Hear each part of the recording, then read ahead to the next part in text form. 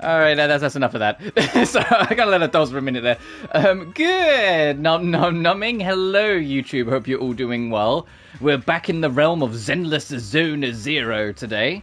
We were going to originally do this on Friday just gone, but that ended up being the same day as the Neverness to Everness beta starting up, and that was, since that's new, I wanted to cover that instead. And so it ended up kind of working out. Well, this Joe Hunting Babu is really talking a lot, huh? So it ended up just kind of making sense to just prioritize that. I haven't done any of the story stuff. I literally, I logged on Friday, rolled sooner, because I do want to get the angels. Rolled sooner, rolled her W engine, put all her materials on, because I had been grinding up some of her materials, and then that was it. And I've just only been doing my daily since I haven't done any of the new story stuff. So I haven't checked the event either. Well, I haven't checked this either, so I haven't done this. I'm not going to use... It's funny though, I've built Suna, I'll show you quickly. But I'm not actually going to use her until I have all the angels together. Cecilia prepared this dress for me.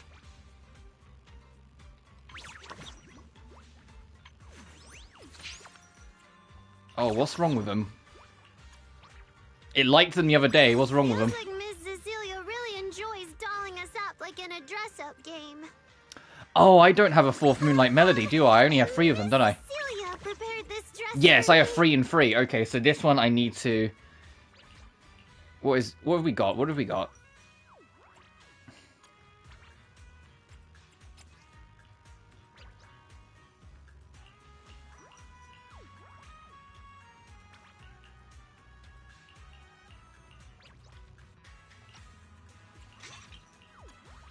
Is that what it wants?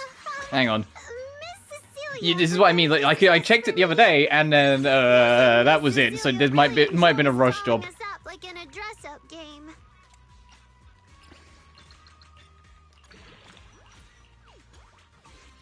Feels like Miss Cecilia really enjoys dolling us up like in a dress-up game. Okay, fully equipped. That's better. Right. Anyway, let's see. I've got her maxed out. I've got like the sword build put together. I have all the bits and bobs. The only thing I'm missing is, like always with this game, I am missing the hamster cages. This is funny. Like, I never have this issue in Honkai Star Rail, and I never have this issue in Genshin. I have it all the time in Zenless. I am always missing like the final upgrade item in this fucking game. But I've upgraded what's important. And then you already kind of saw, but yeah, I've got her signature weapon and I've got her artifacts sorted. I mean, we had to make a last-second adjustment, so I don't think the piece I just equipped... we got 3 in attack. That's actually not bad at all. And yes, I did buy her alternate costume, because I'm probably going to do it for all the angels. So I imagine... I know Arya's getting an alternate costume, but I'm going to assume the last of the angels is going to get an alternate costume as well. But I am a supporter of the angels, but this is the usual Suna, if you're curious. Wait, let me grab my field mic before we bounce. Miss Cecilia And also, prepared crazy... this dress for me. This is only going to apply to certain people, but if you know it, it's going to blow your mind. The English voice actress Asuna is Alexis Tipton.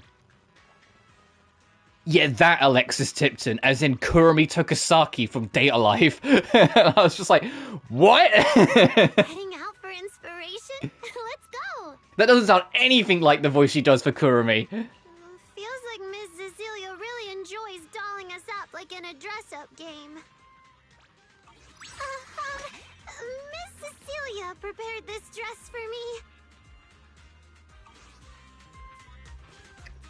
But yeah, today's focus is going to be the Angels of Delusion.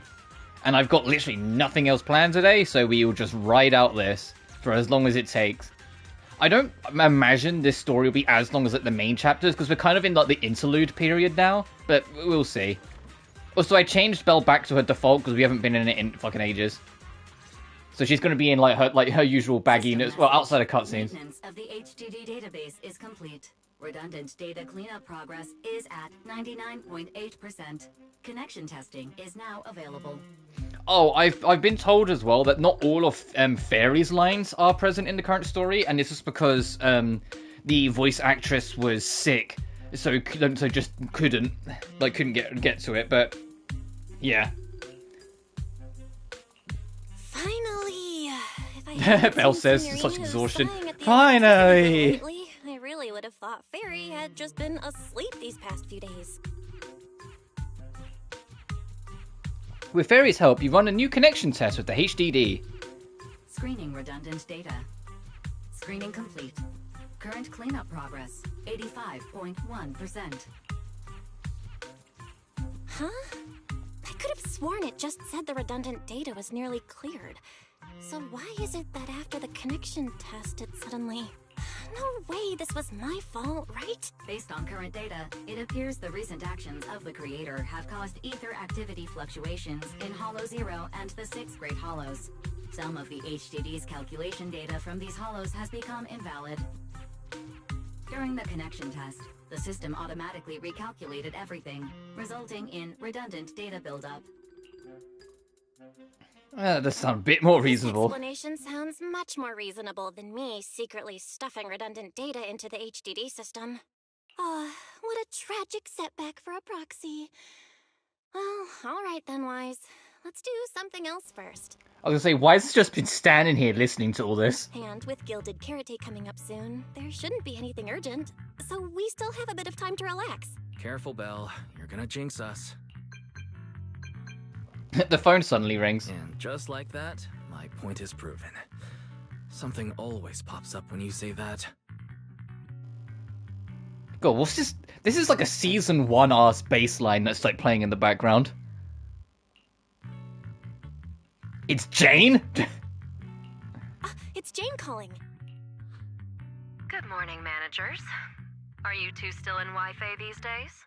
I have no memory of ever telling you we were in Wi-Fi, but yes, Belle and I are still staying at Swabian Temple. Oh dear. Looks like my timing couldn't be worse.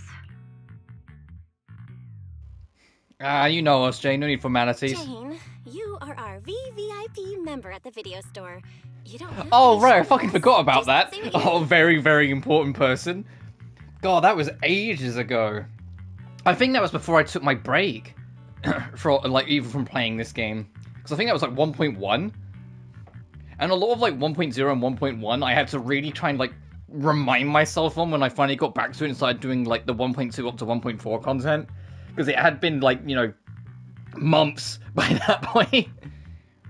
Alright then, I'll keep it short.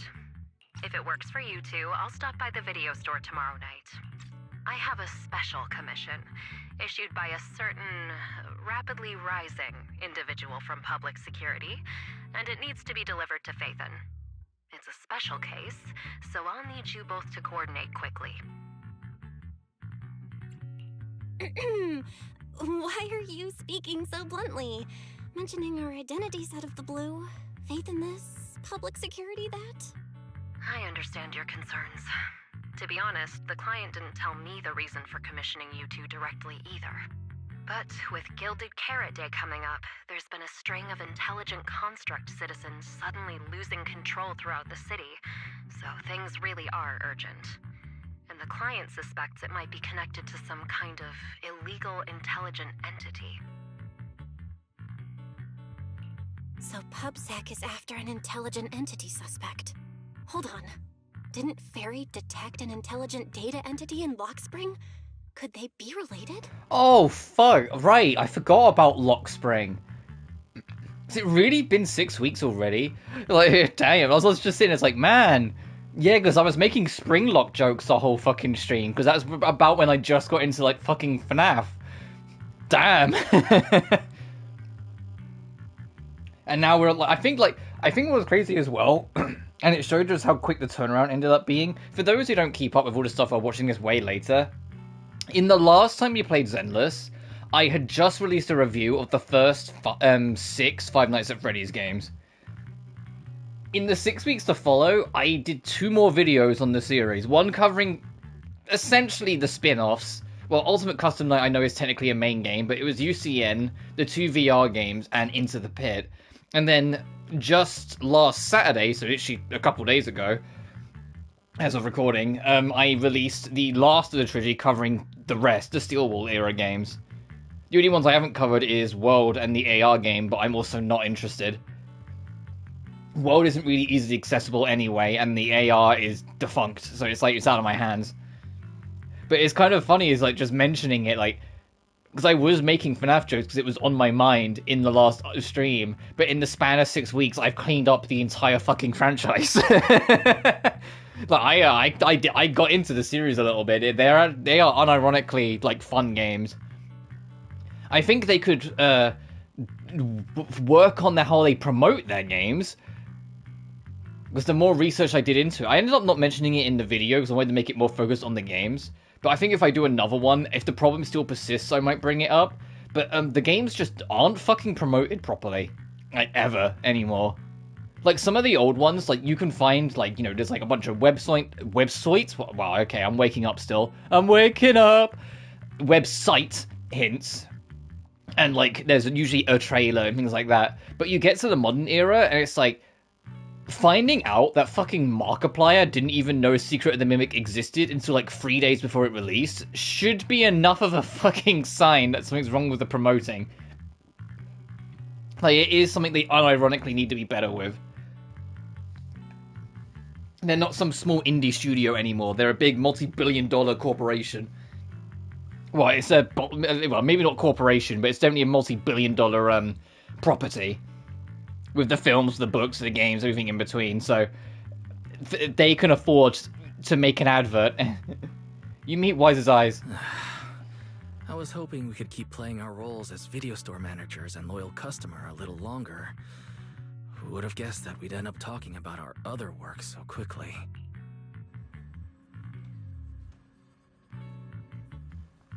Master, I detected mentions of intelligent entity and intelligent construct in your conversation. I've compiled the relevant data for you. Would you like to read it now?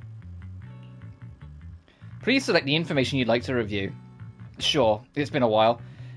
Intelligent entities, also known as intelligent data constructs or artificial intelligence, are, by standard definition, intelligent units that exist in cyberspace in the form of data.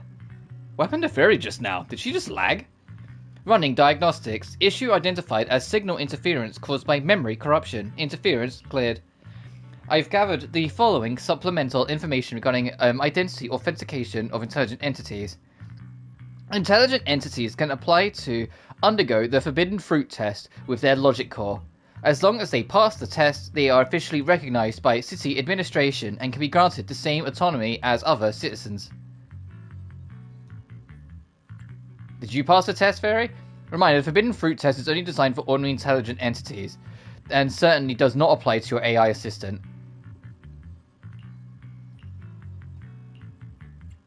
What's an intelligent construct? In general terms, an intelligent construct refers to a humanoid machine equipped with a logic core that has passed the Forbidden Fruit test.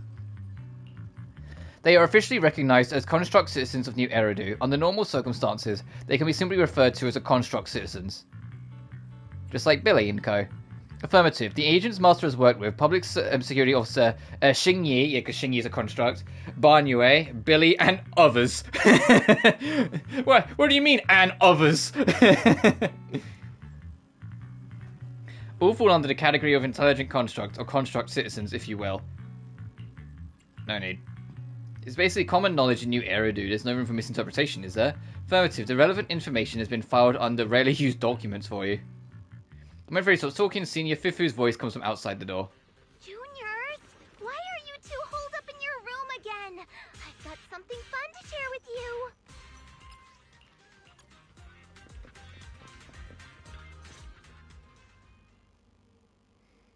Morning. Good morning, Senior Fufu. What's the fun news? Shifu said that because of Xiaoguang, this year's lighting ceremony will be held at Phylum Heights. Instead of having Bangbu light the year light like before, this year's organizers want to invite us as guests to do it with our mystic techniques. And rumor has it, Cersei is making her comeback at this very ceremony! I've never seen her perform live before! Cersei? But she retired years ago. I know, right? So, even though it's just a rumor, I'm super excited! Anyway, with something this big going down, there's no way I'm not bringing my precious juniors along. I came today to invite you both to light up the year light together! After all, the lighting ceremony's being broadcast citywide, so we need to practice! You guys don't have anything else going on, right? About that. Oh. Thanks for thinking of us, Senior Fufu. Wise and I didn't really have anything special going on, but an important commission came in just now. We've got to head back to 6th Street. Do you really have to go back? When will you return? Every Gilded Carrot Day, Junior Yin-Hoo always shows off his cooking skills. He even said that since you two are here this year, he'd add a couple extra dishes. It's not that I'm craving the food. I'm just feeling sorry for you two. Judging by your faces, you're not changing your minds. But if you finish the commission early, be sure to come back to Swabian Temple around Gilded Carrot Day. Otherwise, you'll miss out on the lucky money from Shifu and all your seniors. But I heard the lucky money in Wi-Fi usually amounts to only a few dozen dennies. Junior Wise, you already looked into it beforehand?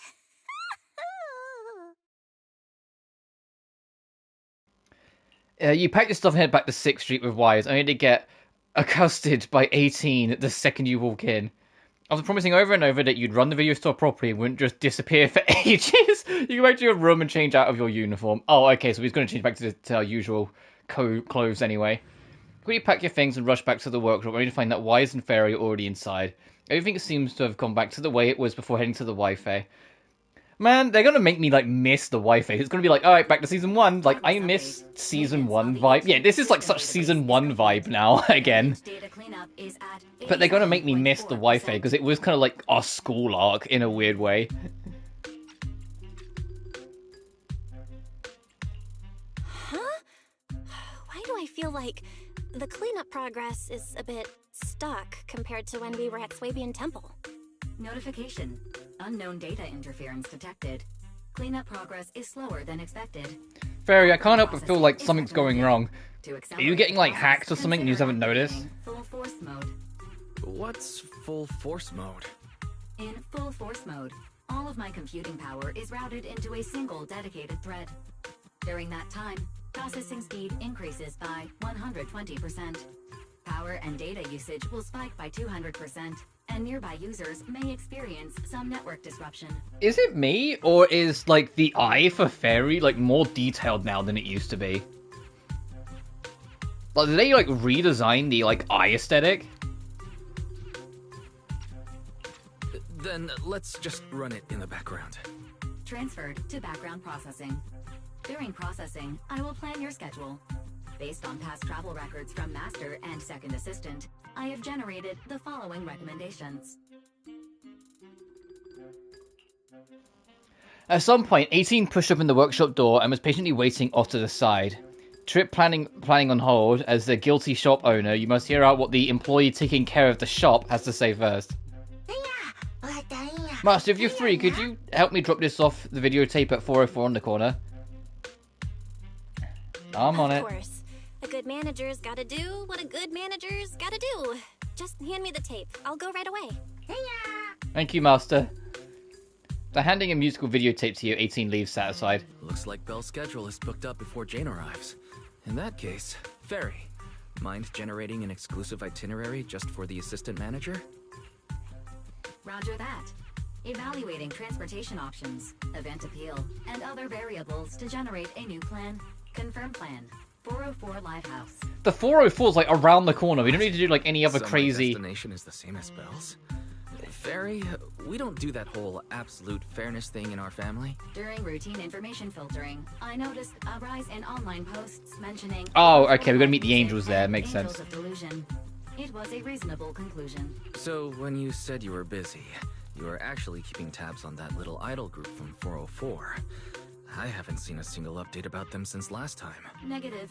The strongest AI assistant in New Eridu remains fully dedicated to the Master's commissions and has never been negligent. I was only kidding. But Fairy, You heard it too, right? Public security thinks an illegal intelligent entity is behind the recent incidents. So stay sharp, okay? Don't let them mistake you for one. Wise, you're way too cautious.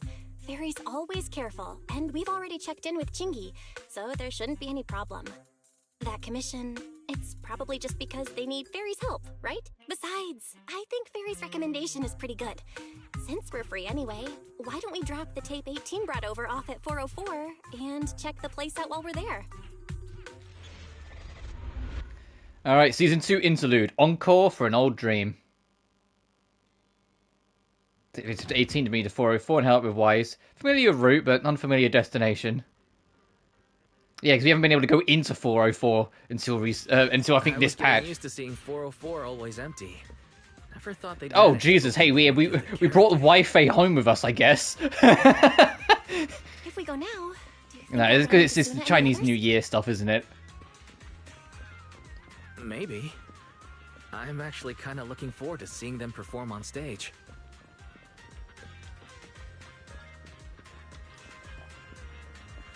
Oh Jesus, everywhere. But yeah, I think we can actually just go straight. Yes, we used to not be able to do this. This is all new. Eri, you're here?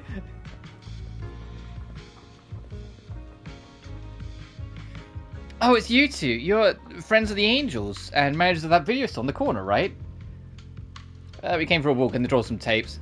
That was quick. I thought it'd take a while. After all, that little bamboo in the shop looked like it was really struggling when it was digging through those videotapes. The manager's back now. Well, I don't think to the delivery manager. According to 404's operating hours, we don't have any shows at the time, so I'm afraid we can't offer you any of our services. Oh, right, if you're here looking for Suna and the others, go ahead. Head down the stairs and you'll get to the drink stand and performance area. Want me to show you the way? Ah, we can figure it out. Belle? Let's check out what's going on downstairs. Over here's the drink stand and rest area. This place is so hidden away, but it's a whole different world once you go downstairs.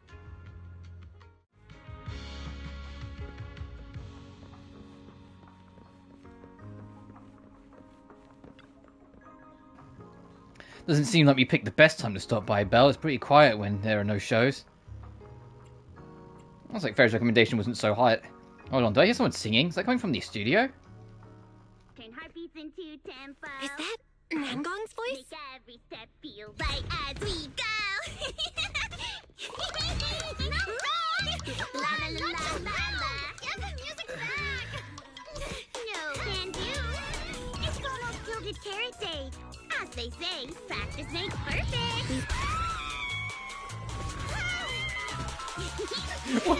What's going on? Nangong, Suna, stop that.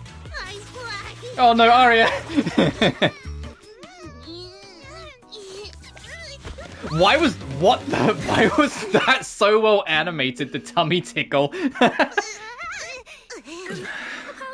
manager. I'm so sorry. Yeah, my bad.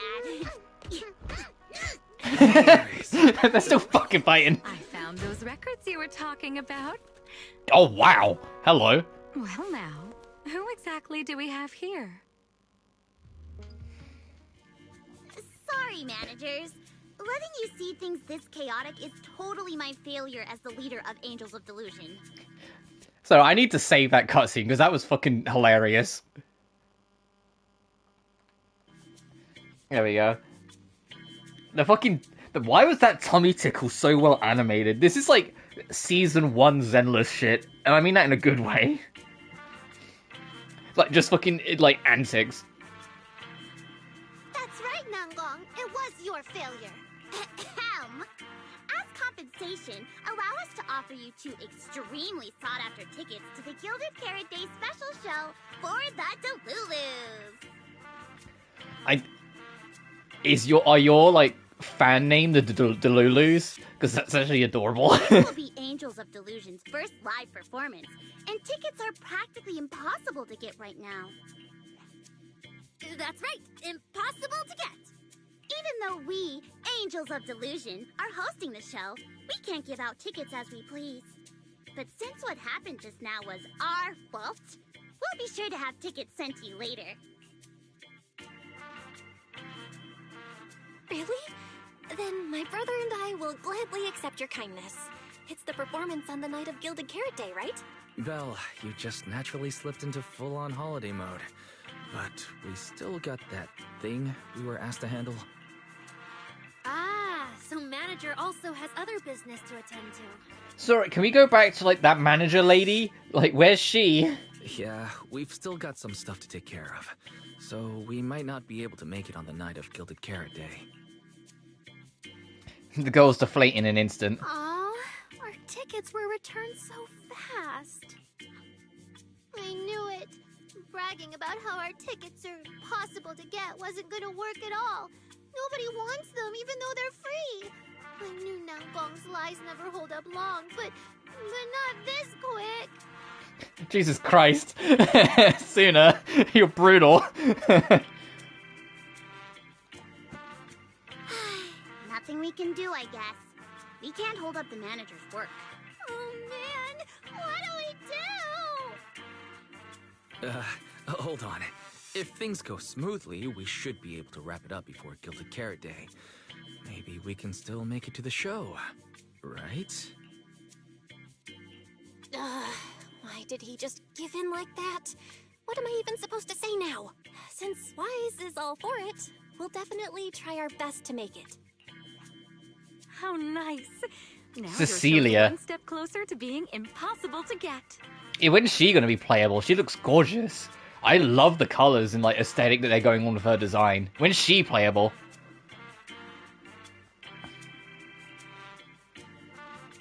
I've been wondering, is this their instructor? She looks a bit like someone I know. But if it really was Lady Cersei, how could everyone stay so calm? Never mind. I'll just pretend it's a coincidence. Ah, right. I forgot. Miss Cecilia hasn't met you guys yet. This is Belle, and this is Wise. They run the video store down the street called Random Play. They've helped us out before, and their store's doing pretty well too. The number of visitors they get just barely surpasses what we get on our fan page. Nangong! That's a little rude. Ahem. Wise and I have been away, so the Bangbu have been running the video store, and yeah, business slowed down. But does that still slightly surpass your online page? Turns out everyone here is equally rude. Oh, Sooner. Oh, Sooner. Like, Sooner's a good kid, and she's just stuck in an awkward situation here. Where it's like everyone's just being so nonchalant, and she just doesn't know how to handle it. It's fine, really. Belle and Wise already know what we're like.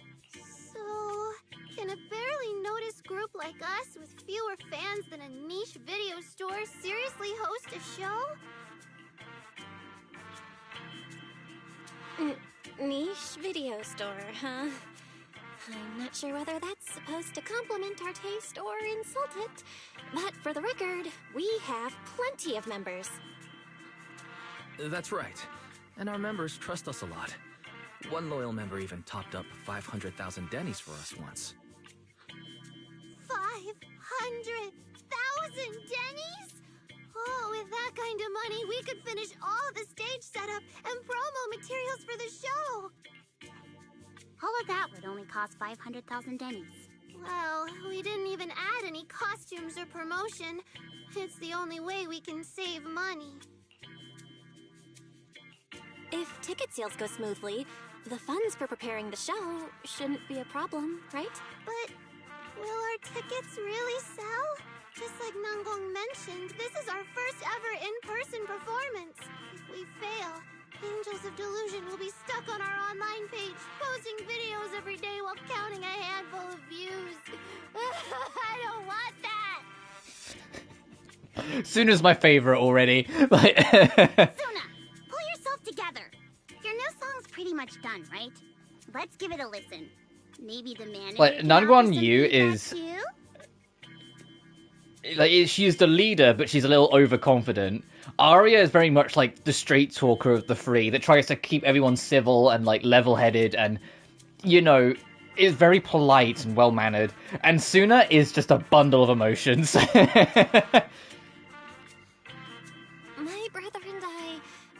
probably can't offer much good advice when it comes to music, but we're totally interested in hearing Suna's work. Could we have the honor of hearing the demo? That song? It's still just an early draft. Aw, but it's so good! Nangong didn't even get through the whole song. Suna, let us listen. Oh, okay. I need to make some preparations. I can't embarrass myself in front of the manager. Miss Cecilia, could you take a listen to this part for me? Cecilia leads Suna to the side of the stage to go over her questions. Suna was the concerned one, but now Arya also looks uncertain. Suna's still getting ready. Nangong and Arya seem to be chatting about something. I'll go listen to them.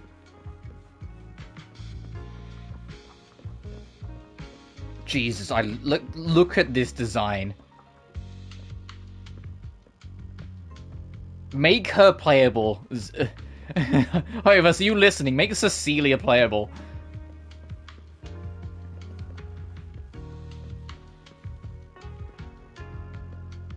Oh yeah, you can really see, hang on. The scars on her back. I can't remember where I read it, but there was a thing where it's like... The thing that makes the Angels of Delusion interesting is that all three of them are technically, like, different. Like, Suna is the only one that's like a human. Arya, spoilers if you somehow didn't know, is actually a construct, which is why I was sort of talking about it earlier. She just, you know, knows how to look human. I don't know if it's like a hologram or something, but she just basically has this overlook on her, so she always looks human. Whilst the young lady Yu here is an angel Firen. Which is why she's got the halo. That halo is legit. It's not just like an aesthetical thing. And you can see the scar of where her wings used to be. And now she wears these little, these little fake ones. Well, all of the angels do, because it's supposed to be part of the aesthetic that they all have little angel wings. Like, you can see it's on Suna's backpack. Well, so it's actually attached to her back, and Arya is attached to her dress. We've already made it this far. You two can't back down now. Besides, this is advice from the wishing sprite we're talking about. I know! I'm really looking forward to finishing the show with everyone. It's just... I'm a little worried. Huh? Manager? Arya, that face. Like, just stare into my soul, why don't you? Arya, you seemed a bit troubled just now. Is there anything I could help you with? After all, as the manager, I've played a huge part in Random Play's business. So when it comes to sales, I guess that makes me your senior, Arya. Says the manager who's never worked the front desk and leaves the tape sorting and restocking to me. And if we're talking about why business has been slow lately, you really owe 18 an apology, Belle. Wow. I always thought the little issues Angels of Delusion had were just because the three of us spent so much time together. Cause, you know, a little friction is hard to avoid. But now that I see it, a duo doesn't seem all that harmonious either. It's not that we don't get along. It's just that Suna and I, need some encouragement from time to time. Alright. Well, since the manager's trying so hard to help, why don't you just tell them what you're worried about, Arya? Honestly, it's just Why'd she say it like that? We've never performed in front of a live audience before. We've only ever posted videos online. A live performance means being up close with our fans. Just like this. Face to face, seeing each other clearly. Arya, you look so pretty. You're made for being on stage. Is it just stage fright since you've never done a live show before? No, I'm not that great. What I mean is... Sometimes, I really do doubt whether I'm someone who can stand on stage in front of everyone. Arya! I'm just overthinking it. Oh, please! If even you don't have the confidence to get up on stage, what's poor Suna supposed to do? After all, even if no one's seen you in person, everyone's heard your voice. Now that you mention it, ever since I first met you all, I've had this feeling that Arya's voice sounded familiar. It really sounds like that singer who used to be the talk of the whole city, right? You meet Wise's eyes, and you can tell he's thinking the same thing. Miss Cecilia's face, Arya's voice. There's a trace of Cersei in both. Is it really just a coincidence? Is it like, yeah, is it Cersei was like the figure in the face and Arya was the voice? But Arya doesn't look encouraged by those words at all. That was a long time ago. And back then, I wasn't even... Suna's voice comes from the microphone nearby. Anyway, let's go see how Suna's doing. I really want to hear the rest of that song. Just listening might be a little boring. How about joining in, manager? Get into the rhythm, hit the right beats, and you'll feel the pulse of the song. Try cheering Suna on with the biggest fan. It'll be fun, trust me. Yeah, that's right. But this song's still just a rough draft right now. Manager, if you've got any thoughts and suggestions, remember to tell me, okay? I want to carefully polish and perfect this song with everyone. That sounds great. So, manager, what do you say? Cecilia, are you like the mom of these three kids? Because it really feels that way. I know you're like basically their coach, but it really feels like you're Mama Bear and these are your three cubs. Alright, give it a try. Oh, it's actually a rhythm game. Okay, sure. I know how screen calibrate works. Yep.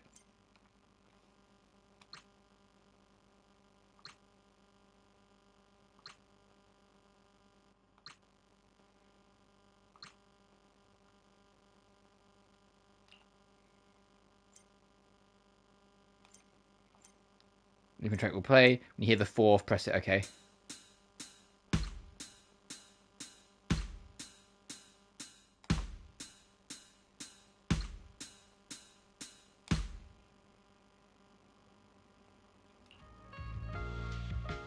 Like soon the others are ready, manager. How about we show her some support? Sure.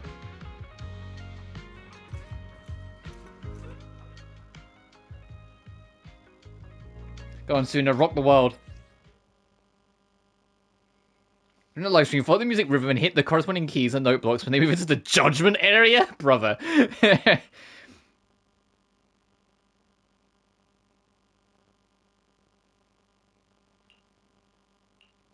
any note on the left side of the controller for it, and hit any note on the right side of the controller to hit the red. Oh, okay. Delusion Field!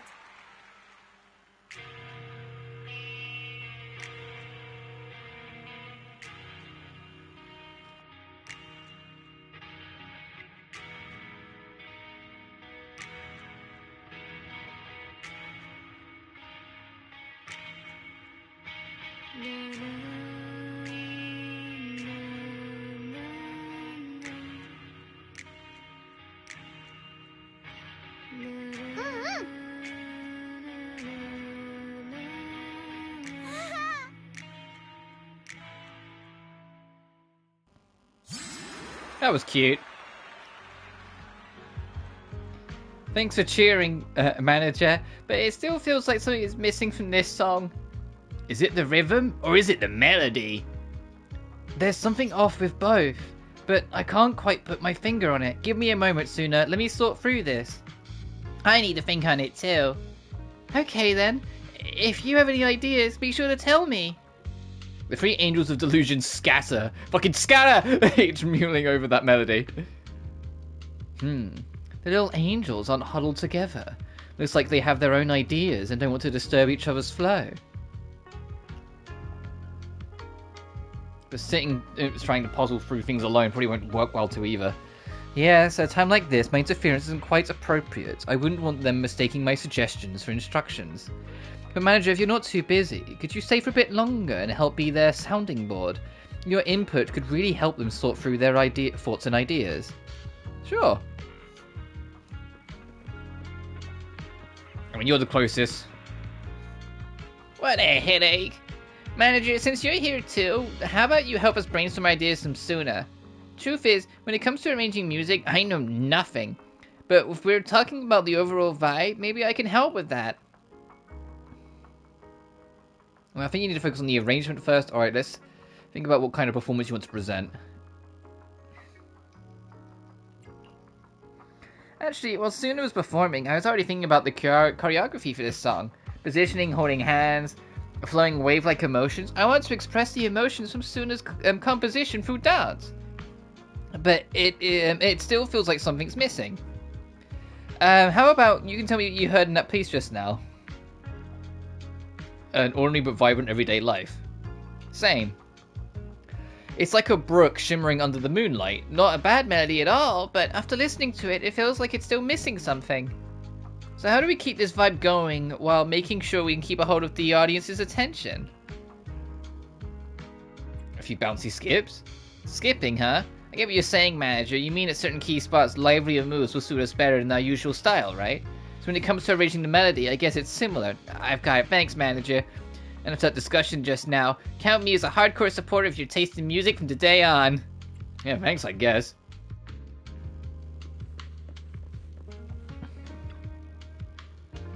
Manager, you heard it too, right? Suna's new song for Gilded Carrot Day is so good.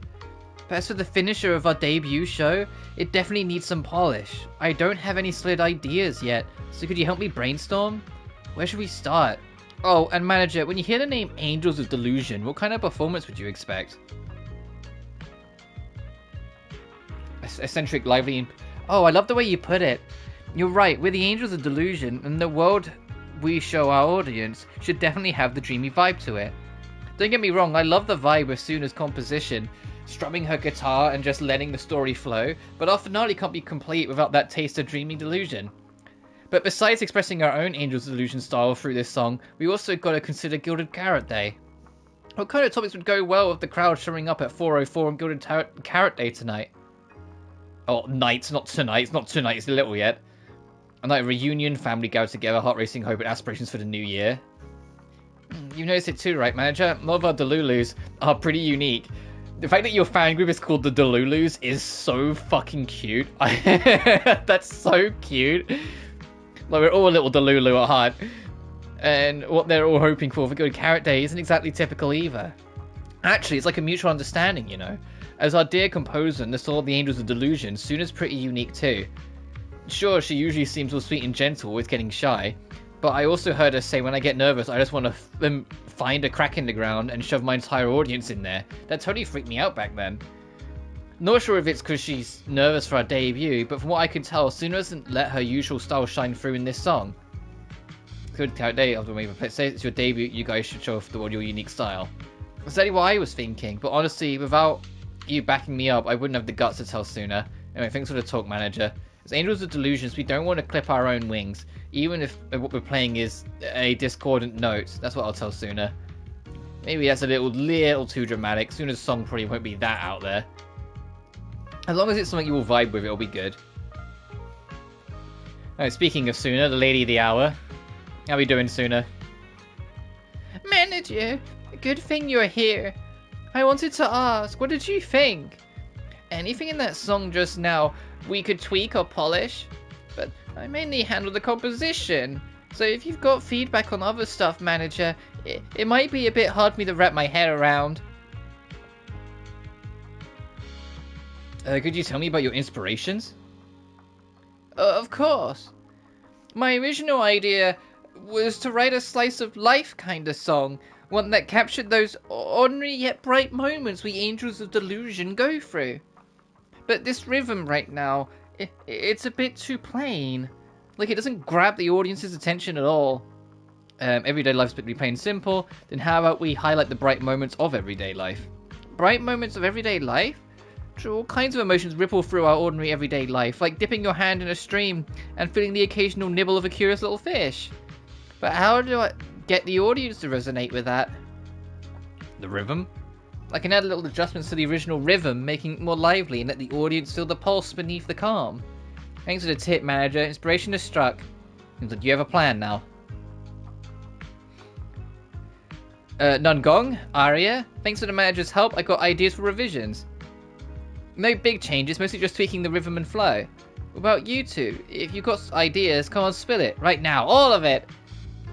From my perspective, the melody before was nice and all, but it felt like it was missing some bounce, you know? Considering we've got choreography and rehearsals to work through, things might feel a bit flat overall. Oh, I get what you mean. What about you, Arya? I think you must have toned down your own style in the song so the performance would go smoothly and the songs would click with more people. But as the Angels of Delusion, it'd be a waste if we don't have any delusion dreamy vibes in the song so pivotal to us. Really? But... Nangong, you're looking at me like I'm some scaredy cat again, aren't you? But I'm not backing down. I hear you and Arya loud and clear. But once we rearrange it, the tune's gonna get way more complicated. Manager, wanna try the biggest fan in me? Yeah, let's go. Is biggest fan like the bang boo? Press both buttons at the same time. Okay. Falling into Delusion Field. Alright, let's go.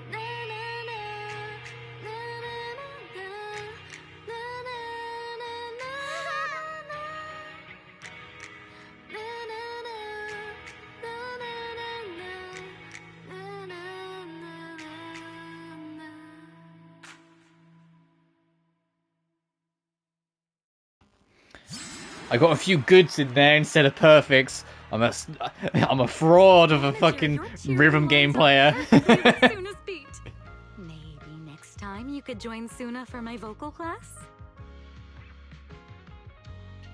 So you're the vocal coach for Angels of Delusion. I'm definitely sneaking into one of your lessons. Always welcome. So, what about the other manager? What do you think of Suna's song? I may not know much about music, but from what I've heard so far, it filled me with hope. So, I'm sure it's a great one. Thank you for saying that. But, manager, are you sure you're not good with music? Because honestly, my biggest dream is to write songs that bring hope. Really? I'm honored to hear it. Nice work, Suna. If you can talk like this while selling tickets, there's no way people won't buy them. Gong, I'm being sincere. I can back that up. Suna said the same thing to me, so it looks like you really are her kindred spirit, manager. All right, everyone loves Suna's song. And if we want more people to hear it, we should start thinking about the Gilded Carrot Day performance. Suna just said that we'll need about 500,000 Dennies to prepare for the show, right? If I'm not mistaken, the lottery ticket I bought is about to be drawn. And the top prize is something like 500,000 Dennies. What if you happen to hit the jackpot? That would be crazy. Then you'd have an extra 500,000 Dennies in your account. But that doesn't help with our performance budget at all. Gong, you fool! I know you've always been super lucky, but how can you still be bragging about it at a time like this? Suna is right.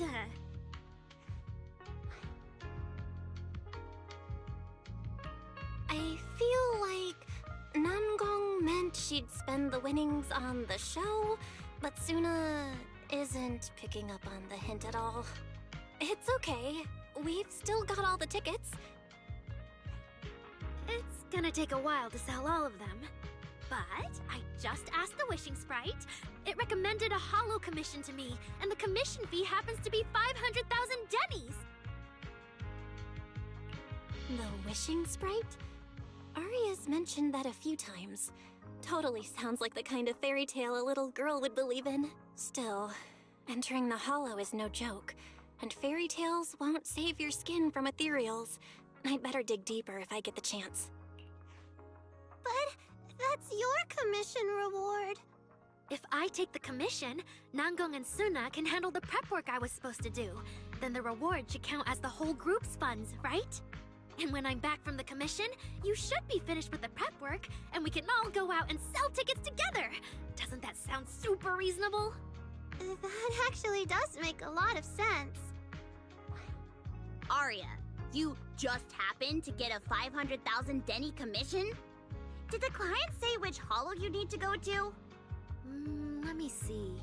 It's pretty far. We're heading to Oh, so we're going back to Phalum anyway? Let's meet up in Phalum Heights. Like, Belle and Wise would be like, we just fucking left there! Arya, I want to go with you. Huh? I heard there's a shop called Yum Chasin in Phalum Heights. The desserts there are really unique. I want to try some. Since when did you get this fixated on food? Weren't you worrying a few days ago that your face looked round on camera? Arya, you think my face is too round, so you won't take me out for dessert. No, you're the one who said that. Poor Suna. Abandoned by Arya. Nangong, now is not the time to make things worse. So are you taking me to Phalum Heights or not? I never said I wouldn't take you. We've done simple holo commissions together before, haven't we? It's always best to have someone watching your back. I just thought, if we both go, all the ticket sale prep will end up on Nangong alone. Can she really manage it by herself? Don't worry, I'll help out too. Perfect. Suna and Arya take the commission while Miss Cecilia and I handle the show prep and tickets. When both sides are done, the three of us will head out together. Yeah, some of the tickets need to be handed to our friends, and the rest we'll have to find a way to sell. Time's pretty tight. Since tomorrow's plans are all set, should we all get back to practice for today? Okay! The Angels have gone off to practice on their own. It looks like Cecilia has something to say. Managers, there's something I need to ask you. Could you come with me for a moment?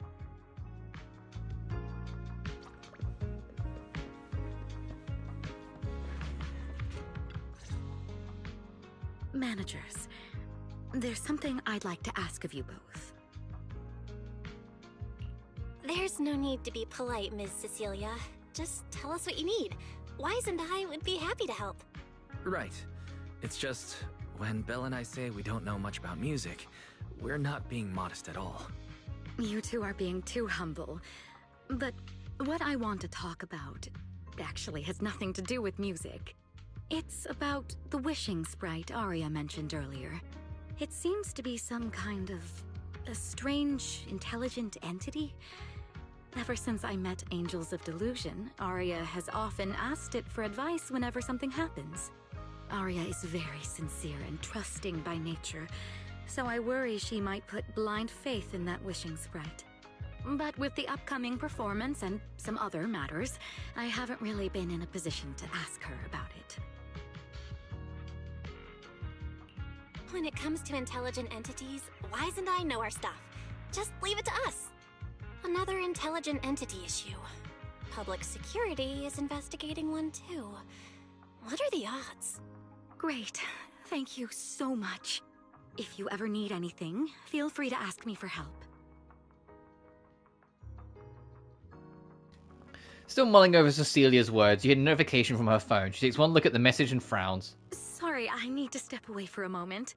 I'll leave the wishing sprite to you two then. If you have other questions for me, we can talk later, alright? Cecilia blinks. You only met her once, yet sometimes it feels as if she can see straight through people. So is she really that former superstar or not? Belle, maybe you should ask the Angels about the wishing sprite. You are the one they're most comfortable opening up to. I can head back and discuss it with Fairy as well. Wise. You just want to go home early because you were traveling from Wi-Fi this morning and then went out again this afternoon. Fine, you can head back first.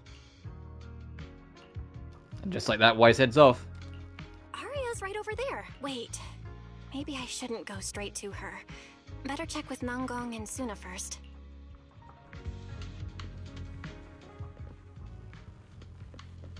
So I haven't really poked around much yet. Is there anything hidden on the stage here? Oh, it's a fucking DJ corner for the dance floor. For error. Oh, it makes this actually look like it's an error screen. Oops, there's no performance at this time.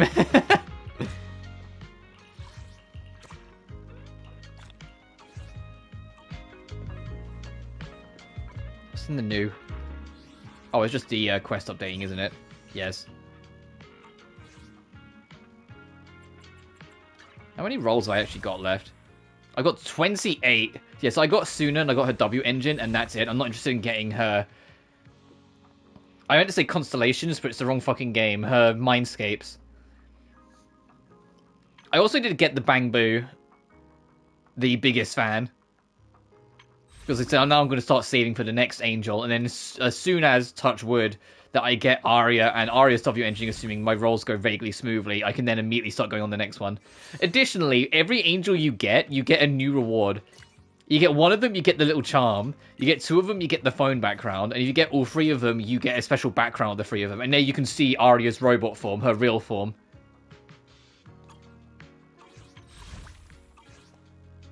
So I have the Queen herself at the top of the phone, and I have the charm of the three angels. And if you spin the right stick, you can like pull and target this, at, like in any direction, and you can just like whee.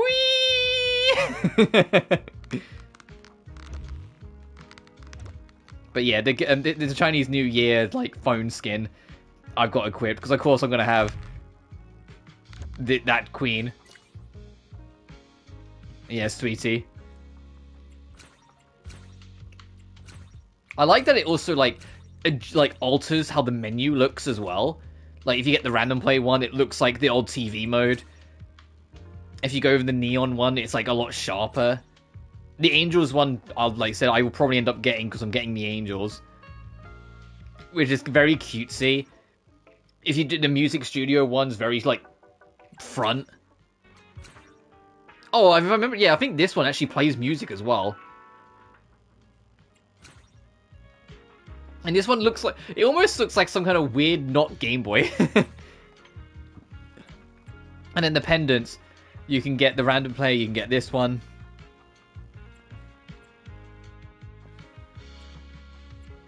Yeah. But I will keep this.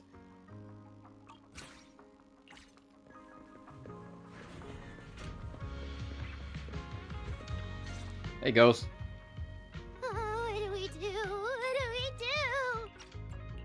Relax. If you get too nervous, then pretend everyone in the audience is like those spectators we borrowed last time to fill the frame during filming. You can't say that! Every Delulu is a precious listener to us! If you go off-key on stage because you're too nervous, it'll only make our precious Delulus even more disappointed. Oh, forget it. I'm going to ask Arya. I'm afraid asking Arya won't help you much. She never goes off-key. Time for a confidential Angels of Delusion meeting. If you're not part of the group yet, you're not allowed to sneak over and eavesdrop. Sorry. I didn't mean to interrupt. I wanted to ask about the commission. Does Arya chat with the Wishing Sprite often? Oh, that's what you mean. I thought you were here to sign up to join Angels of Delusion.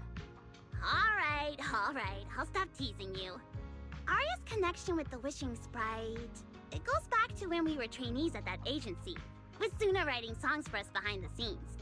Ever since then, whenever Arya ran into trouble, she would go to it for advice. Oh, I remember. It was pretty reliable. Its advice always sounded a bit vague, but it did help Arya make several important decisions. Like... don't know. That's something only Arya herself can talk about. I thought it was just the client's ID, but now it sounds more like some kind of AI assistant? Have you guys ever asked it for advice? Let me think. When was the last time the super confident, super amazing Nongong ever humbly advice. I love like the slight banter between Nangong and Suna. That one doesn't count. Fine. I just find it a bit strange to ask some unfamiliar intelligent entity for advice on important matters. But Arya seems to get along really well with it. Miss Cecilia probably heard about that commission and worried Arya might trust the wishing sprite too blindly. So she asked you two to look into it, right? Huh? No way. Then why wouldn't Miss Cecilia just ask Arya herself? Because the two of them seem to be lacking mutual honesty. Unfortunately for the both of them, they forgot about Suna's virtue. My virtue? I guess I am pretty honest. Yup. If you ask me, I'd say that up to now, the Wishing Sprite has been a dependable guide for Arya.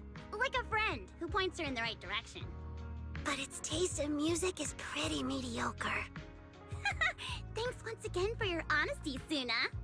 If you're curious about the Wishing Sprite manager, you can ask Arya. She's always happy to tell people about that friend of hers. As for the commission, Arya and Suna may look small, but their teamwork is solid, and regular ethereals can't touch them. That's why I'm not worried. I see. I think I understand now. Thanks for letting me know. I don't see Arya around. Did she go upstairs?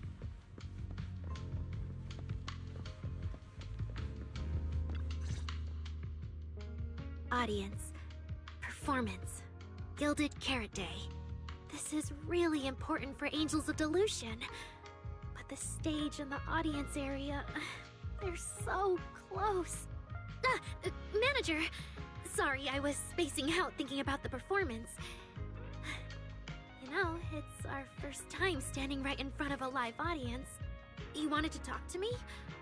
Is there anything I can help you with? No.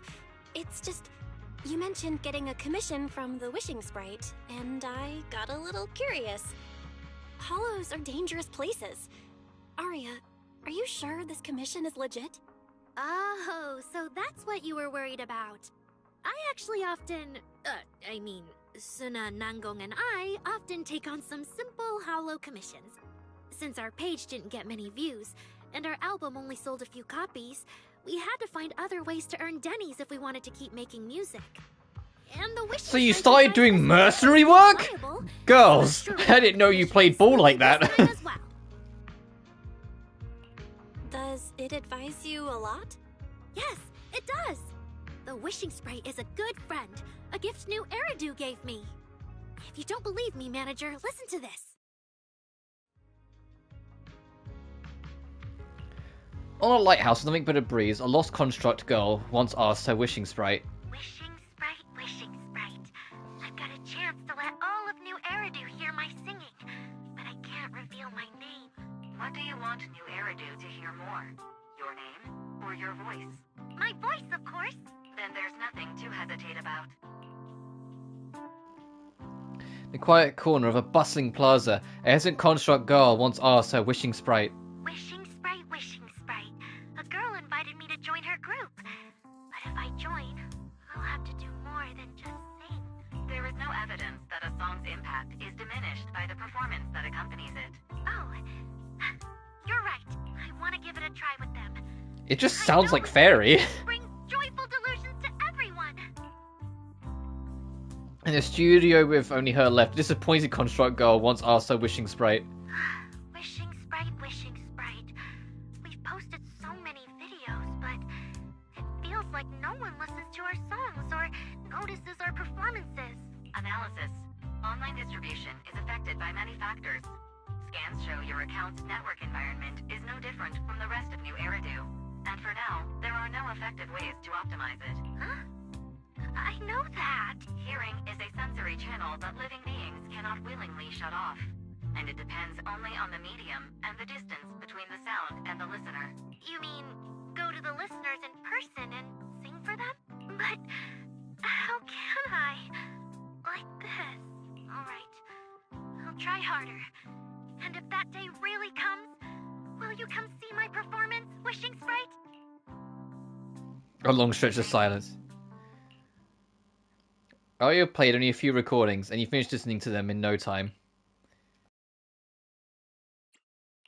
So the wishing sprite is actually a gently guiding friend, though that tone does sound a little familiar. But an intelligent entity this kind and patient can't possibly be the one public security is after, right? No. Stay alert. The intelligent entity that's driving constructs out of control might be exactly the type that's good at pretending to be harmless. But there's no evidence right now. Jumping to conclusions will only cloud my judgment. See? The wishing sprite really is a good, reliable friend. Every time I listen to it, I feel a little more confident. Right. It really does seem friendly. I'd probably trust it too. But since it's still a holo commission, you and Suna need to be extra careful. I know! Once I'm done with the commission, I'll focus fully on getting ready for Gilded Carrot Day. You'll come see us, right, manager? That's all we have on the wishing sprite for now. But hey, at least Aria was super upfront about everything, so today wasn't a total bust. But head back and talk to Wise.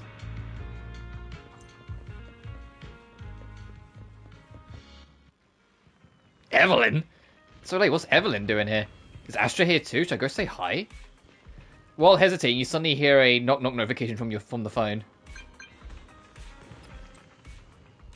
Belle, what are you doing lurking around the 404 entrance? I can already see Eve and my ride. What are you waiting for? Get over here. Well, I gotta be exciting, a huge star, right? Hey, such a smooth talker. But I'm on a tight schedule here, so now's not the time to mess around. Hurry over. I got someone seriously impressive to introduce to you. Guarantee it's gonna be blown away. Alright, I'll be right there. Good evening, manager. Perfect timing. On the way over, Miss Yao was wondering if we'd run into you. Before you can react, a cool and striking bodyguard shoves you straight into the car. Such an intense sense of privacy protection. Every time I come to 6th Street, I end up running into you, Belle. This must be fate. Hello, Molly Zhang. How you been? It's funny because, like there are some VAs, like, I always like trying to keep my finger on the buzzer and being somewhat aware of, like, voice actors and whatnot, because I think it's really cool to see them getting around and being successful, like everyone. It's always nice to see people succeed. Molly always stood out, and it's part of the reason why I remember her now, because when I played Honkai Star Rail, I never heard Molly voice in anything. It was my introduction to her. And I was like, oh no, this is really good. This is a really cool performance. And so now it's like hearing her for a second time when Astra eventually came out. It was like, oh no, fuck, hell yeah, like she's getting more.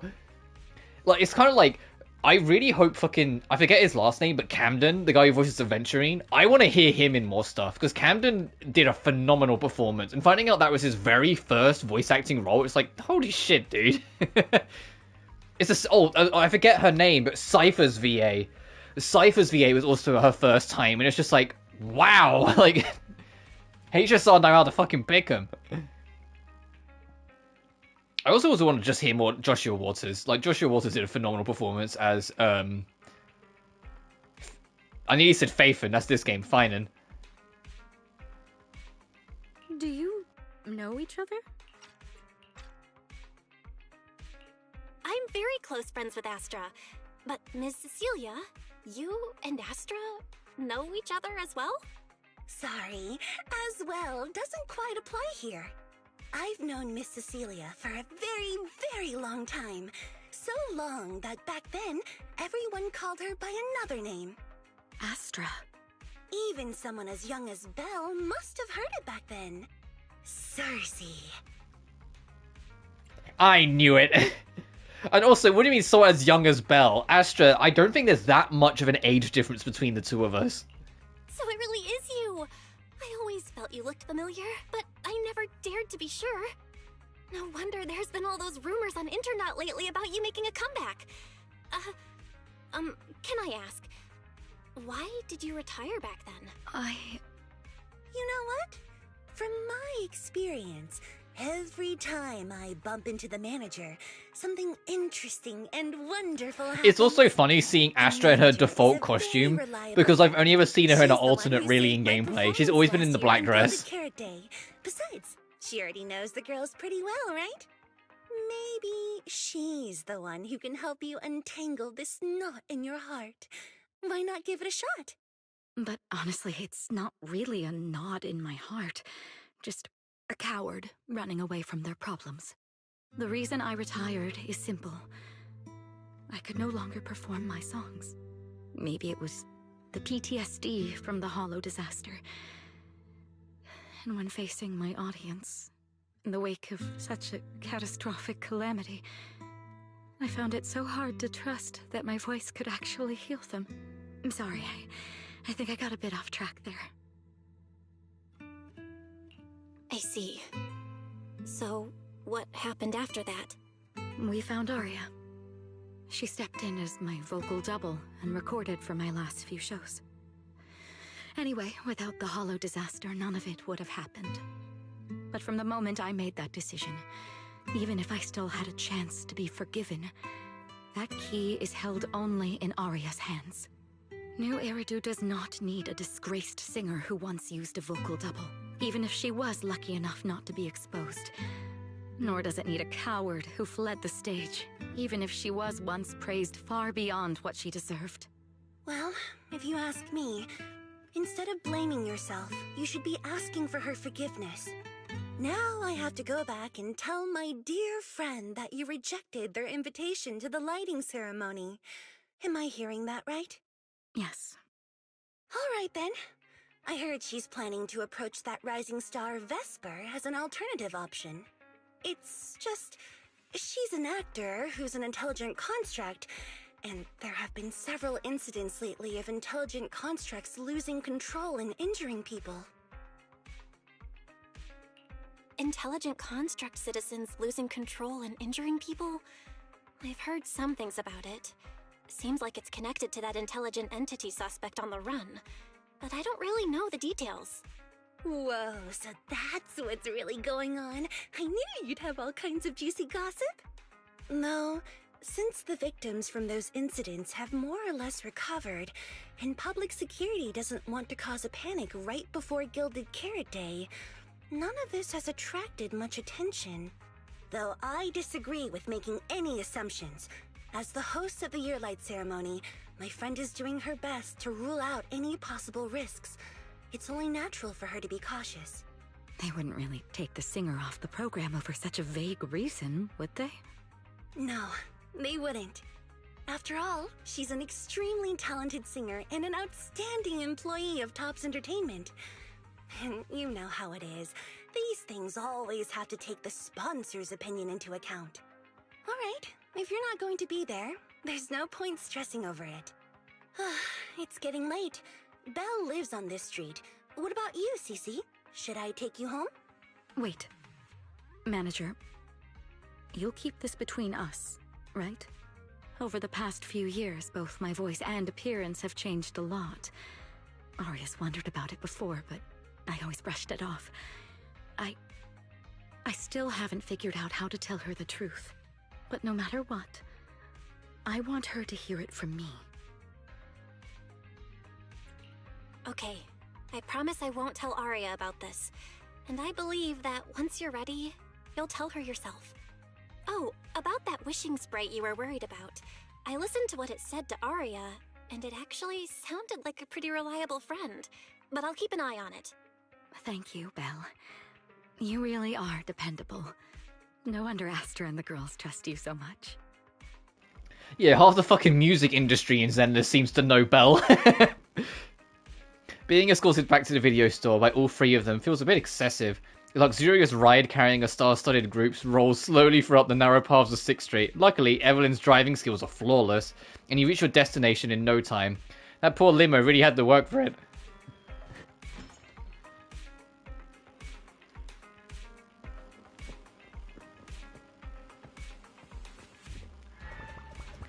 Why do I have to click? Just let me in. It's my fucking house. Actually, before we do this, I'm going to take a very quick bathroom break. So, BRB, gang. BRB.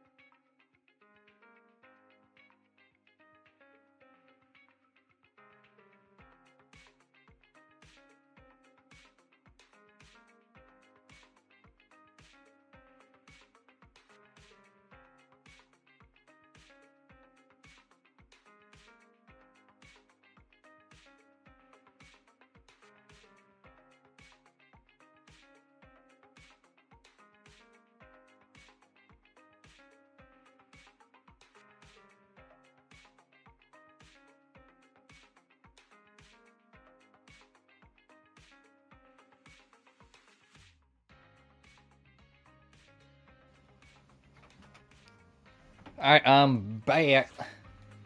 What's up, Wise? Why are you back so late? It's almost time to meet Jane.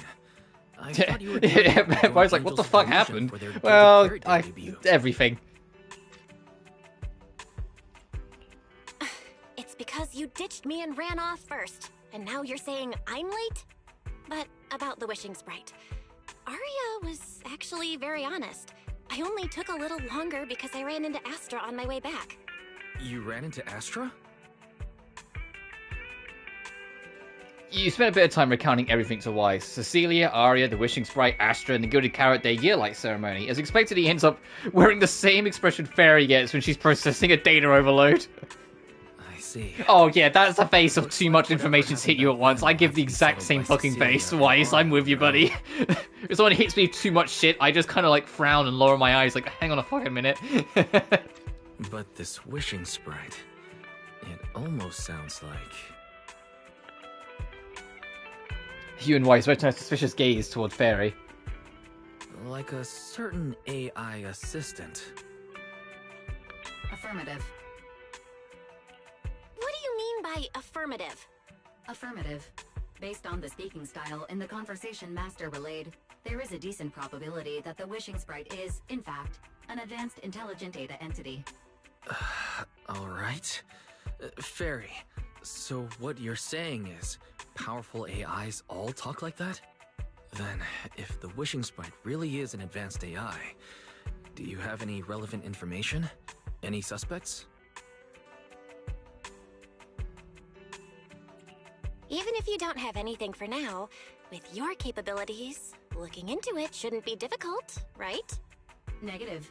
As an AI assistant, I always abide by the law and strictly follow New Eridu Civil Code. I do not, and will not, condone the unauthorized acquisition of citizens' personal information, or the invasion of their privacy in any form. That's quite an irrefutable privacy protection statement. If it hadn't come from Fairy, it might have sounded a little more convincing.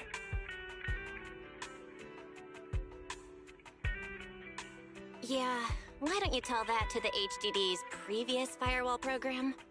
But, as master, I've decided to respect Barry's choice. Alright then. As the assistant manager, I respect the manager's decision. But still, considering the high-level intelligence data entity Fairy sensed in lock screen before, plus the Wishing Sprite and public security suspect, there's been a lot of unexpected situations involving intelligent entities lately. Is there even a connection between them? Or should we wait for Jane to get here and hear her out before we start analyzing? Speaking of which, Fairy is being unusually strict about rules today. Could it be because a PubSec officer is visiting? You hear something outside the door. Is Jane here? Sorry, customer, but we're closed for the day. Little guy, are you really gonna say no to your top VIP customer? Hello, Jane. Back in your default and not the fucking... I mean, why would she be in the swimsuit? But that, Jesus Christ, that swimsuit. I already gave you the rundown over the phone. To spare you any surprises, the client asked me to stop by and introduce you to this friend. What kind of friend would surprise my brother and me? Huh? How'd you come from upstairs? The security officer looks nothing like Shu Yuan, Xing Yi, or the others. And why did she come down from upstairs? Are you two the owners of this place? Huh? Let's get down to business, Cecilia. Cecilia. Huh? Oh! The odd case specialist snaps out of her loop and spacing out to look around and makes a phone call. Clearly, the new PubSec officer is a little scared of Jane. But from a Firen's point of view, shouldn't the food chain between these two be the other way around? Oh, because Jane's a rat and, by the looks of it, this is a snake? Sir, someone here apparently can't understand your very straightforward commission request. And that someone isn't me. Oh no, she's an idiot. Also, the snake's got a bow tie to make it look like it's her bow tie. Also, she got like broken cuffs. Is she an ex-convict and she's like being like having to do a community service with Nebs? Greetings, Phaethon. I trust that Miss Jane Doe has already brought both my commission and my inept subordinate to you. Recently, there have been several incidents in the city where intelligent constructs have gone out of control and injured others. The culprit is suspected to be an unregistered illegal intelligent entity.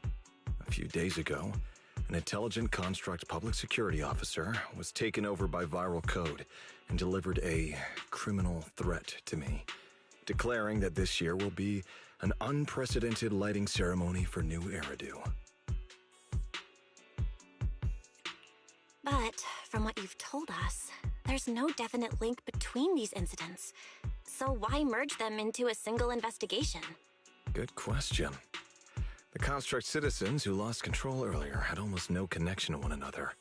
But we discovered that while they were hijacked, they all displayed the same arrogant, mocking attitude, and their eyes showed an abnormal violet glow. There are a lot of similarities among the victims. All right, you've convinced me. But this intelligent entity suspect's whole villain persona, why is it so on the nose? Judging by its personality traits, that's true. But in terms of capability, its mobility far surpasses anything we've seen from past intelligent entities. After some complications, our tech team finally managed to track the suspect's whereabouts inside Lemnian Hollow. Given Wi-Fi's unusual circumstances, I need a proxy who understands both Lemnian Hollow and advanced intelligent entities. And you were the best fit. Thanks for the briefing. But who are you exactly? We don't know your name or your title, and that doesn't seem to align with a citizen's right to be informed. And besides, that suspicious wishing sprite just recommended a Lemnian Hollow commission to Aria, and now we've received one too. That's yet another strange coincidence.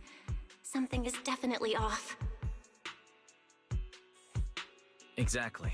As proxies, we're used to the other side keeping things vague. But since this commission comes from public security, that shouldn't be the case here. According to regulations, I won't refuse a lawful request from a citizen. But for the sake of your sleep tonight, I suggest we discuss it when we meet. Gilded Carrot Day is just around the corner, and time is tight. I need you two to start the commission as soon as possible and help us locate or eliminate that intelligent entity. My subordinate will provide all necessary instructions and support. Thank you in advance for your cooperation in maintaining the city's order and assisting public security. The mysterious client hangs up. The case is clear enough now, yet the client remains enigmatic. And before you can ask Jane anything, the case specialist suddenly lets out a stifled scream. 17 whole lines! He said 17 whole lines, all coming out of my phone! I'm gonna have nightmares tonight. The case specialist, who had just been volunteered to offer the necessary instructions and support, suddenly takes off running. Jane is left behind, and just like the client earlier, she takes a deep breath. That officer's subordinates tend to be a bit unconventional in their style. I've passed along the commission. I have other duties to attend to. So, I'll leave you managers and the case specialist with my wishes for a smooth job and hopefully a pleasant partnership. Wow, what's this? And what's that? Please don't touch anything. Oh wow, look, she's got a super long tail. Okay, so maybe she's not like a convict that is helping out the Neps. Maybe she's just a very quirky, weird little gremlin Neps girl. She's cute though, I like the design.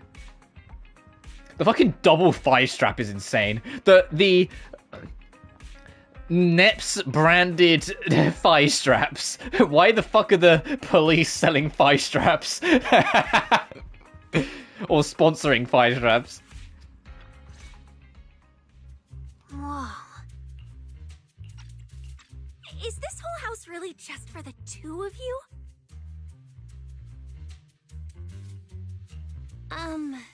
Miss Public Security Officer, is there something wrong with our house? My brother and I always file our fire safety paperwork and business licenses on time. Public Security Officer? Where? Are you asking us? What I mean is, why are the two of you occupying 5 whole rooms on this street? And why are there so many screens? But with that many rooms, you really do need all these screens to keep an eye on everything. This case specialist. What is going on with her? She doesn't seem to think of herself as a public security officer at all. Sorry, Miss Specialist. You've been wandering around our home for quite a while. Is there something else you wanted to say? Well, here's the thing. As the case specialist responsible for this commission, I must confirm your level of cooperation and offer guidance you need. So, now, go make the best bed in the house ready for me. If the commission gets delayed, you two unregistered proxies won't be able to handle the consequences. So, you're planning to stay at our place? It makes absolutely no sense, but for some reason, I'm not even surprised. That might not be a good idea. We only have 2 bedrooms. Please? I'm begging you. I actually grew up in the Outer Ring, drifting around most of my life. I've never even slept on a proper couch before. I finally managed to find a job on my own, only to be exploited by a terrifying evil boss, running around all day, and I don't even get time to eat a boiled egg.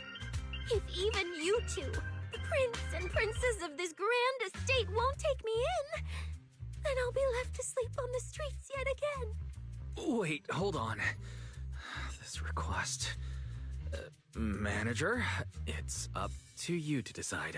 Well, we generally do have a gargantuan fucking sofa in Belle's room, so what'll be the problem? You look eyes of wise in a fierce silent battle and end up losing. Looks like there's no other choice. You make it sound so miserable. If there's really no other way, Cynthia, yeah, she she can just crash on the couch. It's fine. I'll take my brother's room for tonight, and he can crash on the sofa for once, right? Oh, we'll give her privacy. That's fine. Also, that might also just be Belle's way of getting up wise. It's like, no, fucking... If I'm having to, like, give up part of my room, you're giving up your bed, wise, I'll be in it. Thank you, you two kind souls. So the room upstairs on the left is mine now? Then you two follow the plan. She fucking... She planned this ahead. Look at the crocodile tears vanished immediately. Oh, so the room on the left is mine. Cool.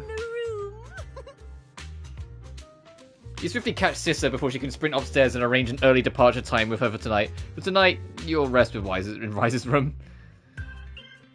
Why are the people from PubSec so weird? An aloof, enigmatic boss suddenly issues a commission, while a subordinate, who acts like some kind of drifter, insists on staying at an innocent civilian's place. It's like something from a movie. That Sissa is really suspicious, Belle. Do you think Jane might have got the wrong person? We just got off the phone. Yeah, you're right. Something's off. How long has she been lurking upstairs before she announced herself? And how does she even know your room's on the left? Our home security equipment needs an upgrade. I thought there'd be a day where we'd upgrade our home security systems because of PubSec. So it doesn't seem like she has any malicious intentions. It should be fun to let her stay the night. Delusion prelude. Can I go check on her? Am I allowed in my own fucking room? Yeah, I mean, like, this sofa's big enough. Why can't she crash on that and I crash in my bed? Why we gotta do all this song and dance? This place is nice. You agree, right? It's my room. Don't be stingy. We'll be fighting together soon as teammates. Okay, that's it. I need rest. Now, get out of my room. What if I say, I'll tell your boss? No way. That demon isn't someone you can just hit up whenever you feel like. Okay, that's it. I need rest. Now, get out of my room. It's not your room, bitch. It's mine.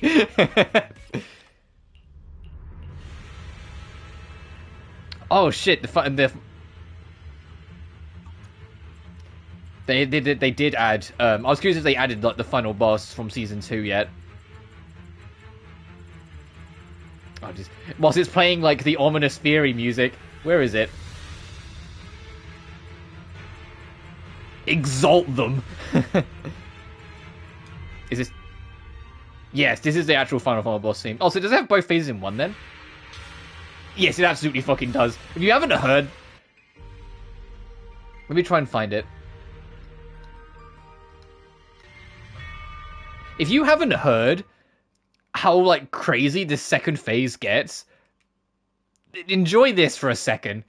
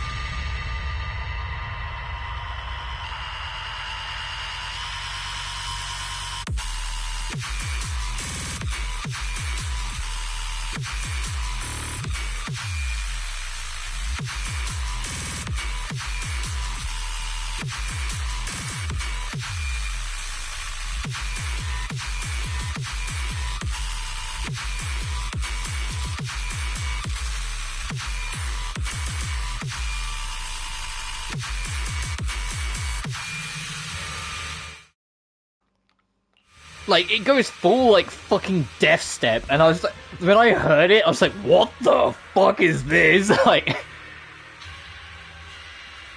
although I think, like, Season 1 soundtrack has a lot more diversity about it, some of these tracks in Season 2 rip.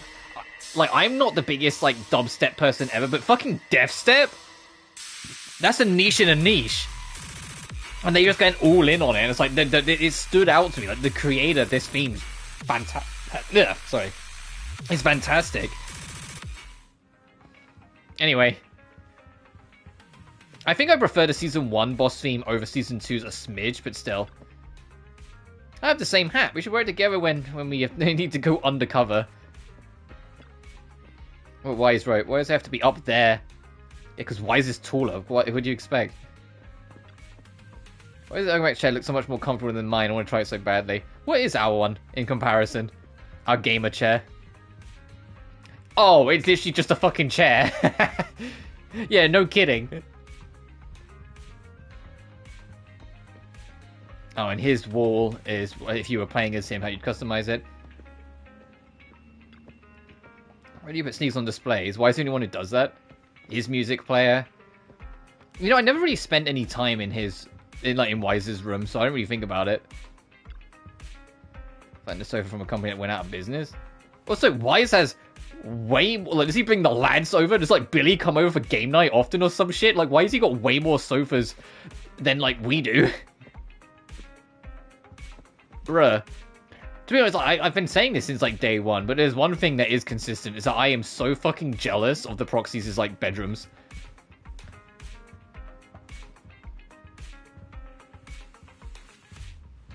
I think between the two, I'd rather Belle's, because I kind of like that the bed is, like, almost slightly separated from the rest of the room. So you've got, like, the play space and the actual, like, going to bed space. There's just a preference thing. Like this, where it's, like, it's all connected. Although there's still kind of a divide, like, you can tell there's a half split here. Like, no, I think I'd prefer Belle's. Angels of Delusion just got a commission to head to Lemnian Hollow, and now PubSec's asking me to head there to investigate too. So just a coincidence? Just imagine if we ran into each other, that'd be kind of awkward. Wait, what am I even thinking? The Lemnian Hollow is huge, there's no way to run into each other. Better sleep. It's going to be the same commission. Between all the travelling today and going back and forth with that case specialist, you're completely wiped. Looking your head hits the pillow, you're out cold.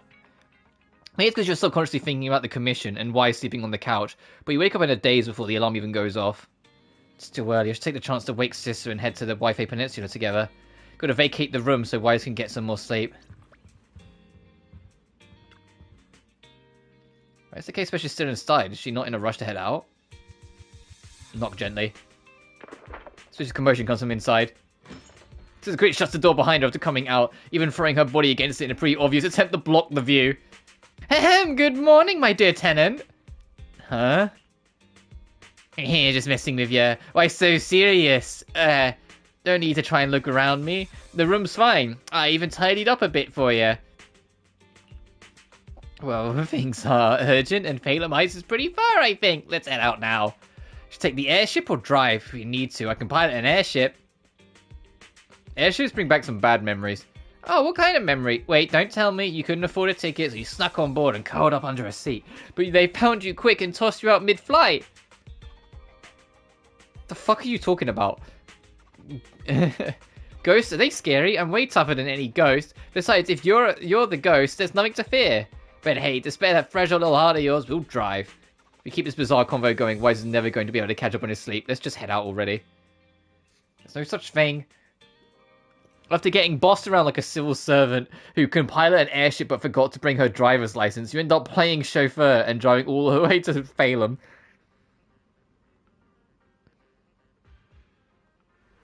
Whoa! This place... There's so much going on! Wow! It's my first time in Wi-Fi. Is it always this? It's usually lively here, and with Gilded Carrot Day coming up, it's even busier. But let's finish the Holo Commission first and save the exploring for later. No. No way, I'm not going to that place.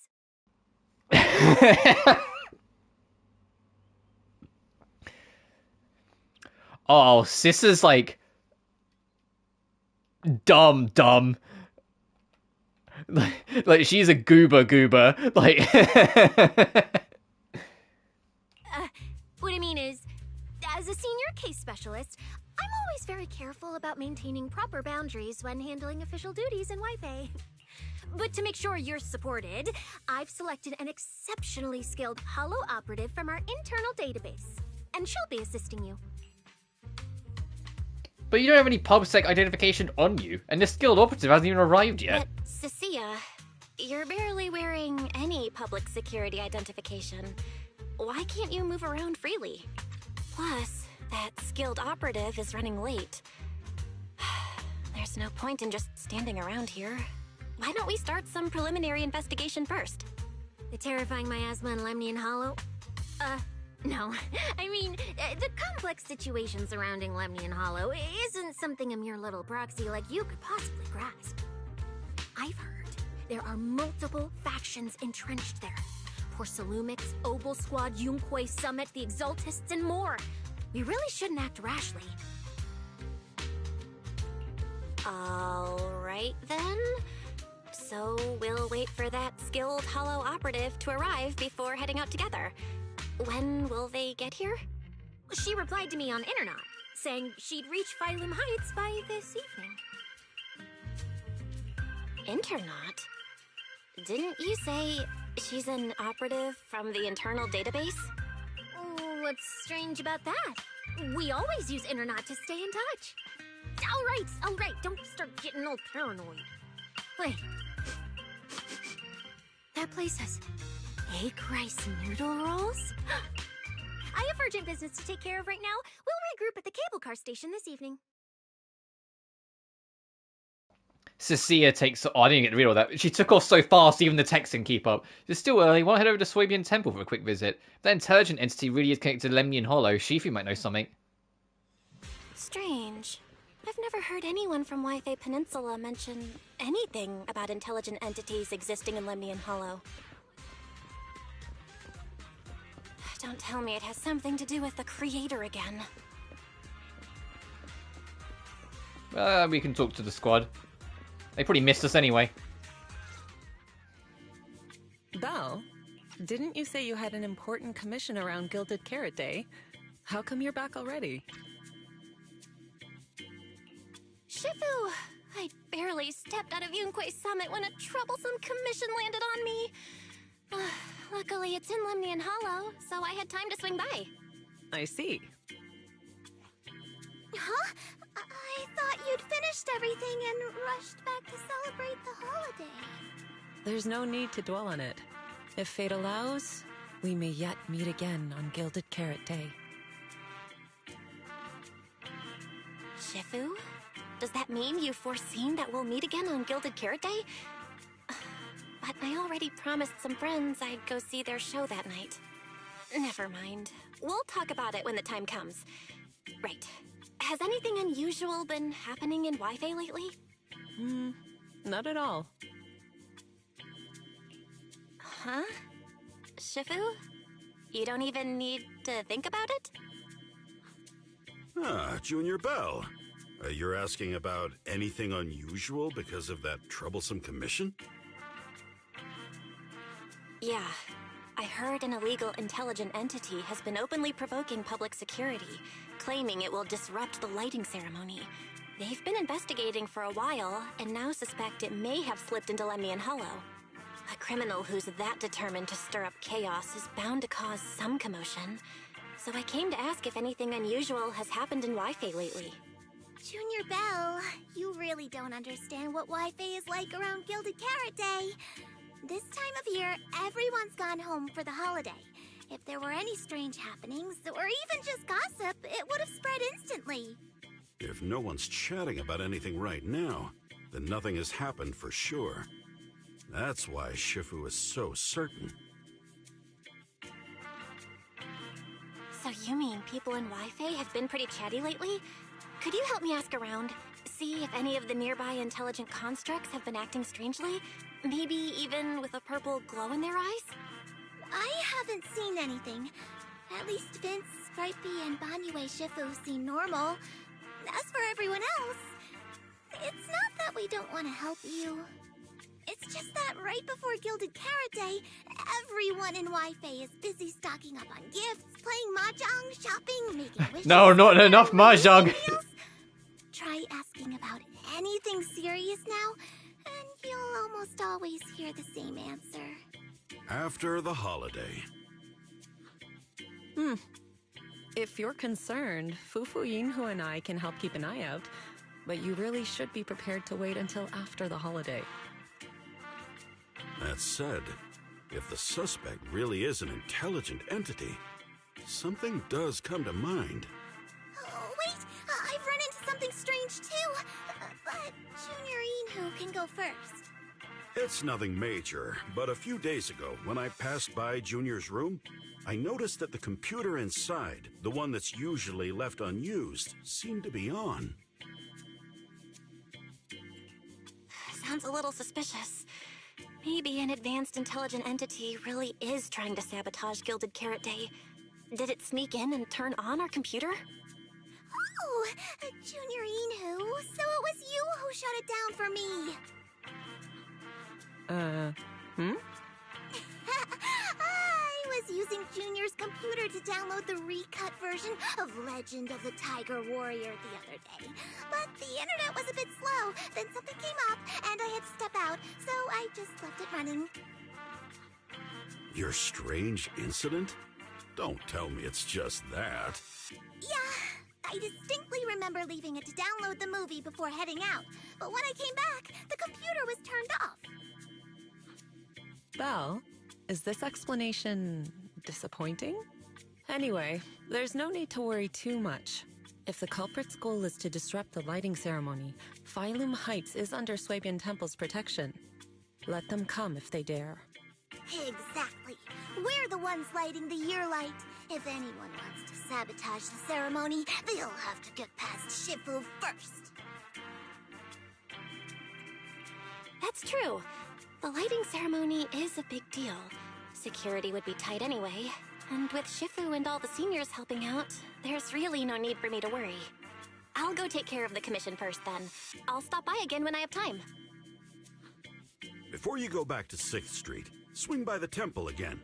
I've got a good soup simmering, and by the time you return from the hollow, it should be ready. Take 2 servings back with you, and let Junior Wise try some too. But, Senior Yinhu, wait for me. Besides, what Senior Yinhu and Senior Fufu mentioned earlier is still a little concerning. But the meeting time for the commission is coming up. I'll come back and check after I get out of the hollow. It's about time.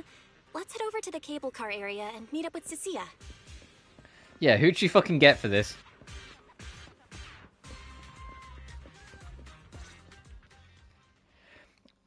Arya and Suna, why is Cecilia standing with them? There's no way it's actually this coincidental, right? From here you can just barely make up their conversation.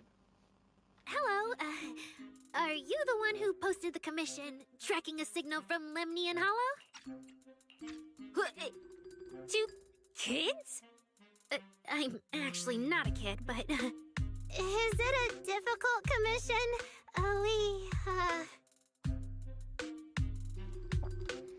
Cecilia looks closely at Arya and Suna, and even seems to sniff them a little. That tracks if she's a snake firen. Then her gaze settles on Arya.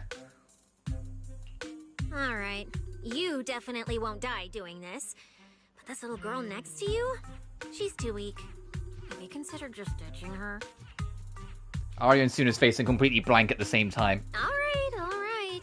Who you take as your partner for the commission is your call. Yeah, Arya's older than she seems because she's a construct.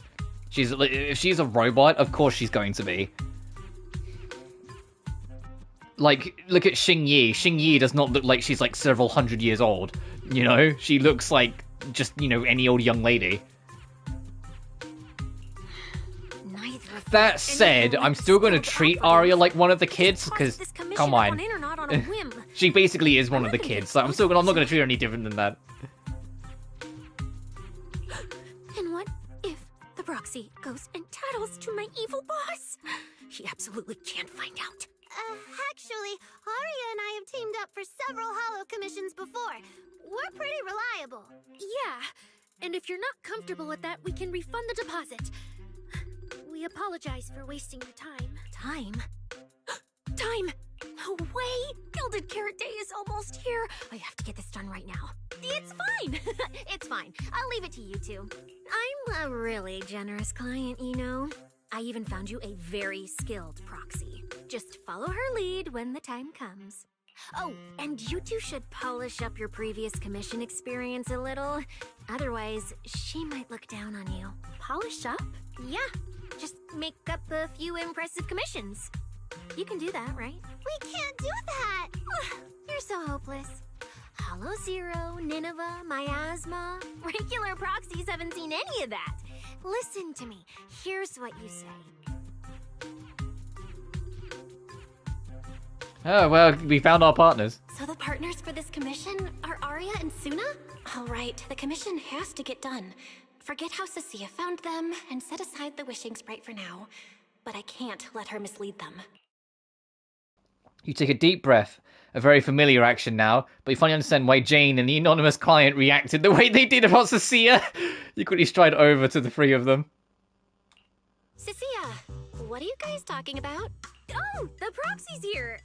See, these are the excellent helpers I handpicked for ya. Don't let their age fool you. They're already very seasoned. Manager? Proxy? Arya? Suna? Good evening. Oh, so you know each other. See? I told you I'd found the perfect partners for you. All right, no more wasting time. This is a signal tracker. Take it with you into the Hollow and make sure it stays calibrated. It'll guide you toward the signal source. What the f... This is just a thing you had as a kid, where you know, the little like headset things that you'd get as a kid, where you'd look into it and it'd be like a 2-pixel long Game & Watch game, and you just press like 1 or 2 buttons on the left and right side and it would work. You know the ones I mean? Like the ones that you get like McDonald's toys when we were little. There is, it's determined signal strength with us to target. Specialist always seemed a little flaky, but you should be able to count the gear she handed to you, right? Take it with me? Do you mean Arya, Suna, and I are going in together? What about you? Aren't you coming with us? Oh, I'm not going. I've heard there's miasma in Lemnian Hollow. It's terrifying. Huh? I'm the brains responsible for planning the operation. Of course, I can't just head into the Hollow myself. I'll be providing support for you from outside. Manager, are we heading out now? Express concern for Arya and Suna's situation. It's totally fine. My aptitude for Aether's always been really good. the three of us sometimes do some simple holo commissions together to help fund our group. Though this holo today does feel a bit unfamiliar. I'm totally fine too. My attitude for Aoife's pretty good. Been that way since I was a kid. Plus, Nangong has a friend mod our weapons earlier and everything's in top shape now. Wait, seriously? That kind of service must cost a fortune. Not at all. Nangong said that when she went to try out the VR stages at Lumion Square's HIA club, she lucked out as the 10,000th visitor as they hooked her up with the modification service as a freebie. Yeah, all our equipment's been modified to perfection. The HIA really know their stuff. Can the HIA really manage that? HIA's clubs basically just handles rookie sign-ups and training sessions. No way they'd offer weapon mods, especially not for free. What kind of service is crazy expensive? Wait, didn't Nangong keep going on about winning a 500,000 Denny jackpot and stuff like that before? Could it be she doesn't want to make a big deal in front of the team? She always secretly helping out with funds? I mean, that is also a possibility that Nangong is actually a little richer than she makes out and just always pretends him to be really lucky. The more I think about it, the more likely it seems. If I get the chance, I should keep an eye out. Manager? Don't worry about Suna and me. We'll be fine. If you're ready, let's go.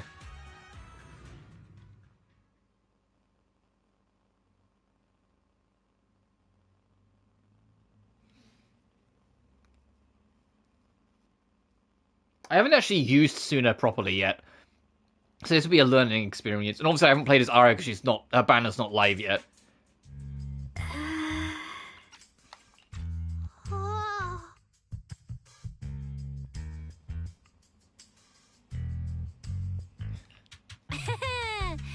Arya and Suna.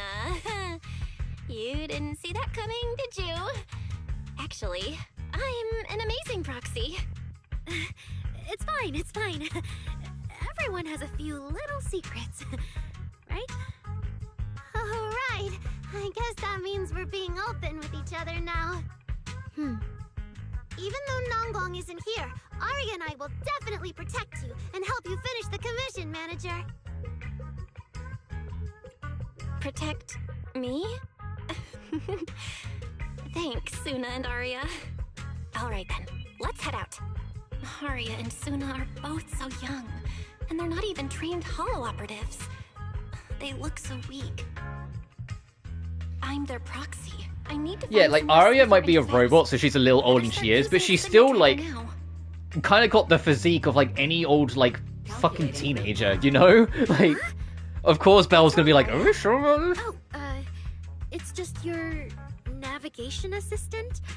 Its voice sounds a little familiar. Understood. Providing more voice options now.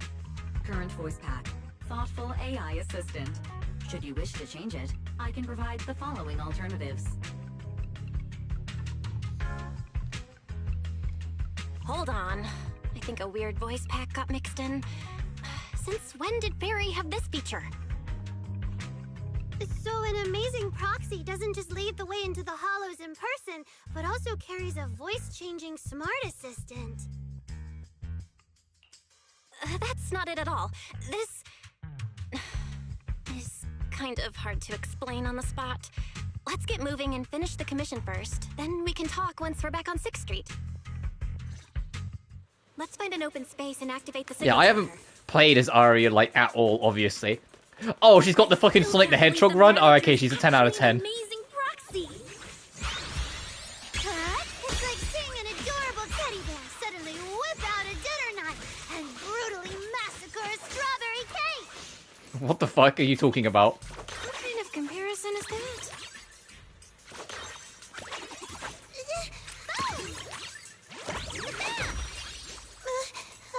Oh, the wings are alive on her backpack? What's her charge square? Oh, she doesn't have one. Okay. Coming! Leave the show to me! Yup. I like the little wings.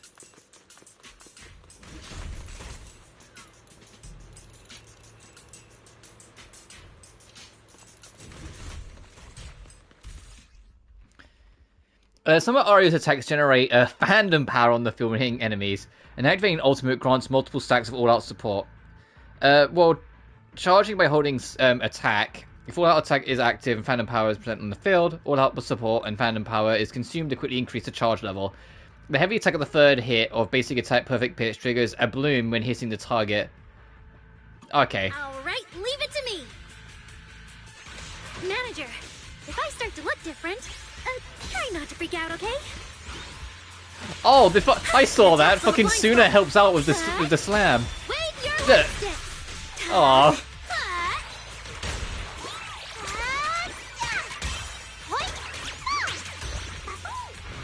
The show isn't over yet. Oh yeah, the robot form creeps in for a second. There's Arya. There's the real Arya. Arya drops the projection. See? This is what I really look like. Arya? Oh, so cute! Although you do look a bit rounder than the projection, but seeing such a cutie intelligent construct beat the stuffing out of those ethereals makes me feel super safe. Huh? See? Arya, I told you everyone would like the real you. But I'm an intelligent construct who deceived everyone with a projected image. I'm not the pretty girl everyone likes at all. It's just like, yeah, you're saying that to someone else who also does. If you put it that way, then why isn't I our proxies who used the video store to fool everyone? We're not really the managers that everyone likes either. Then I'm just an ordinary person who's been fooling myself with an account nobody even follows. I'm not the idol you and Nonggong say I am. Wait, Suna, that's not what I meant. Arya, you've noticed it too, right? Everyone has their own little secrets.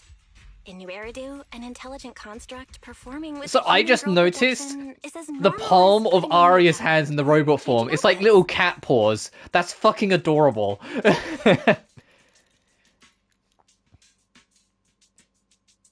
And besides, if you My were robot such an bodyguard awesome can't be this intelligent cute. construct, this commission would have gone sideways. Let's find the signal source first. Then we'll get somewhere safe and give you all the praise you deserve. Okay. Oh, he turns the projection back on. Oh, Arya, you're so stingy. I haven't seen that cute, round look of yours in ages. I want to be the big sister, too. Once we find the signal source, how about I turn off the projection and go to Yomcha scene with you, Suna? All right. Didn't our weird client just say we gotta activate some signal tracking device and go wherever it points us? Yep. This area is pretty open. Wanna give it a shot now? Give it a try. Oh, this again.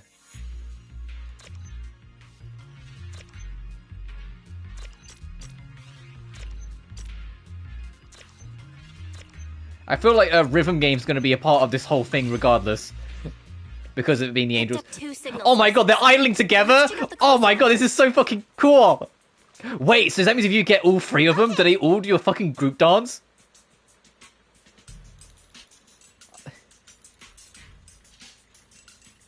If it wasn't obvious, I've been excited about the angels for a while. Like, I am a Delulu. I have been excited for the girl band.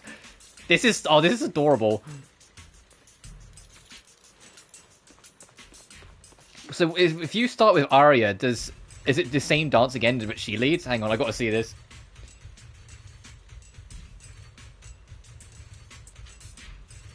Sorry, because before, to give you an idea, before the game launched. Never let your guard down on stage, and the same goes for the hollows.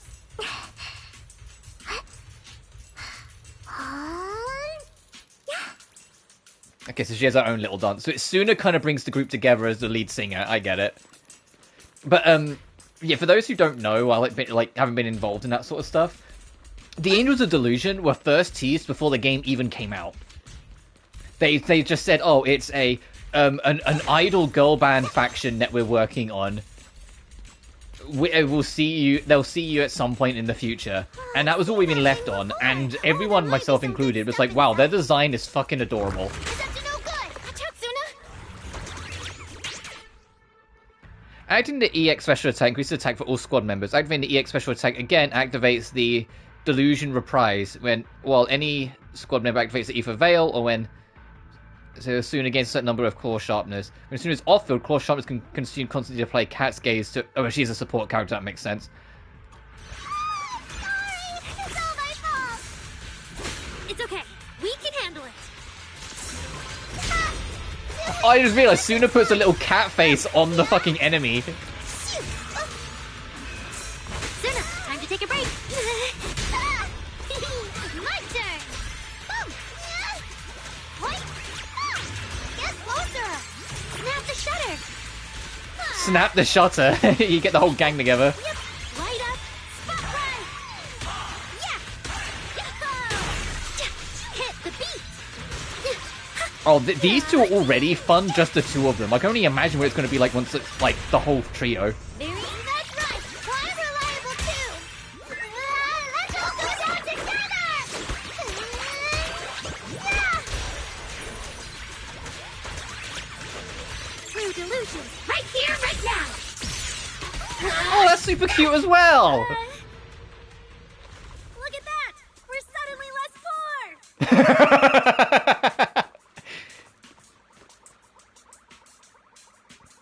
Oh, they put like their whole soul into making these the Angels playstyle. Hey, like they put a lot of fucking effort into making the Angels. This is adorable. One of the signal sources should be inside this building.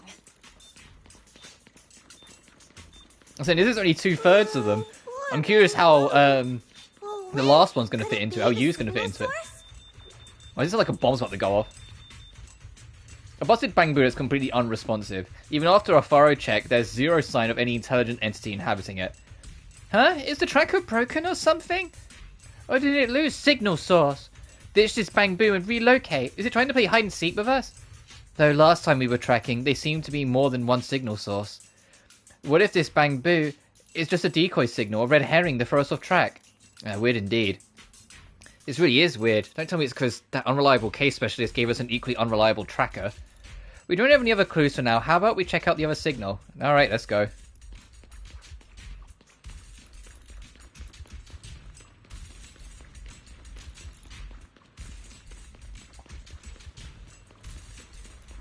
Like, how old is Suna? Like I said, Arya let it slip that she's older than she seems, that she is at least an adult. But I can't imagine she's, considering how shy and, like, self-conscious she is, like, she's very much got teenage mentality or, like, mindset. So I wouldn't be surprised if, at the most, she's, like, super early 20s. Like, I think she's still younger than Belle. And Belle's, like, late 20s anyway. Response is getting stronger. But there's no way you can convince me Suna isn't still in school. Like, she might still be in fucking middle school. Like, at most, and I mean at absolute most, you could probably convince me she's 16. Beyond that, though, absolutely fucking not. Arya are both so confident, so reliable, so cool. Like, she's got the mindset of, like, a 13-year-old.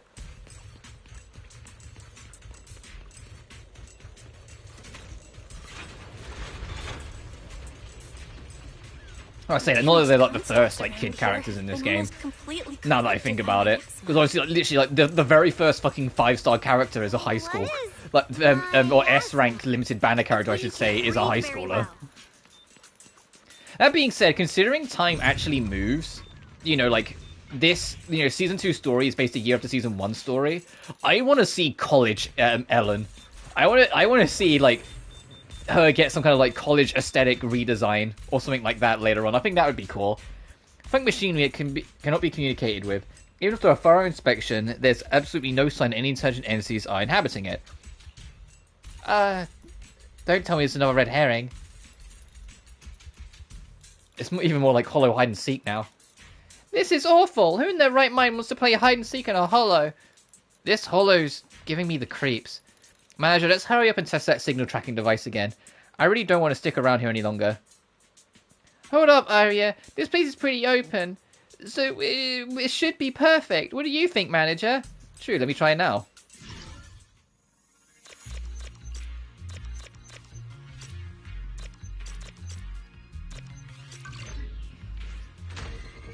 I think the robot's just going to come alive. Is it starting up?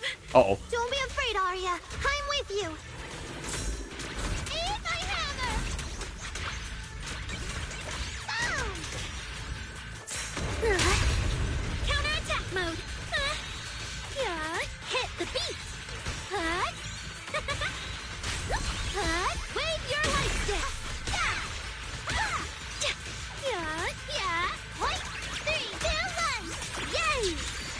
I let you hear a little snapshot as well. I really hope when you get all three of them that all three come together for that final photo.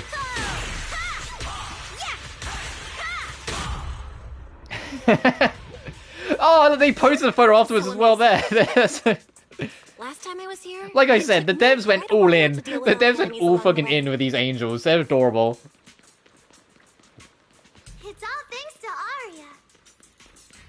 After all, I'm a construct created for... If I can't protect everyone, then there's no meaning for me to What are you a exist. construct created for, Arya? Were you created for combat originally? If so, you're an extremely adorable combat robot, considering how we've seen what she looks like. It was a bit... I know they didn't mean it as such, but both Belle and Suna going, oh, but you're so cute and you're so round. It's like, leave the girl alone. Like, what do you mean? Don't tell her she's round. Why would our clients say all those weird things? What's this for an entrance? Yeah, what exactly is she looking for?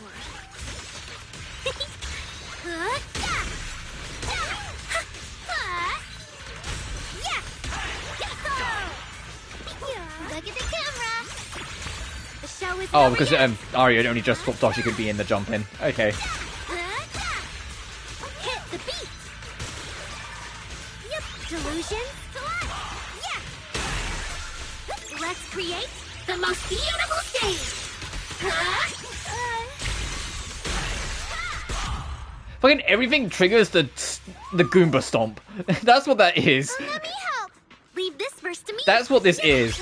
This is that you're a Goomba now. Get fucking stomped on. the last signal source is right up ahead. If I cleared... Just want to check. Yeah, so I haven't got everything in here.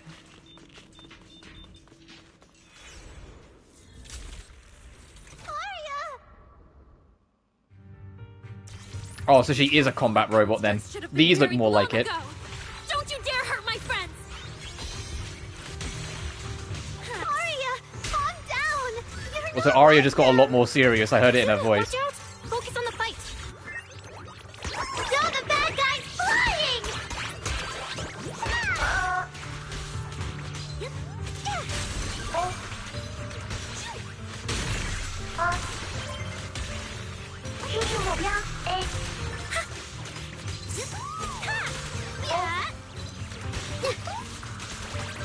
And the fucking dramatic, depressing music's playing.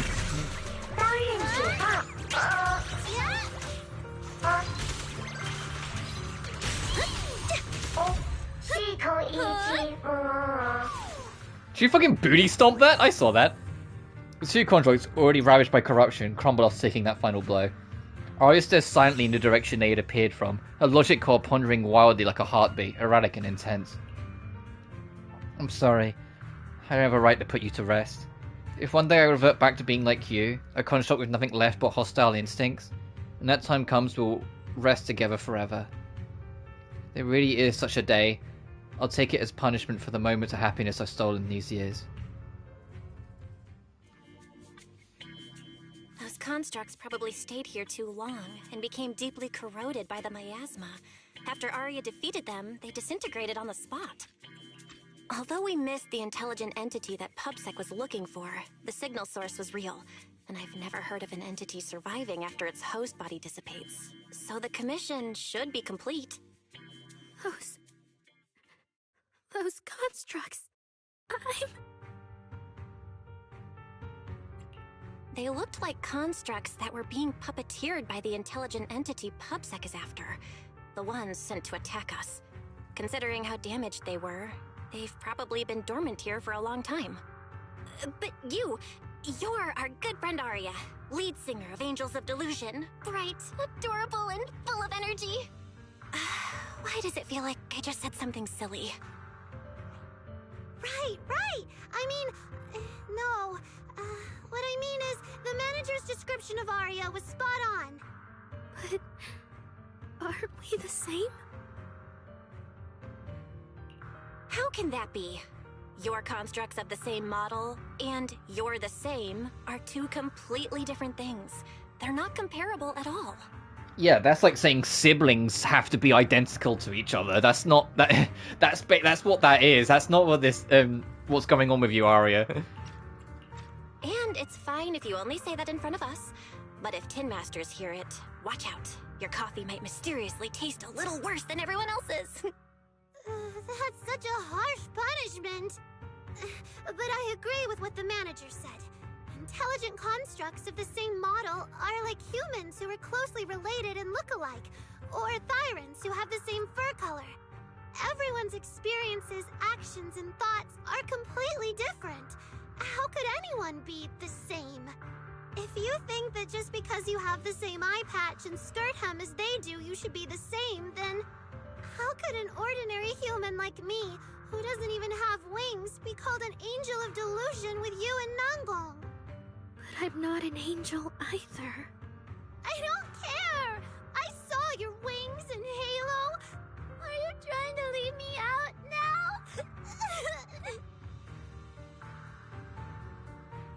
Suna makes a good point.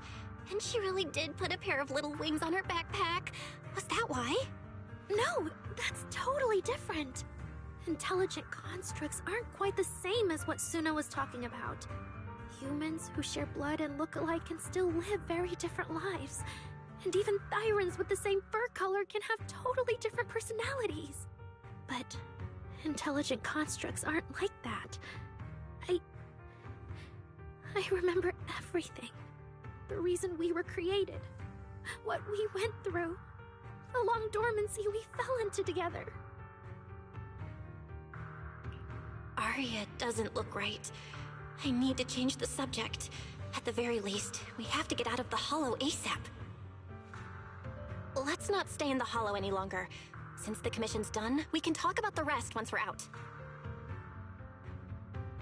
You give Suna a meaningful look. Suna, what's wrong? You might be right, manager. I realized I might just be getting a little dizzy from staying in the Hollow for too long. Am I gonna turn into an ethereal? Suna. Like, that's what I mean. It's like, you might be able to convince me Suna's like 14, 15, or 16 years old, but she absolutely does not have the mind of someone that age. She has the mind of someone significantly younger. Like, she's almost preteen in her mindset. I'm just like, this is my daughter. I need to protect, you know? It's like, this is your troubled daughter who's just had a bad day at school. It's like, let's just make sure she's okay. No, of course not. Sorry, Proxy, can you find the nearest exit? We need to get out fast. Oh, I'm assuming it's loading. Yep, there we go. That's why I got stuck on that frame for a second. And this is trying to leave the Lemnian Hollow, and it's a giant fucking play box, so it always takes forever to load you leaving. I am curious how they're going to handle Season 3, because I imagine, like, there were some complaints with Season 2, and people have expressed them, and the devs have acknowledged them and said that they are aware. So I'm curious what the plan is with, like, Season 3, is to try and find, like, a better balance. Heard you made it out alive. Then our next commission should be all G now, right? Isn't having such a reliable case specialist like me absolutely amazing? Anyway, commission fees are sent. If you didn't get it, go head up the demon yourself. Alright, temporary guest, see you around. Alright, see you next patch, I'm assuming. I just messaged the client, and she immediately wired over the commission fee. She's a bit weird, sure, but also super efficient and generous. Pretty efficient indeed. We just got 500,000 Denny's. Arya, stop frowning and give me a smile. Okay. So are we heading back to 6th Street now? Oh yeah, it's way too late. Driving through the mountain roads isn't safe at this hour. Pretty sure there's no more airships either. Come to the Subian Temple with me for the night. There should be a room there. Really? You don't run a video on 6th Street, but you're also Master Proxy and a disciple of the mystic sect of the Wi-Fi Peninsula? That's insane! Even Arya's making fun of me. But I heard mystics have super strict routines. We're not going to get dragged out of bed for morning practice tomorrow, are we? I'll tell them you want to join the morning routine sooner. It's really late. Shifu and the others probably went to bed already. But Subian Temple is big. Surely we can find an empty room somewhere. I mean, yeah, isn't Yeishuan Guan out? We can just have her take that room. Or have them both take that room. You're back, Junior Belle. Banyue Shifu is here. You two may want to catch up. I'll go check on Junior Inu. Fufu glances curiously at Ari and Suna, flicks her tail, and pads off towards the kitchen. Good evening, Banyue Shifu. I heard from Senior Inhu that you'd be coming for Gilded Carrot Day, and sure enough, we ran into you. Good evening. Everyone at Suibian Temple was most insistent. I lack the appetite for indulgence, so I came merely to keep company. It seems Mr. Pan prepared a fine soup today. The young one at your side appears fatigued. Would she need, I'm good. to borrow my energy cell for a moment? An energy cell? Yeah, Banyue ain't stupid. Unless my eyes deceive me, hot soup would not be of much use to this young friend. Also, is it just me, or is, like, Banyue's voice filter not on? Like, that's just fucking Chris Sabat. That's not got, like, the usual, like, I don't know, like, voice to it. Banyue actually takes out an energy cell. After reverting to her construct form and finishing recharging, Arya, who looked completely worn out before, seems a little more refreshed. You seem to have something on your mind. May I ask what's troubling you? If I remember correctly, Banyue Shifu, you said something to me before. To walk this world is as to depart one's home for distant shores. Yes, to walk this world is as to depart one's home for distant shores. When debts of old weigh heavy, they press not upon thy steps alone, but cast thy companion stumbling in the dust beside thee. It seems this young friend is troubled by an old debt on her heart. Yes. In the past, I went astray and nearly met my end before I could atone. If you are only weighed down by old memories and have wronged no one, I hope you can see through it soon and stop tormenting yourself. Under Banyue's steady, forgiving gaze, Arya falls into thought. I don't think I ever told you, but I'm actually a discarded construct. I slept inside a hollow for a very, very long time. Until one day, I heard a hollow raider play one of Lady Cersei's songs. The singing woke me up, and I left the hollow and came to New Eridu. I buried my past deep in my memory and slowly fell in love with the city. And Lady Cersei's voice has always been my anchor. I tuned my voice to match hers as closely as I could and learned to sing like her, hoping to share that moment that moved me when I first awoke. Later, her agent started looking for a vocal double for her.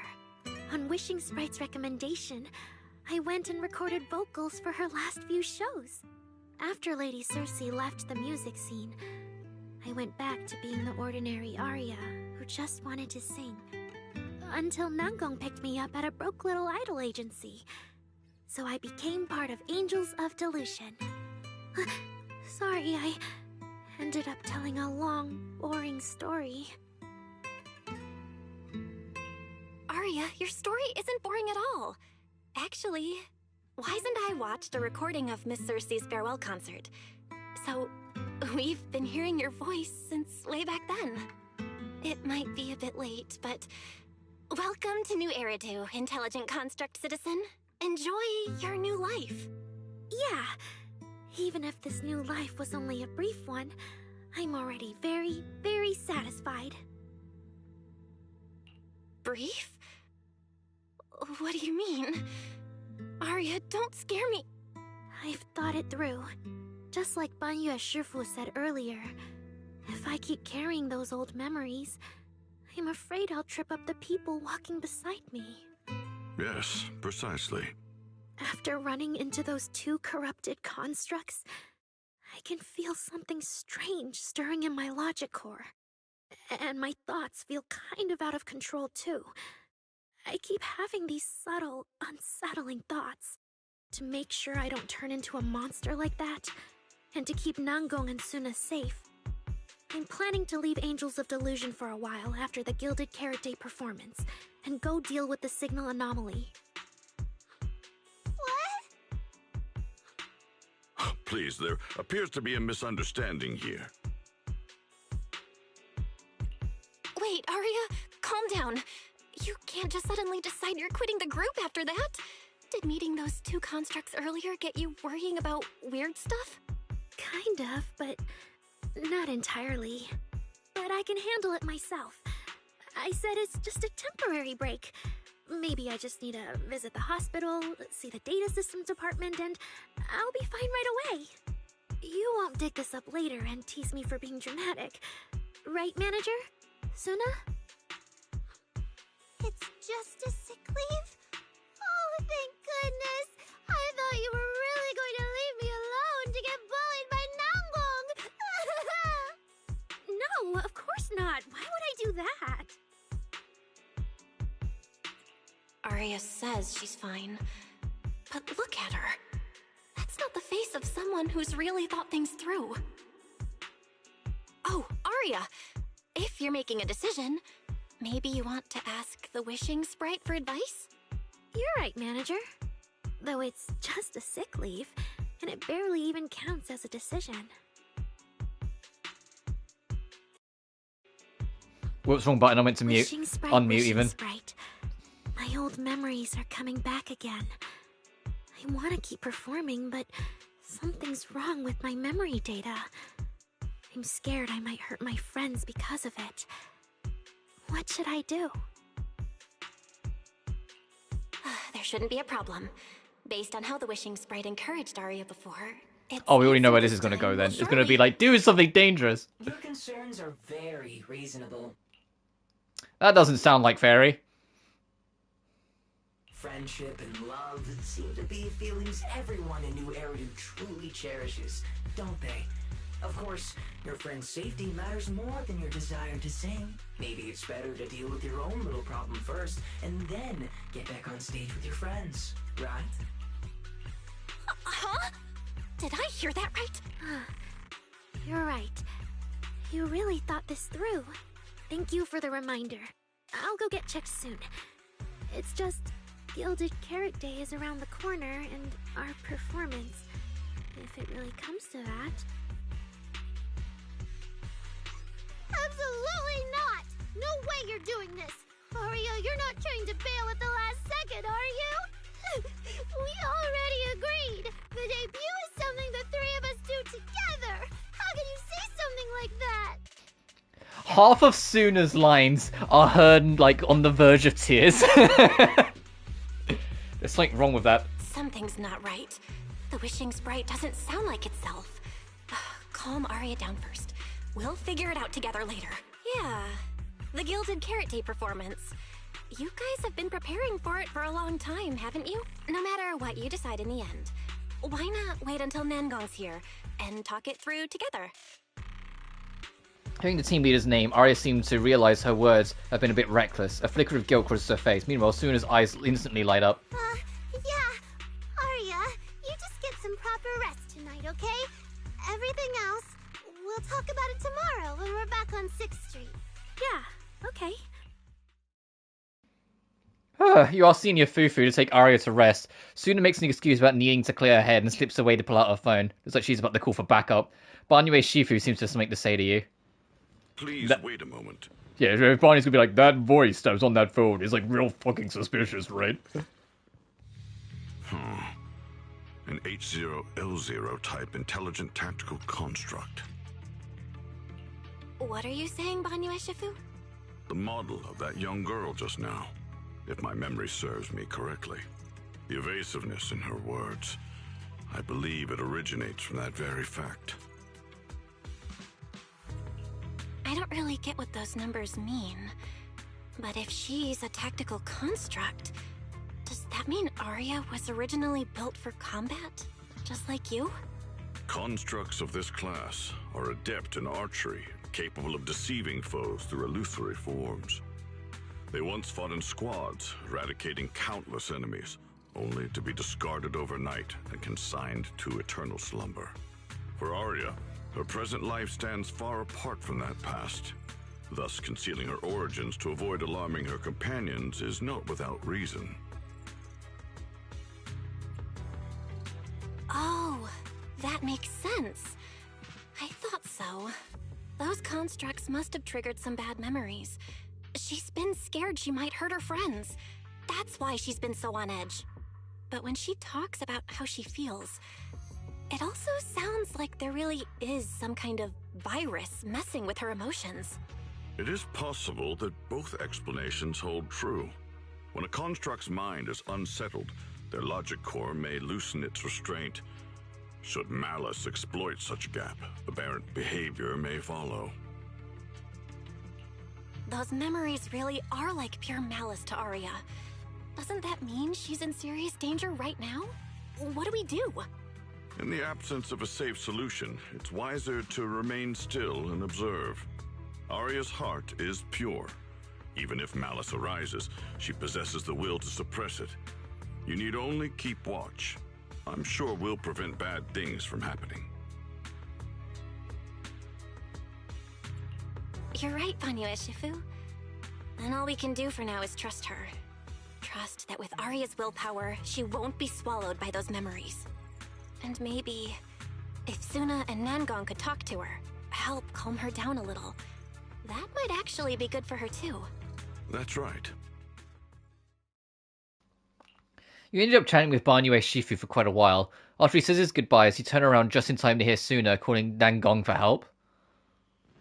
Oh man, what do we do? What do you mean I should stay out of it? What do you mean I always complicate things? That's mean! Nangong, the situation is serious! Fine, when we get back tomorrow, I'll be watching to see how you convince Arya. If Arya leaves, there won't be any Angels of Delusions anymore. You want to check on Suna when she hangs up the phone angrily and runs straight into the guest room yelling, Arya, you okay? Better just talk to her tomorrow.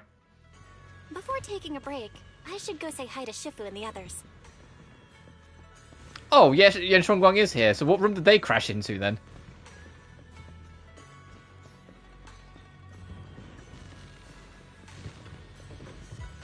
Alright, from one special event to the next. Huh? Xiaoguang, you're really not coming with us to the lighting ceremony? Yeah, I just feel like, compared to Shifu and the seniors, I haven't really done much for everyone. And last time the ceremony with the mayor was such a big deal. Honestly, I'm still not quite used to that kind of thing. So I'm going to sit out the lighting ceremony this time. All right. You squeeze in between Fufu and Xiaoguan. Oh, Junior Belle, you're here! Just in time. During the big cleanup a few days ago, Junior Inyu managed to clear out a room near the storage area. So I've settled your two friends in there. How are they doing? Not that great. But I don't know Arya well enough to say. Tomorrow, we'll take her back and see what Suna and Nangong can do. Yeah, Suna's really worried. She's barely slept a wink. You mean that little construct girl?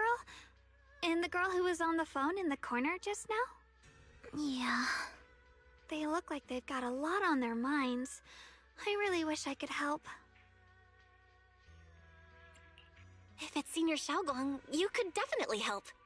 New Eridu's newest Void Hunter and the hero who saved Wi-Fi, Senior Xiaoguang. Will you accept my Gilded Carrot Day invitation and come with me to 6th Street to watch the show? Even if you go in secret and keep your identity hidden, it would still be a huge encouragement for Angels of Delusion. Could I be an encouragement to them? Xiaoguang, since becoming a Void Hunter, you've been buried in paperwork. If you stay at Swabian Temple for Gilded Carrot Day, someone will definitely come by and bring you even more work. And on top of that, Shuyan sent word back that he'd found some leads on the Qingming sword and is still following them up, so he probably won't make it back for Gilded Carrot Day either. You can go to 6th Street with Belle and take a little break. But it is Gilded Carrot Day, and the lighting ceremony. If I sneak out to have fun, does that count as neglecting my duties? With your seniors and me taking care of things here, you have nothing to worry about. Yeah! Come to think of it, Xiaoguang just became a void hunter, and she's been in the spotlight lately. The lighting ceremony is the perfect opportunity for She's been in the spotlight lately? That's a nice little way of saying, yeah, she dominated the story of like the past 2 patches. You look at Fufu and Xiaoguang. Alright, Junior Belle. On Gilded Carrot Day, I'll come find you on 6th Street in the evening. I say that, I really loved her story. I don't mind, like, some characters getting priority if their story's, you know, then good. This is ... What's in the threshold? Oh, this... I forgot. This actually does reset. Oh, right. Oh, I'll worry about that later.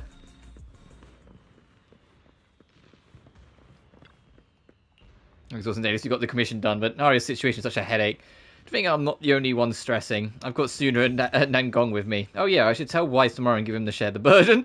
They don't make me wise, it's what I do. If I was sleeping, but in a familiar room, you quickly drift off. Then, just like every morning these past few days, you wake up to the hustle and bustle of Phelan Heights, trying to check in on Arya and Suna. Morning, manager. Well, that was a great rest. Thanks for having us, Senior Fufu. Yes, thanks, manager and Fufu. No problem, you're welcome back anytime. Are you cutting back? Yep, you got the budget for it now, after all. We already snagged tickets for the earliest airship out. You're coming with us too, right? I don't know if the backup Suna called in will even be useful. Either way, I should let Suna and Arya head back first and give the Free some space to talk in private. You guys head back first. I thought you'd come with. Okay then, if you're busy, just go ahead, but don't worry about us. Oh yeah, Arya, you're so thoughtful. So we'll head back then. See you at the 404 later. Nangong probably already has your ticket already. Alright, see you there.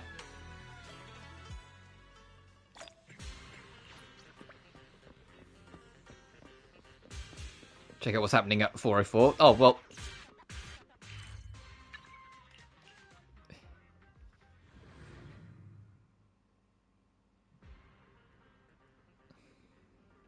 Oh, it's giving me a tutorial hint about the fucking TV mode. It remembered? Who are you? You're here, manager of the video store next door. Unfortunately, our 404's on the renovations, so there's no shows to catch. But hey, the drink stand's open all the time, so if you're craving something special, feel free to head. There.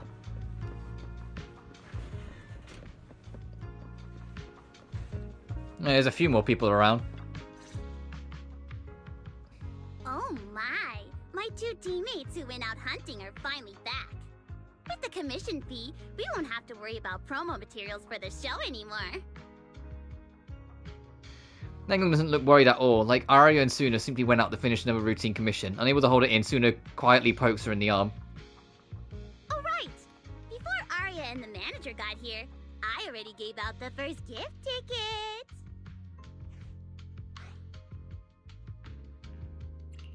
Nangong, that was fast. Who'd you give the first gift ticket to? I thought it would be me and Wise. Sorry, manager. You're a super important audience member to Angels of Delusion, but our hardworking fan club president just did an absolutely amazing support dance. Biggest fan? Yeah, biggest fan's been working really hard. Just now, it told me that for every one of our shows, it wants to cheer us on like that from the crowd. And from now on, when anyone ever asks, it'll proudly say its cheer routine was inspired by the first work we released after Angels of Delusion officially formed. If I remember right, back then, I was busy convincing a certain crybaby to join the group, so Arya handled the choreography. Oh, I remember. The choreography was not great, and because of my habits, I added way too many little hops. Right after Suna joined, she couldn't keep up with all the hops and ended up crying from sheer frustration. Wait. Are we getting a little off track? Oh, this is into a memory, her expression going blank. Suna seems ready to press the issue while Arya hesitates, but Nangong stops her. Anyway, I gave the first gift ticket to biggest fan. Next, let's go find that senior Arya really likes. Vesper, was it? Vesper? Are you talking about the intelligent construct singer from Topps Entertainment? Yes. She's the senior Arya really admires and feels close to. She's given us advice on performances and songs before. Always super patient. Sometimes I even wonder if Miss Vesper ever decided to sing with Arya, Suna and I would just get kicked out and be left homeless. Still, going by what Astra said, Vesper's supposed to be a guest at the lighting ceremony on Gilded Carrot Day. Even if she accepts the ticket the little angels gave her, she won't be able to make it to 404 that day. But the ticket is Aria and the girls' heartfelt gesture. Whether she can come or not, we should probably let Vesper be the one to tell them. Aria? Why are you and the manager spacing out together like that? I'm here. I mean, Nangong, you're saying weird things again. Vesper is an amazing senior, and you and Suna are my most important teammates. You two, anyway, you and Suna are the most important, okay? Yes! I recorded that, by the way. You can't take it back later. But seriously, what I wanted to ask is, where are we supposed to find Miss Vesper today?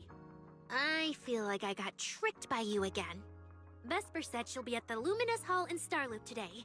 We can find her there. Starloop? You mean the place where Astra performs? Oh, there must be a lot of amazing people there. Nangong even went there to submit our sheet music once before, and if I remember right, we never heard back. I don't really want to go there. Just the three of us going to a star-studded place like that? It does feel a bit lacking in presence. Don't be scared, Suna. Your group has the numbers on its side. But is Ms. Cecilia not around today? No, I think she went out for something. How about this? Manager, why don't you be our temporary agent for today? If 3 people are an advantage, then 4 of us would be even stronger. Yeah, if you're not too busy, manager, lend us a hand, please. I can even cover your transportation costs. But let's take the metro. A cab to Starloop is pricey, and we'd have to cut another promo board. Honestly, I can't say no to you guys. Fine, I'll be your temporary agent, and I'll drive too. My car fits the 3 of you. So No. It's like, I'll be like, Angels, no. Belle's a fucking gremlin driver. Like, it's been established that the only person that we've met that's like a more dangerous driver than Belle is fucking Pippa. Everyone else is normal compared to Belle. Belle's a little freak. Yay! Manager, you're the best! Alright, so we take a fucking family ride. As you're about to walk through the entrance, on your foot you slip into the pocket. It turns out to be a few tickets for the Lulu Gilded Carrot Day special show. Nangong, who had just brushed past you, turns around and makes a pleading gesture. Looks like to keep the momentum going for the Angel Delusion, you need to act the part as a temporary manager now. The Lulu performance tickets. Oh yeah, it's been a while. I think last time we were here was when like everyone was attacking Evelyn and we was trying to sneak through to get to Astra. Is that Vesper? Hang on a minute. I probably should have got closer if I did this. Damn, that's a design. Can she be playable too? What is it? As soon as we leave Yanfei Peninsula, the character designs like fucking kick ass again. This is a phenomenal design. Holy shit. Make Vesper playable.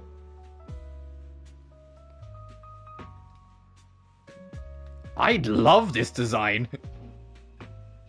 Oh, she even has Vesper written on her. Does it say it on our arms as well? Oh no, it's just barcodes. General Robo stuff. Oh, sorry, I got too close.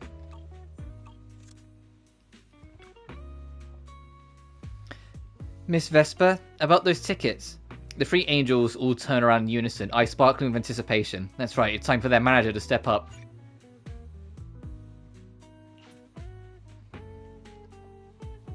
Who are you supposed to be? Our artist is waiting for a very important partner.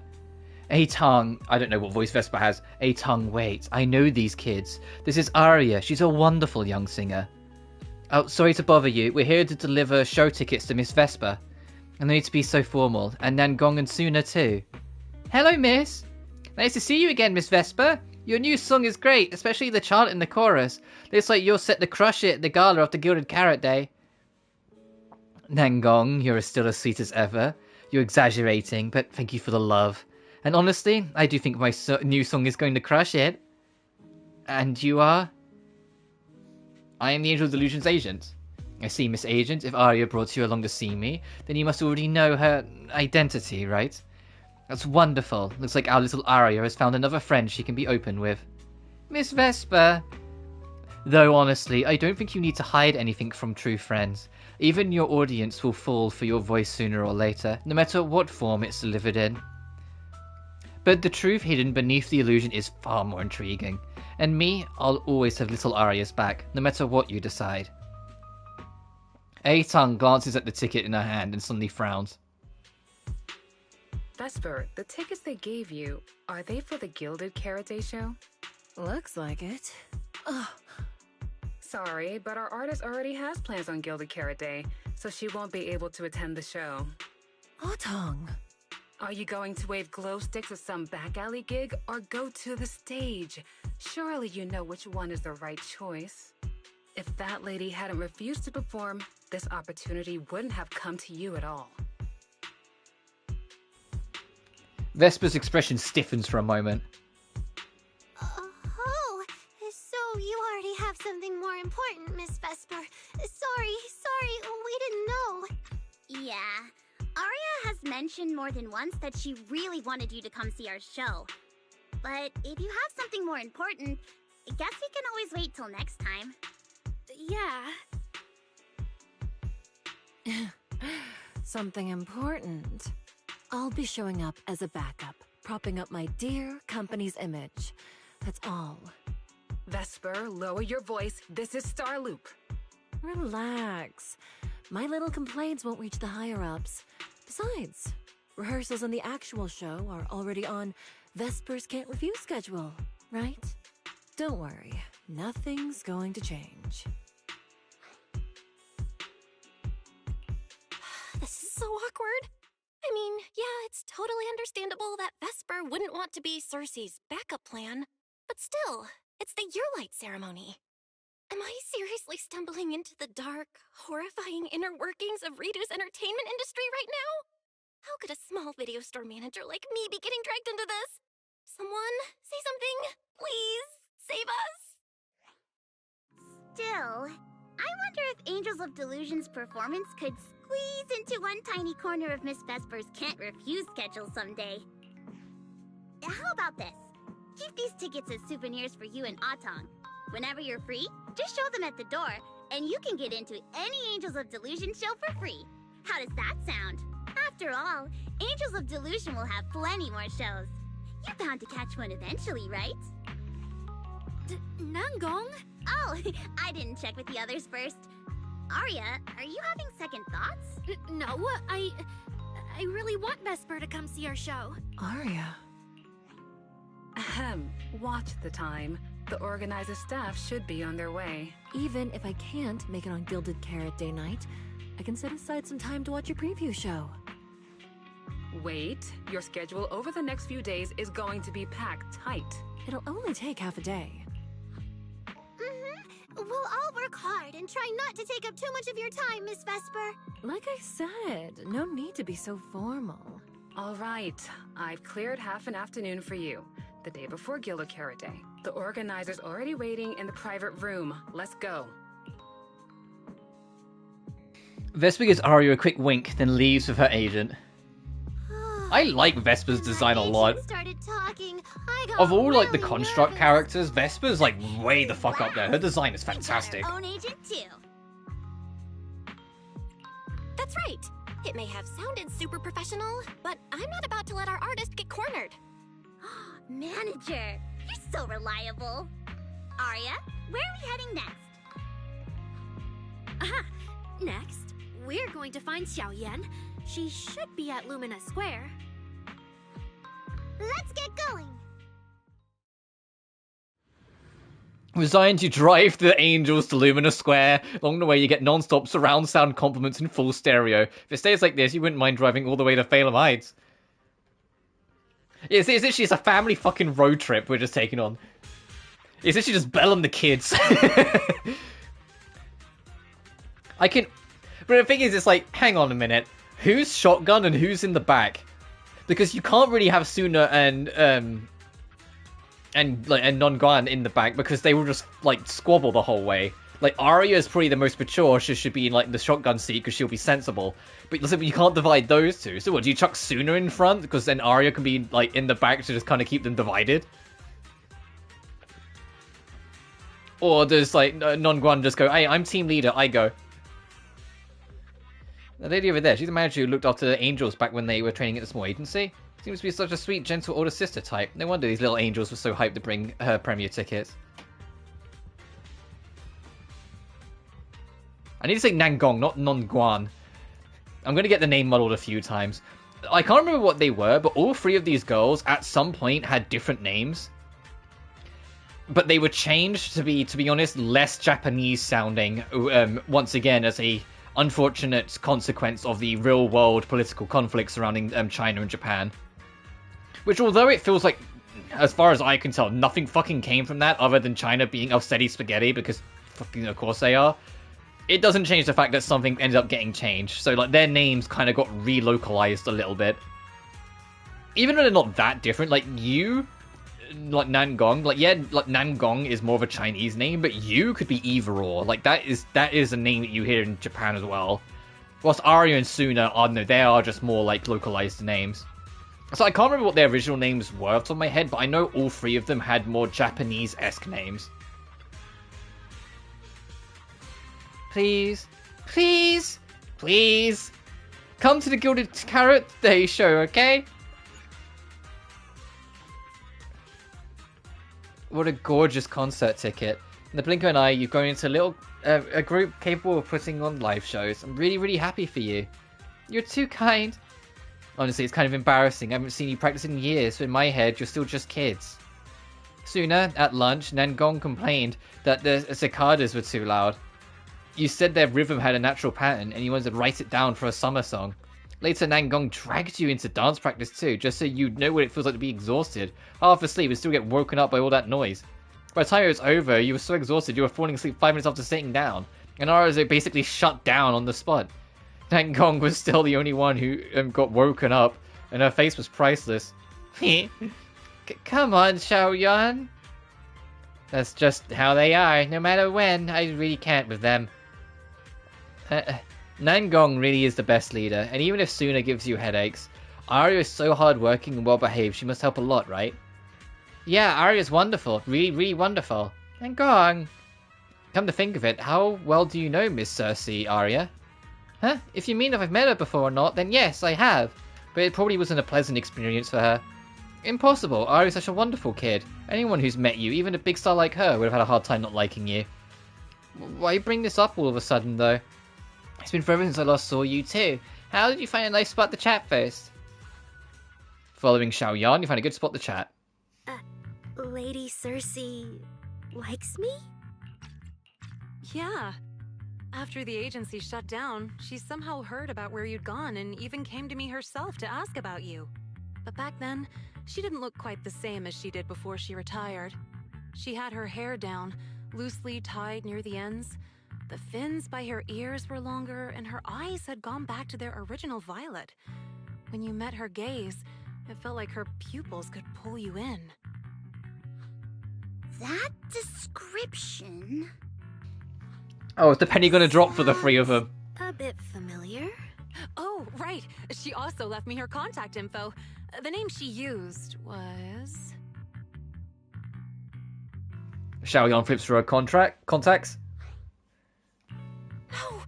What Cecilia was worried about is... Ah, there it is. Cecilia. What? Can I see your contact info? Of course. But she also asked me for your contact info. You haven't gotten any messages or calls from her? Arya takes Xiaoyan's phone and looks at Cersei's contact info. It's an utterly predictable result. Arya's eyes fill with dismay, and no one dares to meet her gaze. So, I did get some back then. I just didn't realize until now that it was Lady Cersei reaching out. But why would she hide it from me? Even if it's because of everything that happened, I never did anything wrong, did I? Is it because she doesn't trust me? And she's worried I'll tell people what happened before? Arya, maybe Miss Cecilia had her reasons. Don't jump to conclusions, okay? Huh? What's wrong? Suna pulls Aria aside, and Nangon quickly explains the situation with Miss Cecilia to her. Did I say something wrong? Has she been hiding it from Aria this whole time? It's okay, Xiaoyan.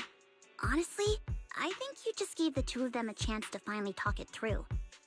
Still, I can't reach out to Miss Cecilia on Aria's behalf. And right now, Aria doesn't seem ready to calm down either. I can tell they genuinely care about each other.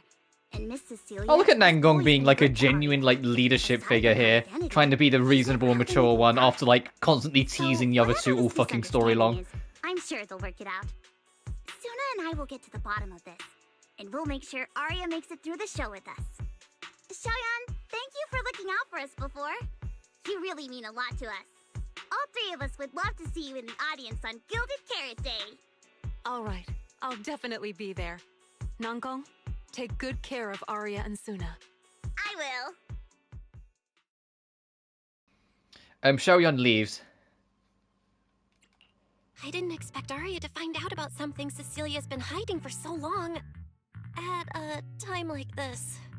If we go back to 404 right now, it'll probably just make Aria feel worse. Nangong, do you have any other plans? Let me think. I brought some extra tickets this time. The plan was to hand out the gift tickets first, head back, then come out later to sell the rest. So, why don't we take Suna and Aria to Reverb Arena and sell the rest of the tickets? We can grab a drink there too, and clear our heads. Good idea. Go get Aria and Suna, and we'll head out. You drive the angels to the arena. The way back there, no one said a word. If you know it's going to be like this, maybe taking the metro would have been better. Yeah, from like real bubbly and excited going to see their old mentor to like the awkward silence of the revelation. Hey, Proxy! Caesar! With those super sweet cuties over... There's super sweet cuties over there. I saw that. Also, Bernice is here. Proxy, no time. I can't remember what voice I gave Bernice. No time, no see. Looks like Caesar and I are footing the bill today. Oh, you brought friends with you. Should I order some sweet drinks? As long as it's not nitro fuel. I'm good. Hey, no need to be shy. Me and the Proxy go way back. You rescue a flustered Aria from Bernice's enthusiastic one-armed sideways embrace. After introducing the angels to Caesar and Bernice, you mention how they're planning to sell tickets at Reverb. Oh, I see. Ooh, you picked a great spot. At Reverb Arena, music fires people up, just like the drinks do. But do you have anything more specific planned? Basically, we show them our page, and if they like our videos, we ask if they want to come see our Gilded Carrot Day debut on 6th Street. That sounds like it's gonna test everyone's patience a bit, doesn't it? Yeah. Look around. When chugging nitro fuel, I really don't want to be staring at a tiny phone screen. Do you have any other ideas? Ideas. I've got a great one. Something that'll hook everyone instantly. What is it? A live demo. Right here. Oh, do a performance here. Yeah, you got a point. This place would work pretty well for a trial run. Oh, really, Nangong? Right here? Sing now? I don't think I'm ready for it. You go instead. I can't. Suna, sweetheart, that reaction? Totally not okay.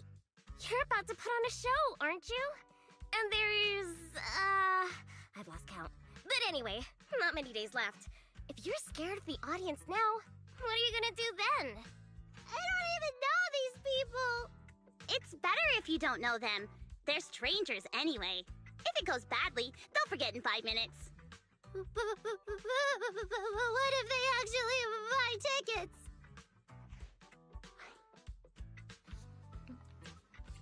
And then there'll be brand new Delulus. And that just means your voice has gotten to them, and they're new Delulus. And even if this time isn't perfect, once they see your Gilded Carrot Day show, they'll be cheering even louder for how far you've come. Yes, that's it. guess that makes sense. But still. You know, the way you hesitate is actually kind of adorable. Huh? Oh, just try it, Suna. You're so cute. People are going to love you. Me? Once again, Caesar being best girl again. Where Caesar's just this absolute champion of, like, she's got, like, the tough personality, like, the tough look to her. You know, like, she's got the mechanical left arm. She's got, like, the big black jacket coat. You know, she's got all, like, the spiky jewelry and everything. Like, she looks like a proper punk. Yet she's got a heart of gold. And that's what I loved about Caesar back when I got back into this game with the 1.2 story thing, is that Caesar's genuinely got such a heart of gold, and it's such a nice, like, shift in comparison to how she looks, that she is just this big goober who loves everyone. I can't do this. Can I? You can do this, Suna. Don't worry about what Nangong and I are doing. No fancy moves, no choreography. Just focus on singing. Focus on what you do best. Think of it as practice for making our Gilded Carrot Day show the best it can be. Wanna give it a go? Arya seems a little brighter now, and maybe not wanting to let the encouragement look go away, Suna finally makes up her mind.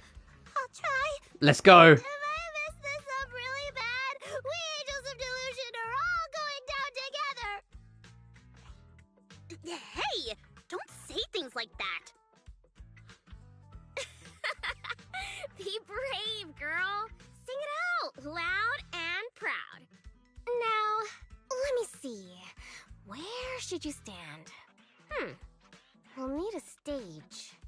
A stage? We never said anything about a stage. Don't be scared. What the fuck are we doing? Oh no! Oh. Everyone, give it up for the Angels of Delusion composing! Just let me leave the notes I'll pass to plate. Color the songs where dreams have stayed. You will feel it when every gentle chord brings out and fades away. When we share on stage, sets our hearts ablaze. Lasers stop run free, flowing endlessly. Born from love, our melody.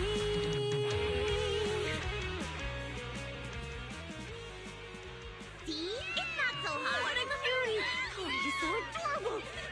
Oh, that fucking hug! I saw that little hug that Caesar's immediately become big sister. Finally, it's over. I saw that Nangong, like, dived into fucking... Hang on, let me save that recording because that was adorable. Alright, there we go. Fucking, like, diving into Caesar's arms, and Caesar immediately just, like, hugging her back, but Caesar's, like, twice Nangong's height. Like, that was, like, Caesar's immediately been delegated big sister. That was adorable. Arya, how is my singing? Angels of Delusion isn't gonna fall apart before Gilded Carrot Day, right? No, you did great, Suna. And honestly, only you can sing that part with the right emotion. You're just as patient with Suna as ever, Arya. If you ask me, your performance did have a few rough spots. Where? When? Did I go off key? Oh, how many times? It was just some breathing issues. Nangong, you're scaring me again. And don't tell me how to sing. I'm not listening to you. Arya's the real pro. No, I'm not really. Well, that's true. Arya's singing never has rough spots, especially not with her breath control. Okay. I felt that.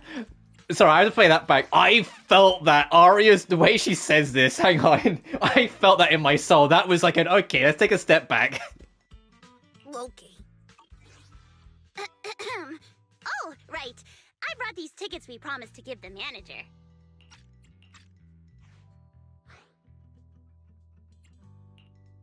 It's finally my turn. Let's see what's different about the tickets you got me. Take a look and you'll see. Ta-da! This one's a special edition for our very special audience.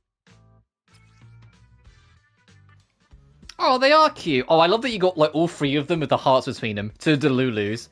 A ticket to the Delulu's. A special Gilded Carrot Day performance, particularly a collector's edition exclusive to Belt and Wise. It features adorable stickers designed by Suna herself, which comes with the heartfelt wishes of the Angels of Delusion. A special audience member, temporary manager, personal driver. No matter which role you're playing, there's no way you will miss their debut performance. Yep, and it's got stickers of all three of us on it. Suna designed them herself. Ever since we decided to do a Gilded Carrot Day show at 404, you two managers have seen a lot of our embarrassing moments. What I mean is, you managers have helped us so much. Big things, small things. You even ended up being the first to witness our new song. The first to witness their new song? Oh, she means that sheet music that practically broke Wise's nose. Which is why these two special tickets are meant for our most special supporters. Oh, it's so cute. I'll accept it on my brother's behalf. Mm-hmm. And now I need to go sell the rest. Those two who pushed Suna into performing earlier, they'll buy tickets, right? I expect they'll buy tickets. They work for a, logistics company. They're probably off for Gilded Carrot Day. Logistics company. Logistics. What is it, Suna? From the look of her, she's probably just remembered those 22 tickets we sold on the website. Once the companies go on break, nothing's gonna get sent out. Oh, you totally realized and didn't warn me! Oh, fine. I'll deal with it tonight the second I get home. Come catch our Angels of Delusion's Gilded Carrot Day evening performance live at 404 on 6th Street. I don't recognize that place or that band. It's unfamiliarity that brings you the most unique Gilded Carrot Day experience. True. That kid now just sounded great. I'll go check out the show. So please come check out our show. Yeah, like, Caesar even looks like she's not the big sister, she's their mum. I've just decided. she's the cool punk mum who's brought the princess kids. You're like the kind of kid who has to muster every ounce of strength to sing out loud and speak up. If I don't buy a ticket now, it feels like I'd be letting all of your courage go to waste. That song was fire. Just try not to be so nervous when it's showtime, alright? I'll do my best. Thank you so much. Getting nervous again. Sorry, I'll do better next time. We work hard to prepare for the Gilded Carrot Day performance. Please support my teammates. Support your teammates? You guys are a team, but don't perform together. We will perform together. And why'd you say that? Since I bought your team's tickets, of course I want to see everyone at the show, including you, silly. You totally forgot yourself. Thanks for supporting us, Angels of Delusions, then. That's more like it. I guess now I fulfilled everything Wishing Sprite and Banya Shifu warned me about. What do you mean? Why are you suddenly bringing those two up? Just like Wishing Sprite said, I'm protecting what we cherish and keeping my friends safe. And Banya Shifu reminded me not to cause those closest to me to stumble. I've realized my earlier thinking was childish. If I just quit the Gilded Carrot Day debut outright, Nangong and Suna would be devastated. And if the show fell apart because the lead vocalist was missing, people would lose faith in Angels of Delusion. That would hurt Nangong and Suna deeply. That's great! Arya, you finally get it. Angels of Delusion can't do this without you. We all have to pull together and prep for the show. No, what I mean is... Look, manager, I encouraged Suna to do the demo show. She sang beautifully. She could absolutely take the lead. Now, I know for sure. Even without me, Nangong and Suna's Gilded Carrot Day show will go just fine. Hey, wait! That's not right, is it? I don't think the Wishing Sprite or Banyue Shifu meant anything like that. But that is the best solution.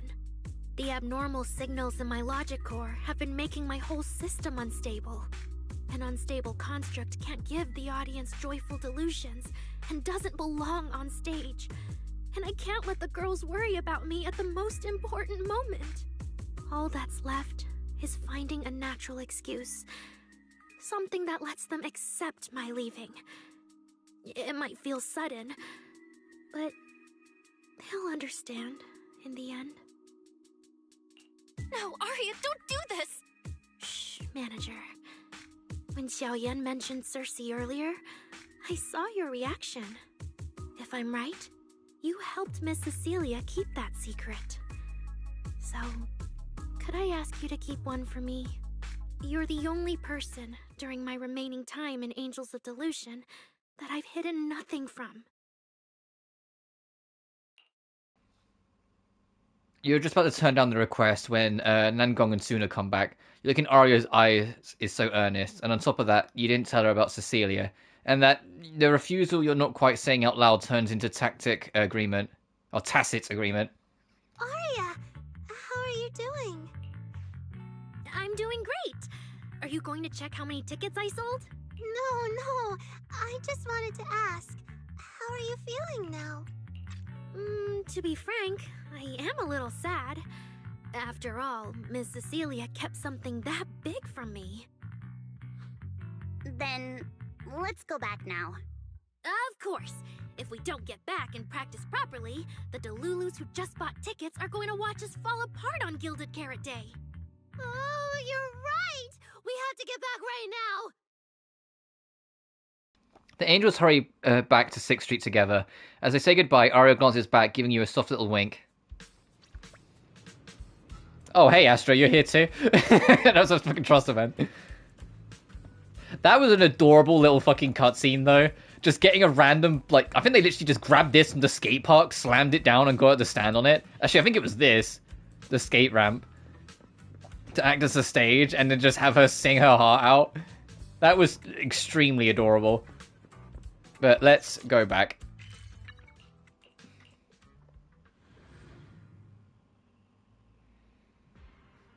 I feel like Nangong is like the only one not really having any real character development, because this is Suna's confidence story, and it's Arya trying to kind of rediscover herself story. But I can imagine, considering Nangong's banner is next patch, that will be when they kind of expand her out a bit more. And I think Sister is probably going to show up more in the next patch, because I imagine this is more just to introduce you and make you aware of her face. So when her banner shows up next patch, you know who the fuck she is.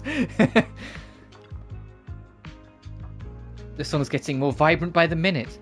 When it's done, it will blow everyone away. Manager, want to team up the biggest fan right now and cheer on our little angels? Yeah, sure. We'll do our sing and dance again.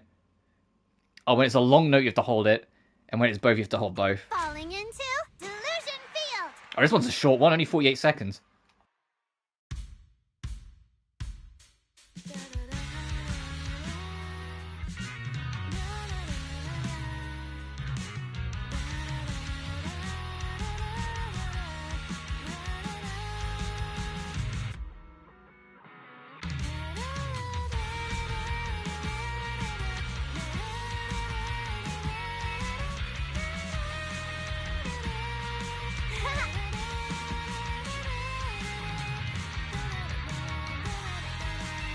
Keep up with the beat!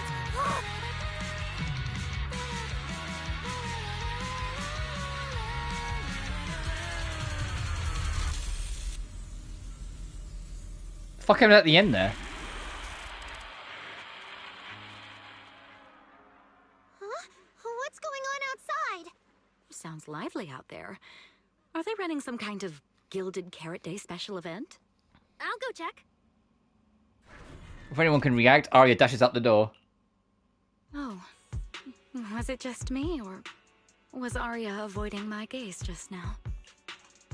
She probably has something she wants to say to you, but doesn't know how.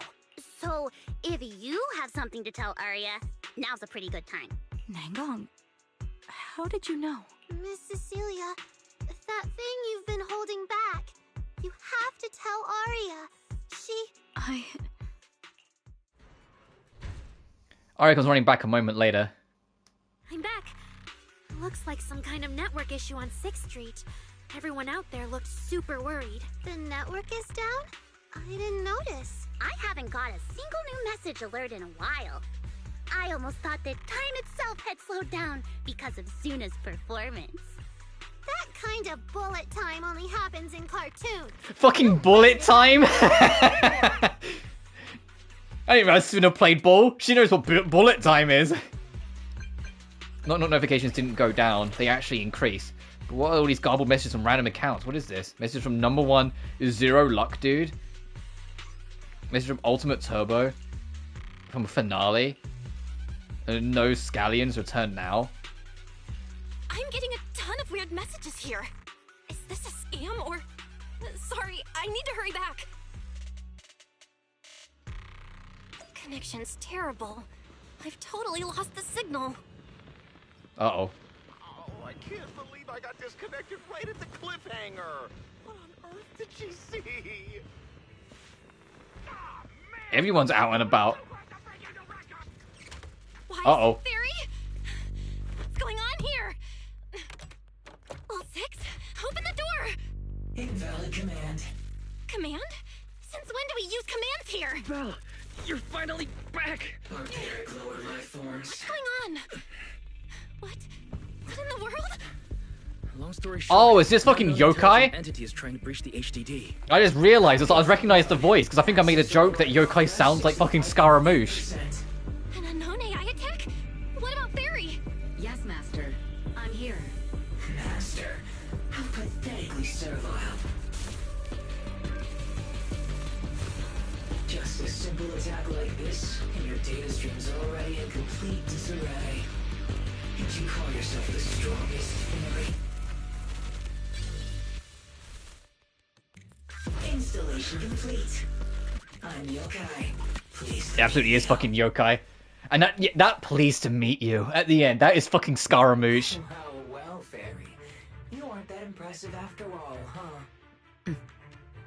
Aw, why so quiet? Still hard at work building that firewall brick by brick, getting ready to cut off my escape route? Guess I'd better watch myself. I mean, how many AIs out there would put in this much effort playing housekeeper for 2 illegal proxies like you do? We've always worked with Fairy as equals, partners bound by an agreement, and we're not illegal proxies. That last part is debatable. But Wait, shut up! Breaches as certain unlawful intruders. Fairy's favorite low-end life forms are trying so hard to feel important again. But an agreement? You humans really think something like that counts as a bond between partners? Notice, back-end defense protocols restored. Scanning for active AI units. Scan complete. 0 units detected. Obviously! There's no way I'd set foot in here for real. For an AI, the connection here is about as fast as a mining pit inside Lemnian Hollow. Installation complete. Was that a good impression? Lemnian Hollow? Mining pit? You're that intelligent entity! Your references are terribly vague, hardly efficient communication between intelligent entities. But I can answer you clearly. Oh, he's as fucking arrogant as Scaramouche was. Yeah, absolutely, it's the same voice. I think it's Patrick. I forget his last name. There's something in my trophy list that can wake us all up. Ah, here we go. 2 AHOLO type constructs, a construct public security officer, and a little bamboo named Lockspring. Lockspring? What's your connection to the creator? That interview's over. No further comments. Historical record comparison complete. Independent high-intelligence data entity detected within Lockspring. Confirmed as intelligent entity, Yokai. You're so slow. My trophy list is way too long. Can't even scroll through it all. But honestly, even just these should be enough to make you remember me. Don't you think, Fairy? Abnormal process cleanup mode activated. Kicking me out already? Fine. Notice. Residual abnormal process data cleanup nearing completion. See you on Gilded Carrot Day, Fairy. And your 2 masters. Don't forget to watch the special performance I've got lined up. Yokai's purple eye flickers. I didn't get to read the rest of that. Is it really gone? Notice. Abnormal process data purge at 100%. Maximum suppression mode activated for deep level cleaning. That mode feels really familiar. Hold on, Fairy, have you been? Oh, it's the reason why everyone's out of internet is because we've been fighting a hack. Okay, you can't tell anyone. They'll fucking kill us. If I'm hearing correctly, in game. The complaints outside are louder than when you first got back. Deep cleaning complete. It's like the door comes, a faint hum of devices booting up, and the noisy chatter finally dies down.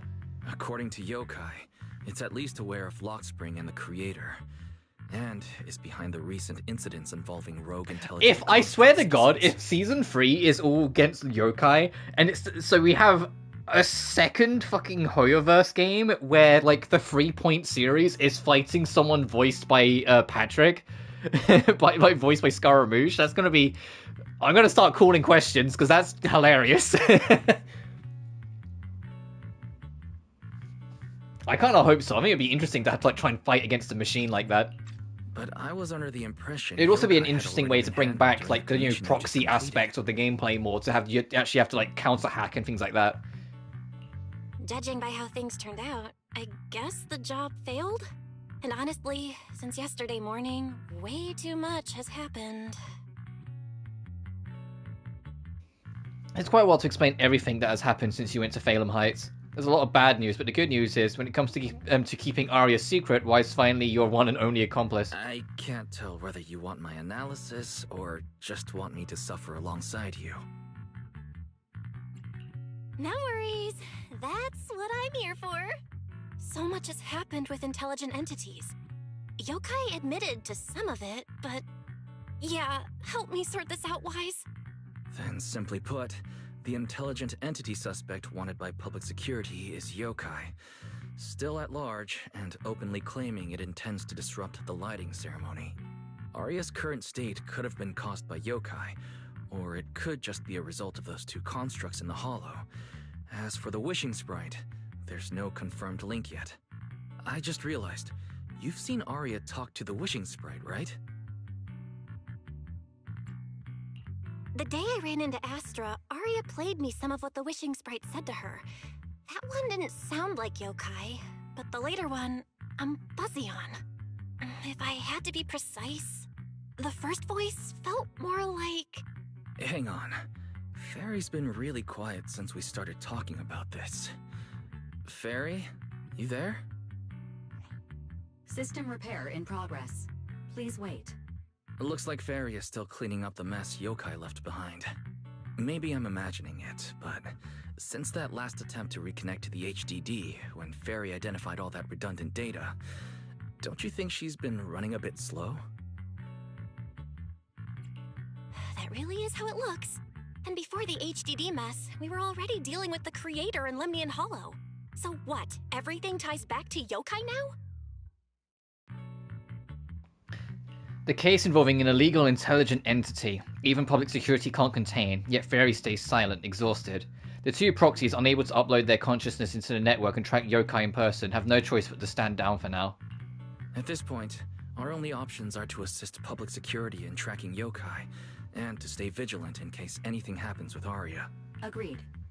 Angels of Delusion is rehearsing tomorrow. Given Yokai's style, I'd feel safer with someone from public security around. Maybe we should ask Jane to come to the rehearsal with us. Someone who actually knows what's going on, can be reached right away, and is reliable? That's basically just Jane. I'll message her right now.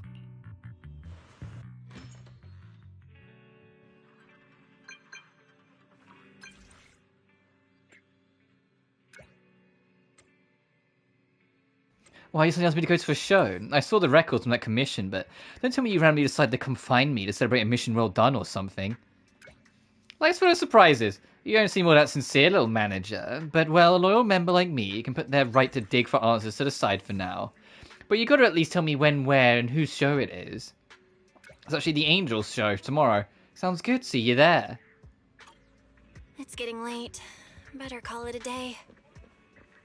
I hope Arya and Cecilia had a chance to speak. Oh, it's actually an hour bed again. Devil Blue, the fuck you doing here? I heard your wishes. Now you.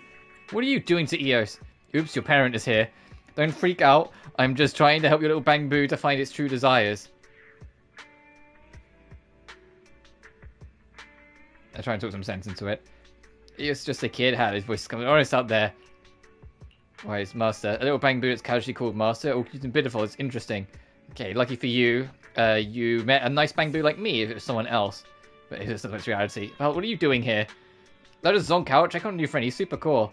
Thank you. Even though you're called Devil Boo, you're kind of angelic and give me such a sweet dream. I feel awesome.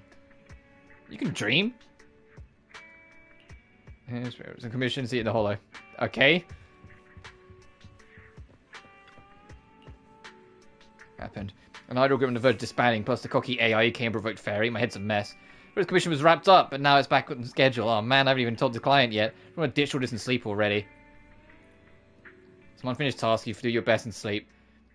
Before you hear why say Jane has come.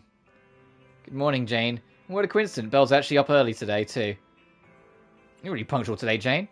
That's what you two are up to this time. But since it's the two of you who invited me, of course I'd be on time. And I promise I'll give it my full, undivided attention. Are we heading out now?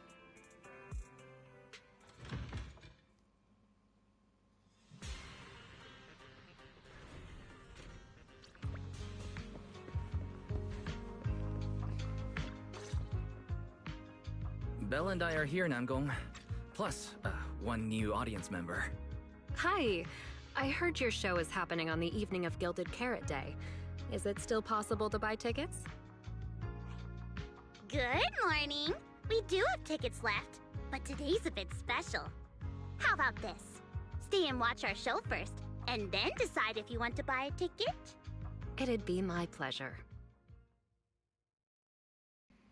Vesper, who wants to come to the show, also shows up. Nangong. Miss Vesper! Ari and Suna are getting ready backstage. Want me to take you to them? This is... Oh, I didn't expect to run into you here, Miss Vesper. Hello.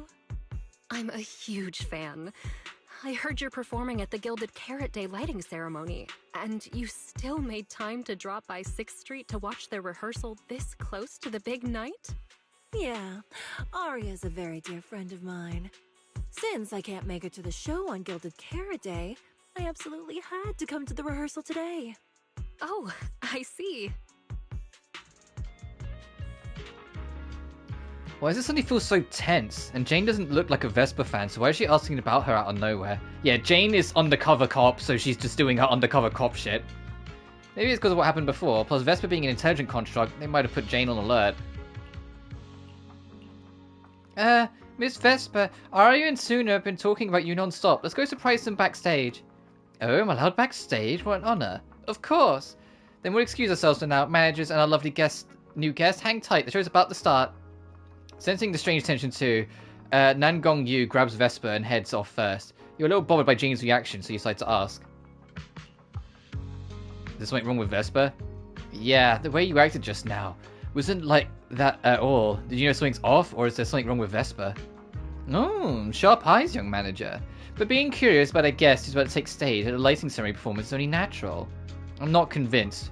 But if you thought it was connected to the lighting ceremony, you wouldn't keep it from Belle and me, right? We still have that pub set commission to do. You two always so in sync. I have looked into Vesper, but it's all unproven rumours so far. Besides, I'm just a regular member of the audience right now, so let's just enjoy the show. So, the Angels of Illusion are ready to take the stage. A few audience members set on the best spots they can find waiting for the show to start. The Angels seem a bit nervous, Perhaps a well-timed bout of cheering help loosen them up. How about it, manager? Fucking alright, let's go! All I'm doing for the rhythm games, by the way, I have one thumb on down on the D-pad and one thumb on X. That's it. It's the same thing I did. Falling into Delusion Field. It's the exact same thing I did when I was playing Final Fantasy, the theater rhythm game.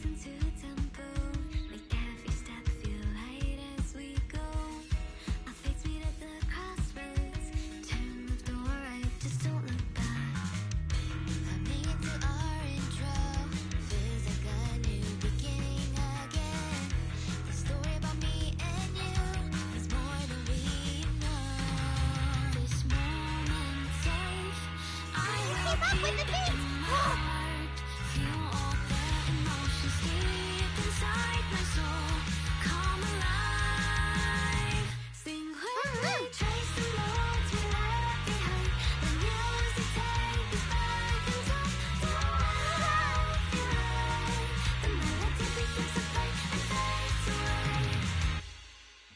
That sounded great! This is coming together. This is a wonderful song. That was an amazing show. I'm honored to have had the chance to watch it. I'm sure tomorrow's real performance will go perfectly. Thank you, Miss Vesper. As for the dance moves earlier, I've got a few notes. Nangong, if you don't mind, I'll come find you after you're done talking. Sound good? Okay. I think your performance was amazing. Tomorrow's show is totally gonna go great. Time sure flies. If Belle hadn't said anything, I'd have totally missed that Gilded Carrot Day is tomorrow. We'll make the most of the time we have left and keep practicing. Celia hesitates, glaring at Aria, who turns her head away to avoid her gaze, leaving Cecilia unsure. Miss Cecilia? Ah, it's nothing. If there's anything you want to comment on, please just be direct. Guessing what humans are thinking has never been my strong suit. I think your singing and dancing are great. It's just that my emotional control on stage isn't strong enough, which made it feel less engaging. She drops the projection. Intelligent constructs can feel sad and discouraged too. For an intelligent construct, managing emotions, performing happiness, it's not as simple as you think. Aria, why would you say something like that? We never thought that. Sorry, I shouldn't have said that. It's just, there have been so many conflicting data streams lately, piling up with that anomaly signal. Everything weighs so heavily in my logic core. My processing slows down, my joints lag. I can't deliver my best performance. I'm really sorry. Aria, if something's wrong, you can tell me. Tell us. We can deal with it together. Really? I only wish I could forget as easily as humans do.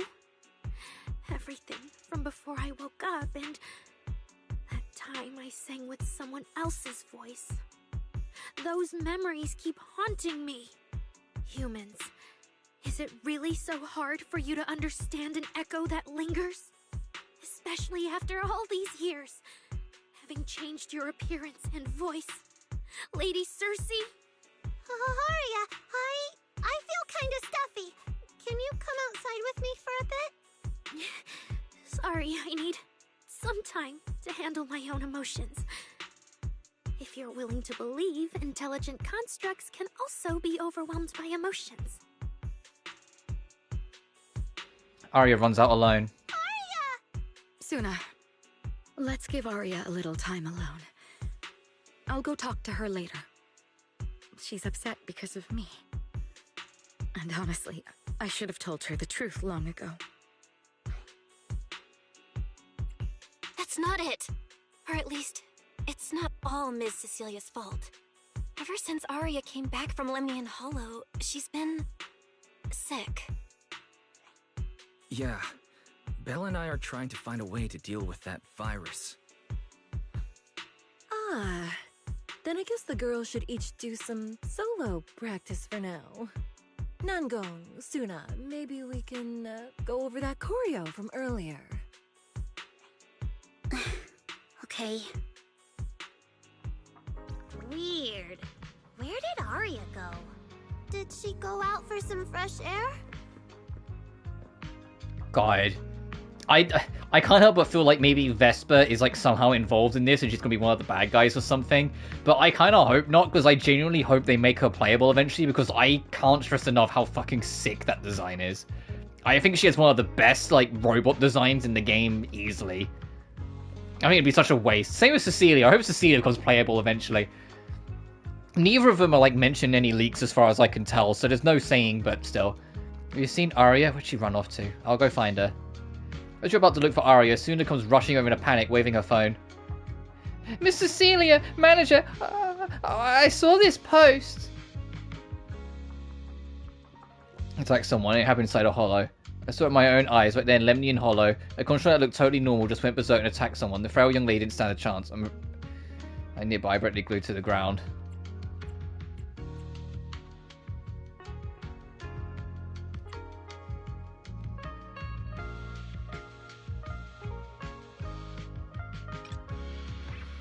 I am at the scene, and the footage does not match reality. He's getting attacked in the photo is me, but it wasn't Arya who attacked me. It was those two corrupt constructs. The manager knows.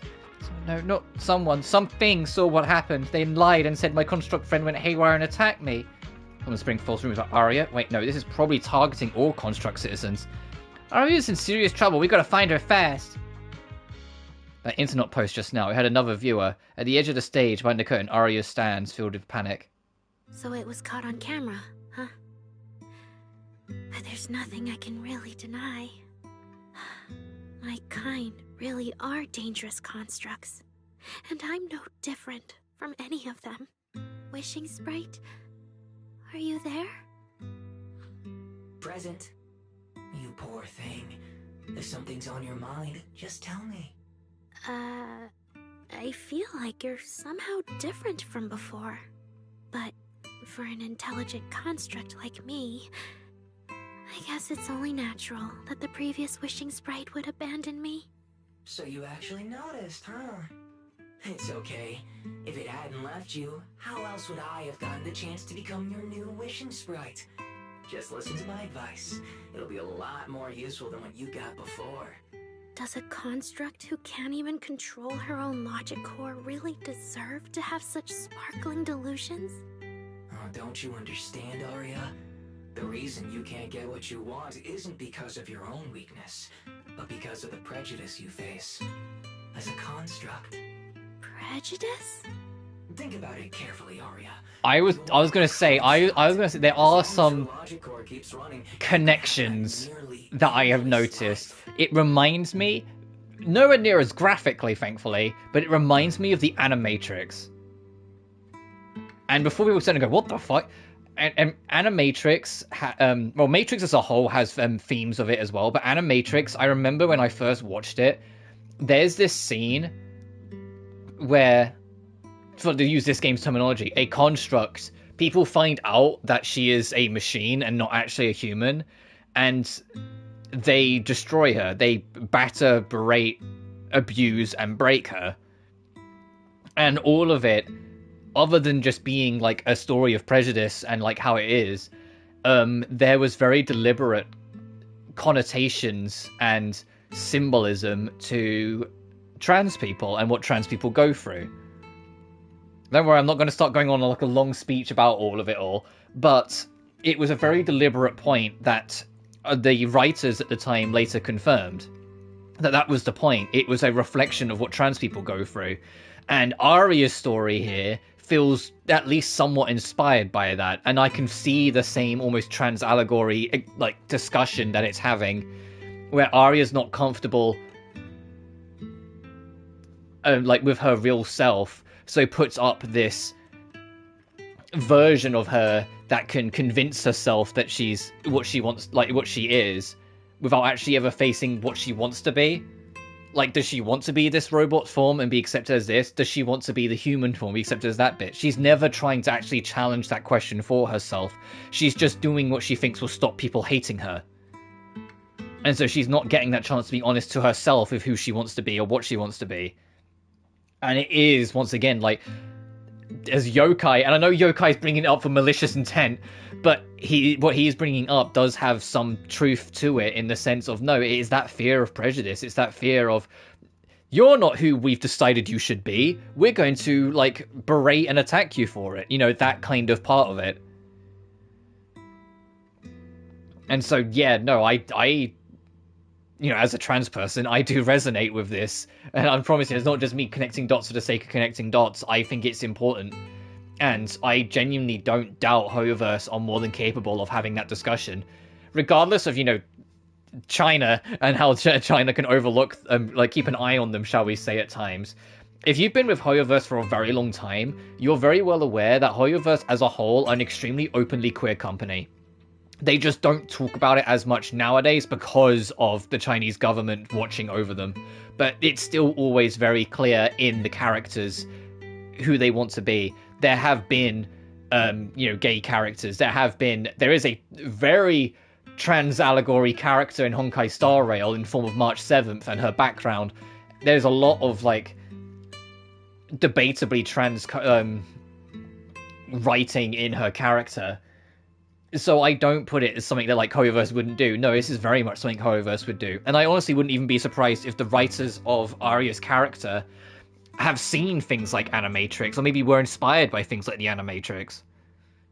Which, for the record, if you've never seen the Animatrix, it is a hard recommendation. Kind of like any Matrix film that I think about it. It's like, if you're into it and you're interested in the mystery and, like, how, like, baffling it is, yet its core themes and messages it has beyond it, then it's fascinating. But if you're just kind of a casual watcher, any piece of the Matrix is kind of, what the fuck? You know? Like, I'm not going to pretend that everything Matrix related is, like, the gods given, like, art that, like, only some people can appreciate. But the original Matrix, Animatrix, and I'd even say Matrix 2 are well worth watching. The Enter the Matrix game and, like, the third and fourth Matrix films, I think, are kind of a bit more, but, like, I can see the inspiration, and I think, like, the fact that, like, the only reason I'm bringing it up, because I was kind of maybe either leave it or only bring it up when it ends, but the only reason I'm bringing it up is because Yokai directly brought it up, which, for, like, in my headspace, kind of confirms that maybe that is what they were going for, or, like, for me, kind of brings it to the forefront that probably is what they were going for, so that's why I wanted to talk about it. But anyway, enough of my rambling. Than humans, more precise, more intelligent. You should be taking the lead role. But Nangong and Suna already handed me the lead role a long time ago. It's me. I couldn't live up to their expectations. You fool. Fine then, I'll spell out the answer you so desperately sought. On the path you wish to pursue, you are destined to be nothing but a failure. I knew it. Delusions. As a construct, the fastest way to influence human emotions is to open fire on them. What? No! If you want to try a different approach, when it comes to igniting emotions and spreading inspiration, what advantage do you have over humans? You have no beating heart, no warmth in your body, no trembling voice, no tears spiraling out of control. I don't have those. The vulnerability, authenticity, imperfection of human idols. You don't have any of that. You're just a fancier performance machine, destined to never resonate with a human audience. I can't do it. And unlike those soft, harmless human girls, that uncontrollable logic core of yours is gonna cause trouble for your friends sooner or later. I can't. Stop wasting your processing power on trivial things like emotions. You've turned your back on the path of constructs. You might as well fall into eternal slumber. Slumber is fine. Constructs shouldn't harbor delusions, and they certainly have nothing to do with angels. I should have walked away a long time ago. Thanks for the final advice. Plagued in endless doubt, she's about to fall into a dark, sweet dream. But you've still got one last use. The human that Fairy cares about seems to be over there. Thank you for your help, dear AHOLO type intelligent tactical construct. Good night. Sweet dreams. No! You can't! The Despairing construct once again awakens, but this time raises her weapon at the companion she once protected. Yokai hacked into her, took using the virus.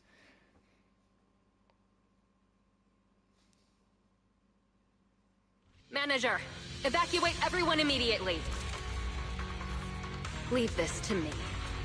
Oh, fuck yeah, Jane's... That's why Jane's here, so she can have her fight. Suna, watch out! You head back first. I can't! Arya's still here! Arya! Wake up! Such touching friendship. Oh, fucking Scaramouche robot, I'm gonna fucking get you, I swear to God.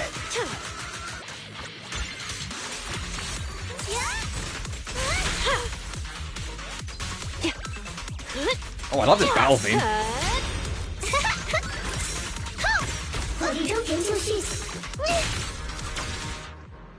I heard that. That wasn't in English.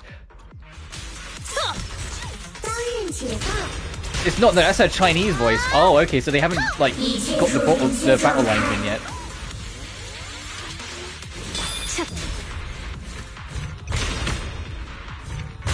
Ow! Fuck! Oh shit!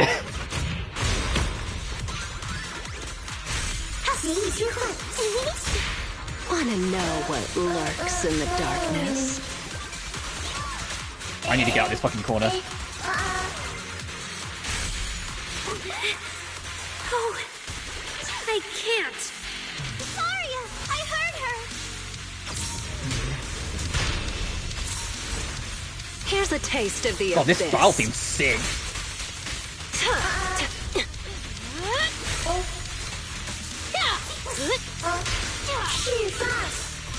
I would have said all the bad guys flying!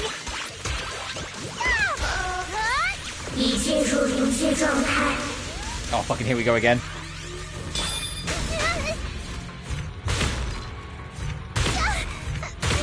Jesus. It's the whole fucking chaos thing from like the creator boss fight, but I'm awful at that.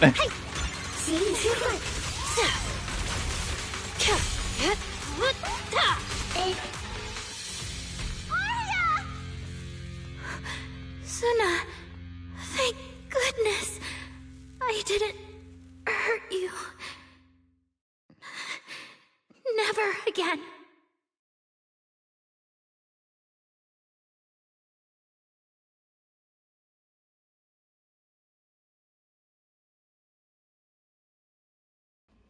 I'm assuming it's loading.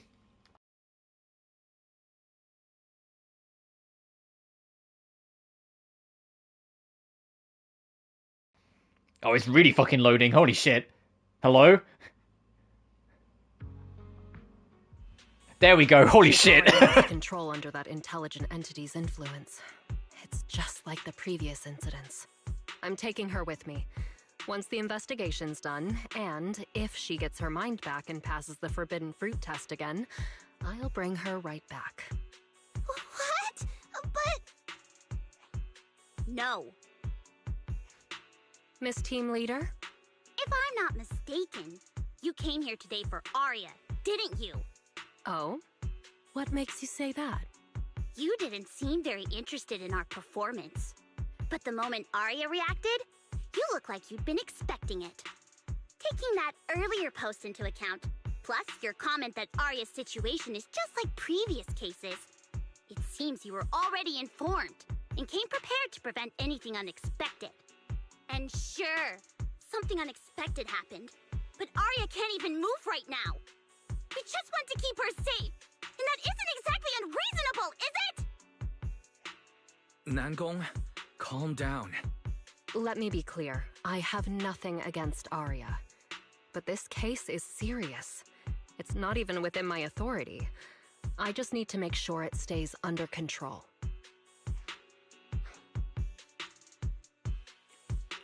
Right. Wise and I only got dragged into this because of that client. If we can reach him, it might still be possible to turn things around. We can't make things harder for Jane, but we can at least make sure Nangong and Suna know what's happening. Or at the very least, we need to wake Arya up. You look eyes with Wise, and he suddenly raises his phone to show you. From what's on the screen, he already contacted Fairy. Calm everyone down first. Sorry. I only dragged Jane along because I was scared yokai might actually do something crazy. And I didn't tell you everything because I had no idea how to talk to Arya. And Jane's suggestion just now, she was just doing her job. That's all. Let's all take a breath. There's gotta be another way. Manager, I think you misunderstood. Exactly. If Arya was taken over because she'd been too down lately, or because something went wrong with her logic core, then Suna, Miss Cecilia, and I all share the blame. But none of you did anything wrong. And Suna and I, we've always trusted your intentions. Besides, if Miss Jane hadn't been here today, we probably wouldn't have been able to keep Arya under control with just the two of us. I see Miss Team Leader has thought it through, No. Until you tell us what could happen next, Suna and I won't agree to you taking Arya away. Even if she might put the safety of 6th Street's residents at risk? Little friends, that intelligent entity's capabilities are beyond anything you can imagine. This isn't some obstacle you can overcome with friendship. But that also means it's beyond your ability to control, right? I've already looked into it. Every construct that went out of control with that distinctive purple glow in their eyes all recovered on their own. Public security has never given a clear explanation. That's right! Miss Jane, you didn't mention what happened to those previous victims afterward, and you didn't give us any detailed information about that intelligent entity either. If you can't even figure out the target who started all this, then your investigation would be what? Taking Arya apart, scanning her code, and digging through her memories just to make sure she doesn't lose control again? How is that any different from murder? By the rules. Go for it, Suna. No one has the right to do that to an intelligent construct who's passed the forbidden fruit test and holds citizen status. If it really comes to that, it'll only be because we've judged every other option to lead to even worse consequences. But you heard Arya's last words. She never meant to hurt anyone. Besides, after fighting off the intelligent entity's influence as long as she could, she chose to fall into slumber instead. Doesn't that prove she meant no harm? Your read on Arya was spot on. But I have to reiterate, Yokai's abilities are not as simple as you think. So that intelligent entity called Yokai and Arya's wishing sprite are the same? I don't know what this wishing sprite you're talking about is. I don't think so at all. Their tone was totally different, and what they said to Arya was completely different too. As the standoff drags on, Jane receives a special notification. She gives everyone an apologetic gesture and then, under Nangong and Suna's wary gazes, lights up her screen and quickly skims the message. All right, little friends. Someone, somehow, changed that anonymous client's mind. He suggested I consider your proposal. What do you mean? Are you saying you're not going to take Arya away? But that doesn't mean I'm leaving her be. The client said the manager's intelligent entity assistant claims it can let Arya hear the outside world again, even in her self-isolated state. If you can wake her up and convince me she isn't a threat, I won't take her away. I kind of like this angle where it's like, no, Jane isn't an like the villain, but she is an antagonist through her work, especially to the girls. Because no, it's her job. She absolutely should take Arya away at this point, run whatever diagnostics and etc, etc. But she would be stripping someone who already feels like they've lost their purpose away of even their own identity. It would be an even worse fate than death almost for Arya, because you'd feel like she's just stripped of everything. And the other two girls will not stand for that. So Jane, by proxy of just doing her job, is now, like I said, the villain of this moment. Fairy actually managed to get in touch with that client, and even promised to help Suna and Nangong wake Arya up? Looks like Fairy's potential is definitely worth exploring. Great! Then let's head back to the video store now. Okay. Thank you, Miss Jane. Oh, that sounded a little, like, venomous. No need to thank me. Save it for the managers. And just so you know, I'm still filing a report and submitting all the details for further review. To prevent any accidents, Jane takes Arya back to the video store's workshop. She scoops Arya up easily. What a reliable woman. Yeah, of all the fucking neps we had to bring, we brought Jane. With Jane's help, you get Arya settled on the couch in the studio. Suna and Nangong hover anxiously by Arya's side, keeping watch and murmuring softly. So, what do we do now? Yeah, how do we get Arya to talk to us? Hearing is a sensory channel that living beings cannot willingly shut off. And it depends only on the medium and the distance between the sound and the listener. Hold on. Fairy's saying... I can send your voice messages straight to her logic core through a data link. But whether or not her logic core will reactivate in response to your messages, I am not able to calculate the probability. There's only one probability, and that's 100%! Exactly! We'll definitely wake her up! Very well. Now, please stand by. Initiating audio data link. Arya, can you hear us? Arya! Wake up! What should we do? She doesn't seem to be responding. Retrieving previous conversation logs from the construct's logic core storage data. No time to waste about invading privacy. Fairy reads the last conversation between Arya and the Wishing Sprite and tells Nangong and Suna everything. So, Arya's been quietly worrying about all of this on her own. What a dummy! Arya, listen up! No matter what model of construct you are, and no matter what you went through before you met us, right now, you're Arya, the lead vocalist of Angels of Delusion. After everything we've been through together, you're still stuck on whether you're worthy or should be doing this? That stuff doesn't matter!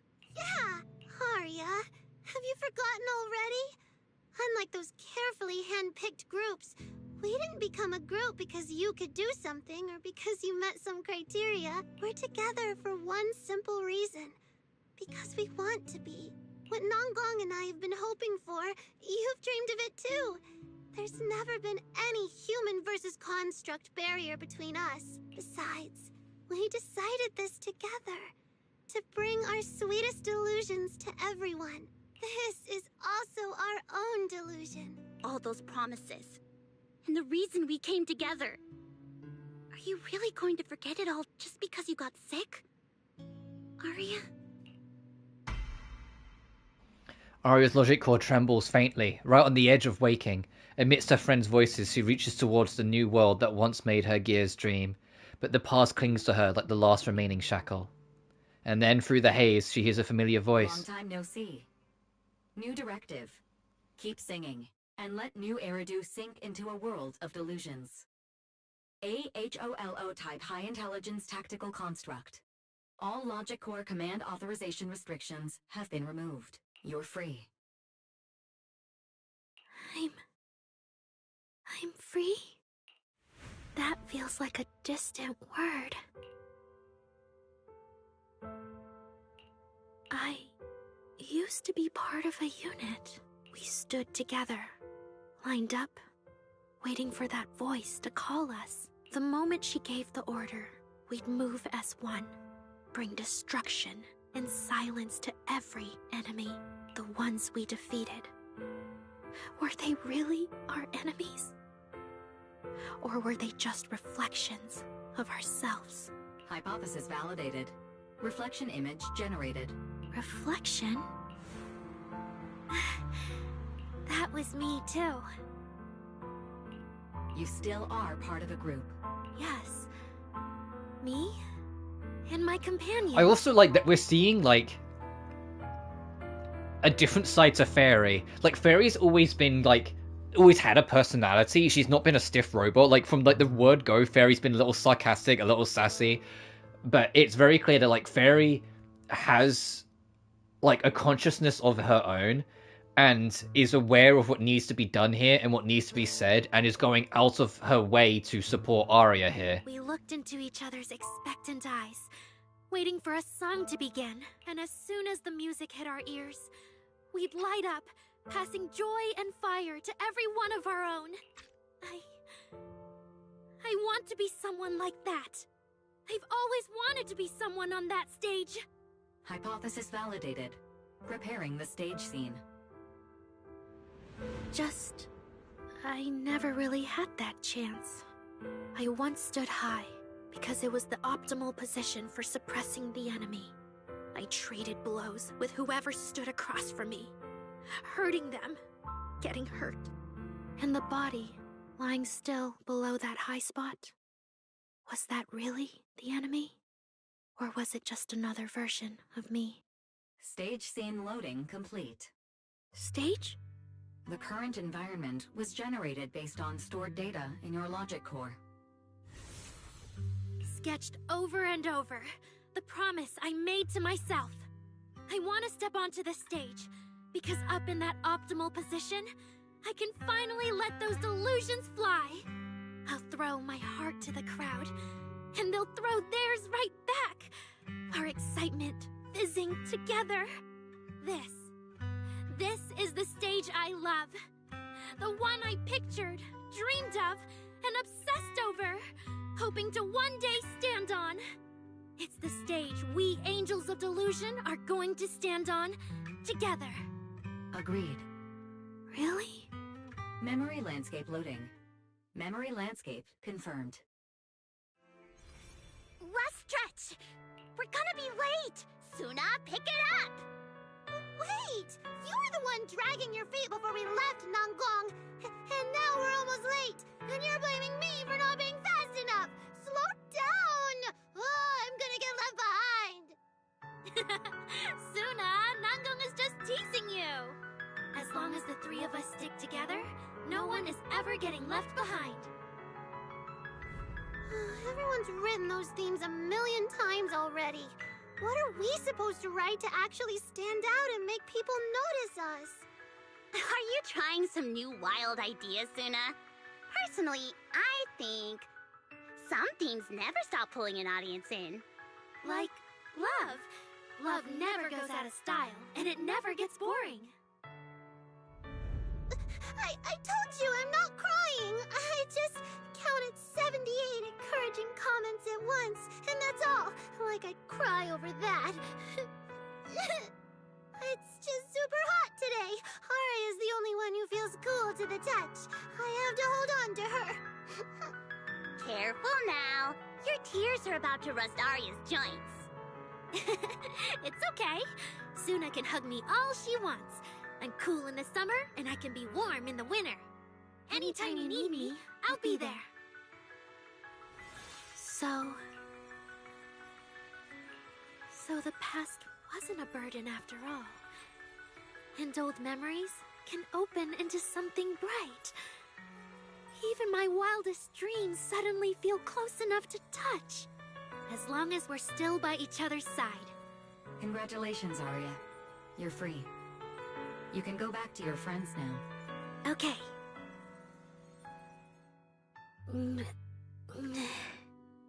Nangong? Suna?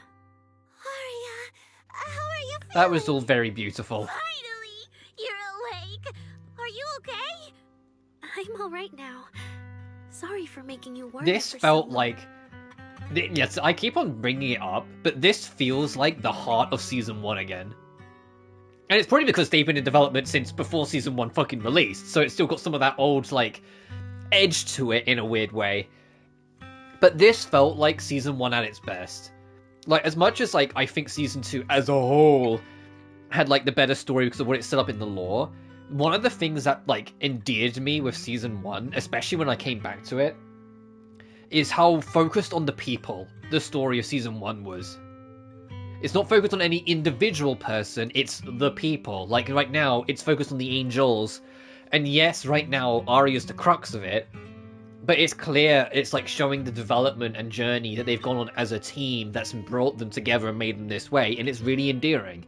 The only other character story in Season 2 that felt this way in the same way was Seeds, and I think Seeds is one of the best character stories in the game. It's a shame no one fucking rolled for Seed, but Seed's character story was genuinely phenomenal. And that was also another case of where it wasn't just focused on the one person, you know? Yes, it was focused on Seed, but it was also focused on the mech. It was Seed Senior, and everything Seed Senior did behind the scenes, and how that still has consequences to this day, and all the people that Seed meets through that, etc., etc. That ended up making it all come together very beautifully. The girls hug each other for a moment, but yeah, they spent a lot of time cooking the angels here. They clearly wanted to have this hit after such a long wait, and I think they've nailed it. I love these three. I think they're an adorable trio.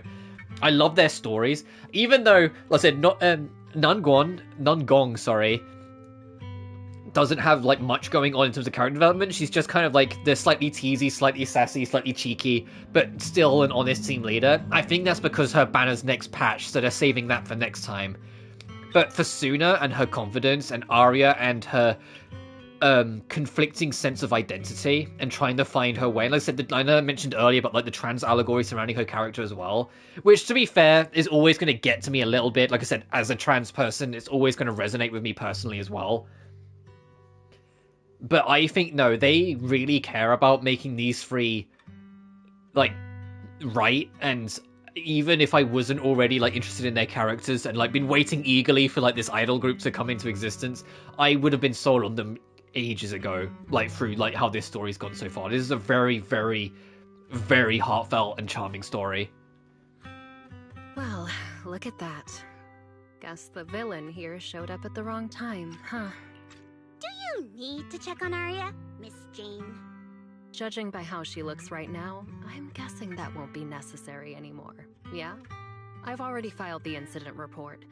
Someone might check in with Arya later, just to keep tabs on her, but I don't think it'll affect your rehearsal or the show. Congrats, Arya. You're still a free citizen of New Eridu. Make sure to thank your group mates. And those two mysterious managers. Thank you.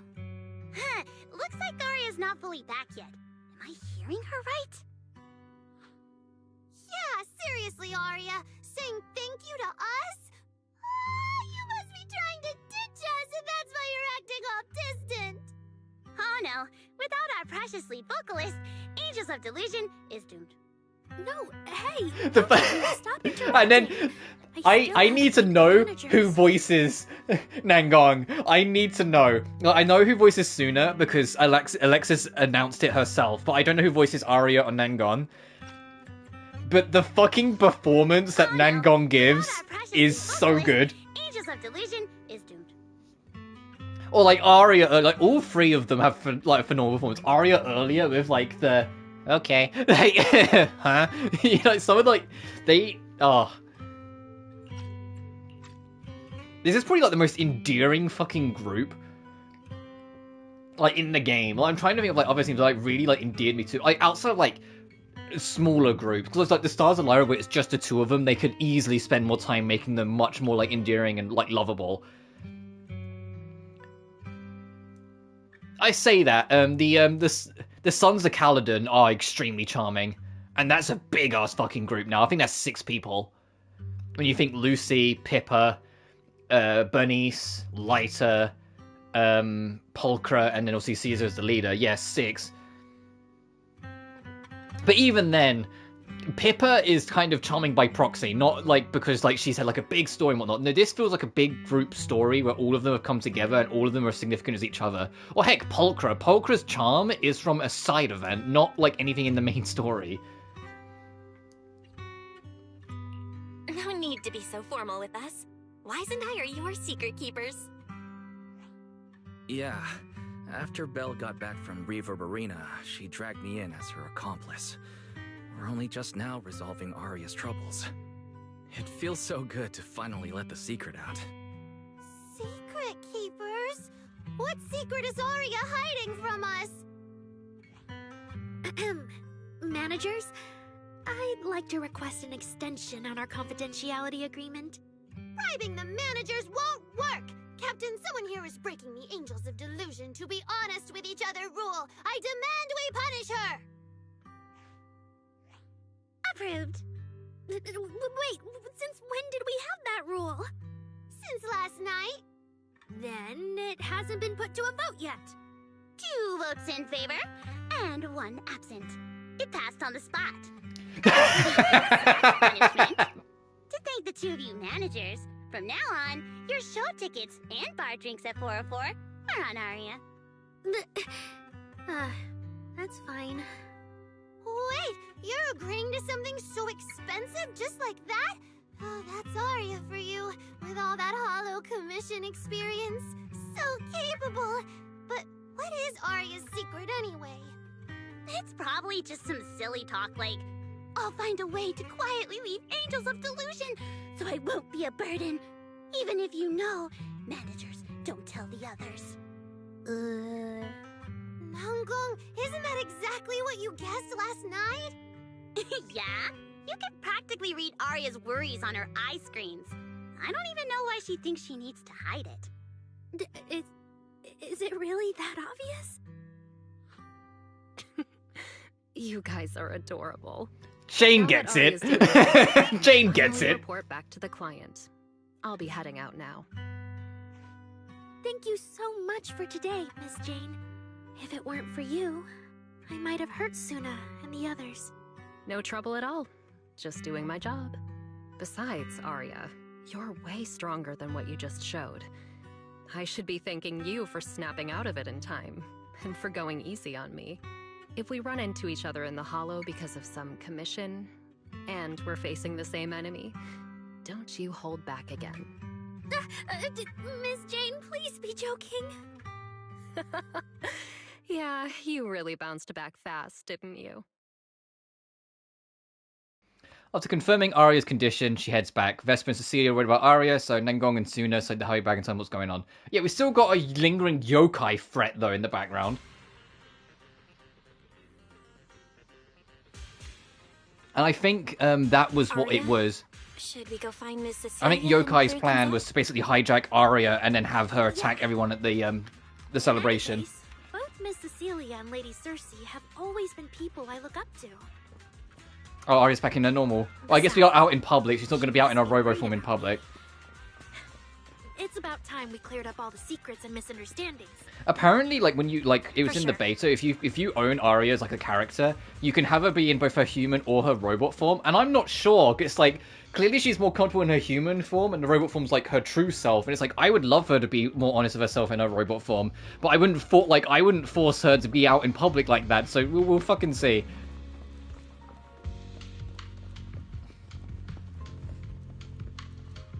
Okay, I see Zenless's following AI is the glimmer better.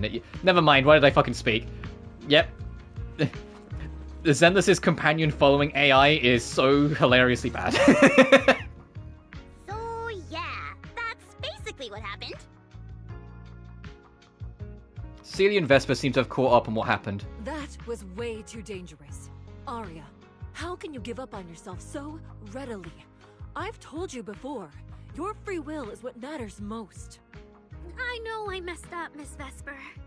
I hope you really do. I'm sorry, Miss Vesper. Right.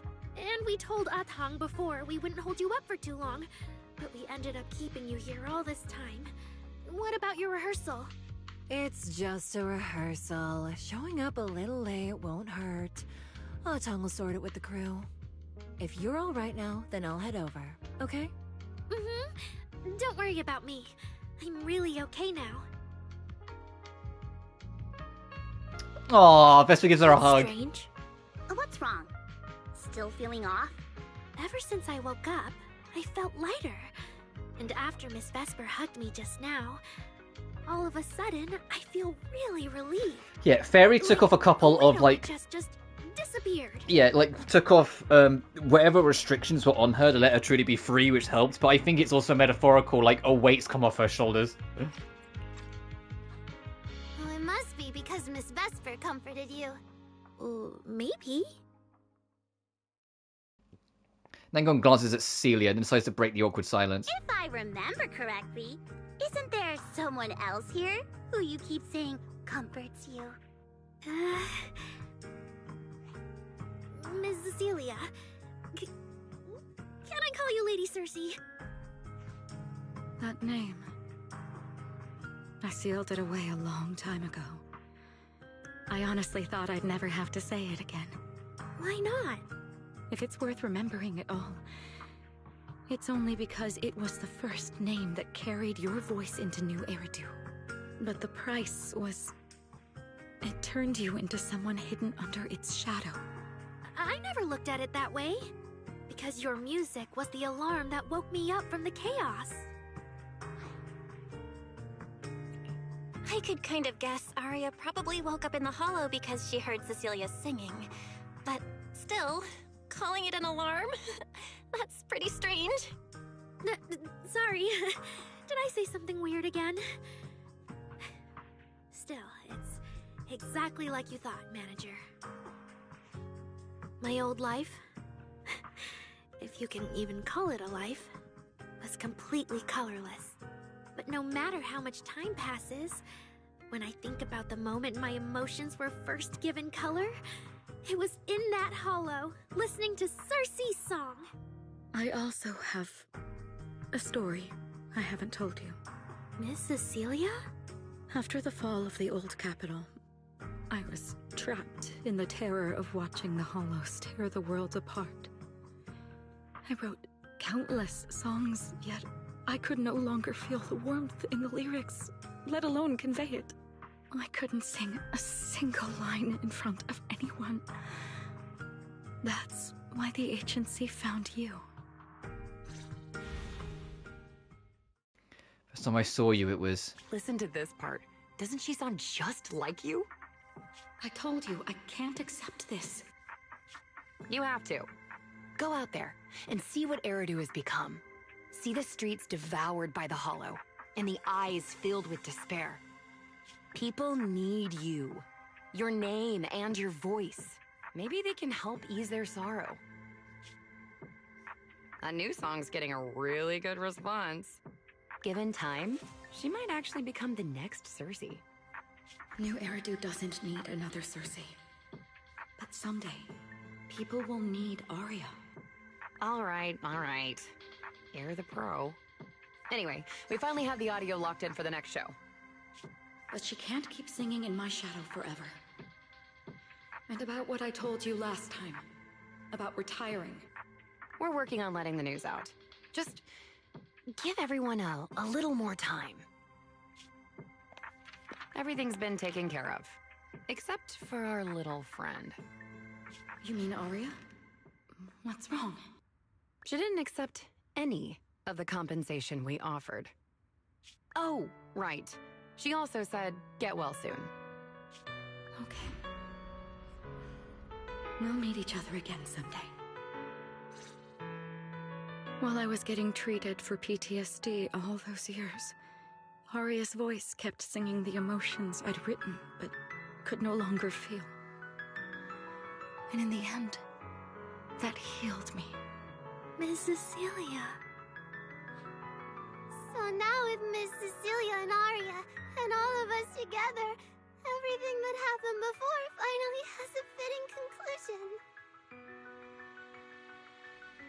I was gonna say, Suna's gonna burst into tears. Let's not kid ourselves. Aww, looks like our little Zuna just found her brand new spark of inspiration, huh? Such a beautiful echo of the past. Alright. Our little crybaby's turning into a raccoon again.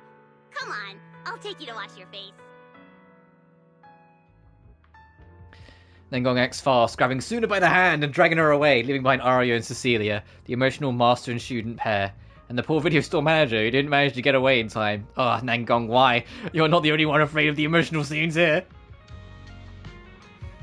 And I didn't really register it when I was looking at the design, but I didn't realize that Celia has she is like a, I don't know what kind of Firen she is, but she is like an aquatic themed Firen. You can see with her ears and you can see with the tail.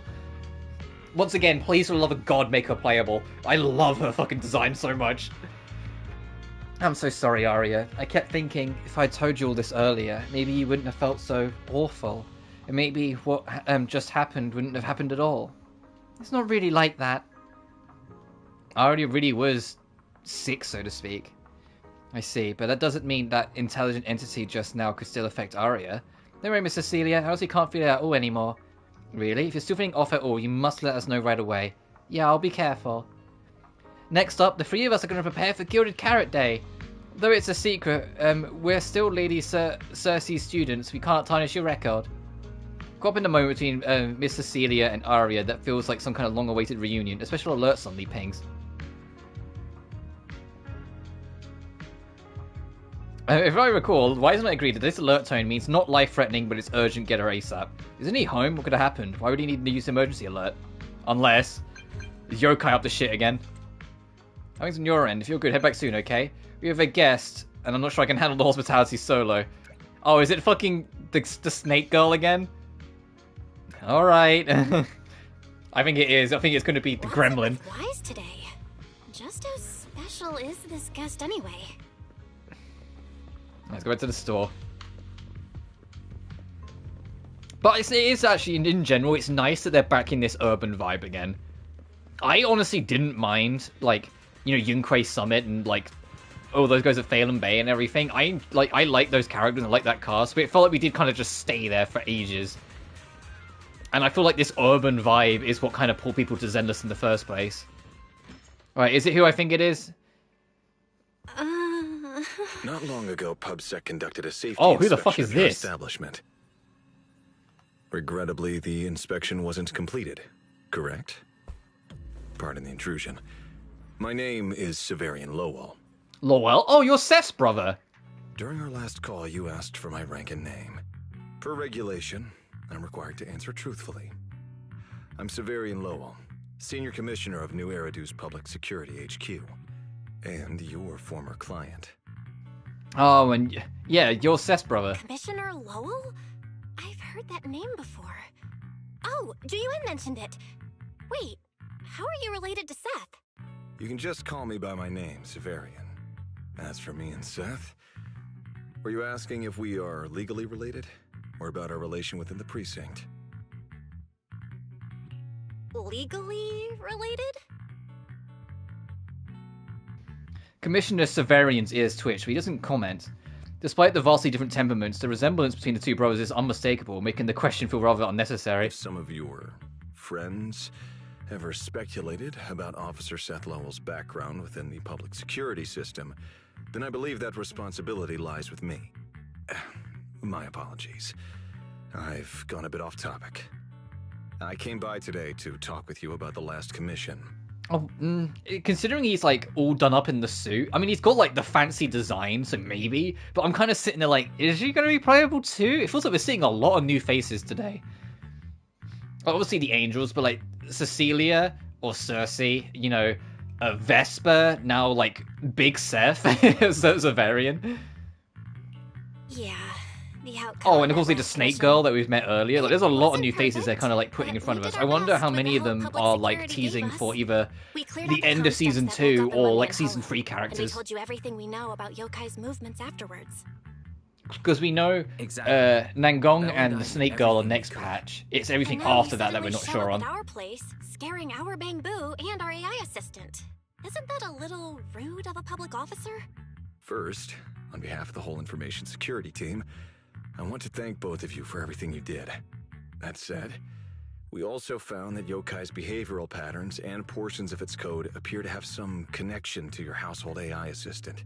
The one you previously reported to the Criminal Investigation Special Response Team. In their words, the yokai that caused the disturbance and your intelligent assistant appear to be something akin to twins. That's why I'm getting ready to apply for permission to borrow it from you for a short time. Needless to say, we'll make sure it's returned safely once the investigation is finished. Even Wise and I haven't figured out where Fairy really came from. There's no way we can let public security learn of our partnership with her. And there's absolutely no way we're letting them take Fairy. But he didn't call Fairy a suspect. He just wants her to help with the investigation. What excuse can I use to say no? You look eyes with Wise. Gilded Carrot Day is tomorrow. You're asking Fairy to assist you so Yokai doesn't make good on its threat to sabotage the lighting ceremony, right? When it comes to potential criminals, public security would of course want to gather as much information as possible. And if we can bring it under control outright, all the better. Alert. Analysis indicates that the action you requested has a 0% chance of success. Fairy, don't be rude. Your AI assistant seems to know more about yokai than us, then.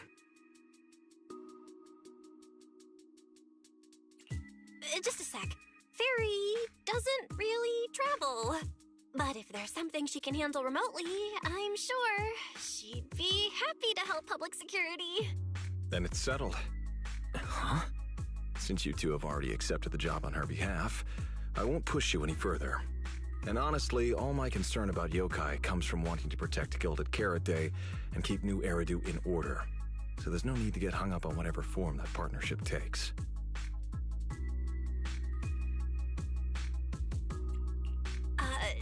Did I just say exactly what you wanted to hear?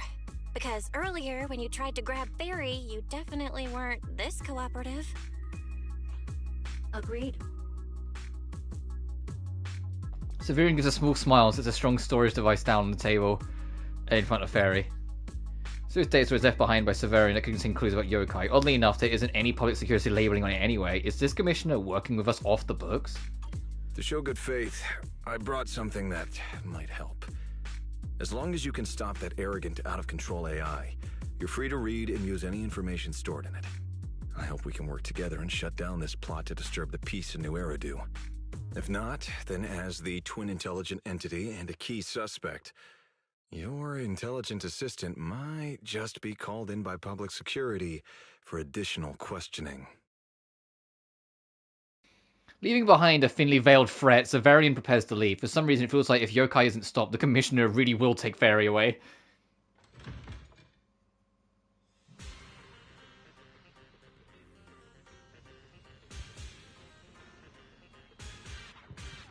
Oh, hey. Good day, Rookie Patrol Officer Lowell. Didn't expect to run into you here. Brother, quit the act. The manager's known me for ages. Besides, the approval process for the duty roster Captain Zhu submitted has edits from Commissioner Lowell. If your assistant didn't handle it for you, you should know I'm on 6th Street. Is that so? Public security must be swamped around Gilded Carrot Day. Did Severian forget about his prior arrangements? It's still weird that he pretended not to know me in front of you. And I wasn't even acting like we were strangers. Why did he pretend not to know where I'd be on Gilded Carrot Day? Sorry, I have to correct you there. Since a certain someone has been yelling at home every day accusing me of neglecting my family, I already promised I'd head home after the lighting ceremony to spend Gilded Carrot Day with them. As for his own Gilded Carrot Day plans, if he wasn't tricking me into going home just so he could sneak off and hang out with his friends, then yeah, I've always known his Gilded Carrot Day plans. That's not true. My shift ends at the lighting ceremony too, and then I'm heading home. I hope so. I had to make quite a few promises to my boss just to get the night off for Gilded Carrot Day. If a certain someone misses this reunion, then comes home with a videotape next time, begging me to join in on family activities. Hey, that was a family event. I just didn't want you to feel left out. All right, thanks for not leaving me out. But if I remember correctly... Oh, we should... Belle, run away. The brothers are at it. Family in the workplace. Also, I like how you can tell, like, the hair tech improvement that seems to have gone across every Hoyoverse game as of late. Because look at Seth's hair and look at Severian's hair. The latter is significantly more detailed. That's that new hair tech, baby. Like, Genshin inherited it with Natlan, and it's been using it more and more, and now it's like it's really apparent. Honkai Star Rail is apparently inheriting it with 3.0, or sorry, 4.0. And it's clear, it's like, no, there's glimmers of it starting to creep into Zenless as well, the new hair tech. What they're probably meant to say was, it's because you're in the golden child and everyone makes fun of me. That's kind of banter so common, even passing by video store manager heard it a few times, but for Seth, that's obviously not the right thing to say during an argument with his brother. And sure enough, you receive a help me look from Seth. Anyway, let's get back to Gilded Carrot Day. Seth's been patrolling 6th Street lately. Was that specifically arranged by you, Severian? Right. You never answered me. It's simply because Public Security Officer Zhu has more important duties to handle by herself, so the rest of the team are assigned to other missions as well. I'd advise a certain rookie officer not to get too full of themselves. Look, I know you don't like me, but could you at least not say such obnoxious things in front of the manager?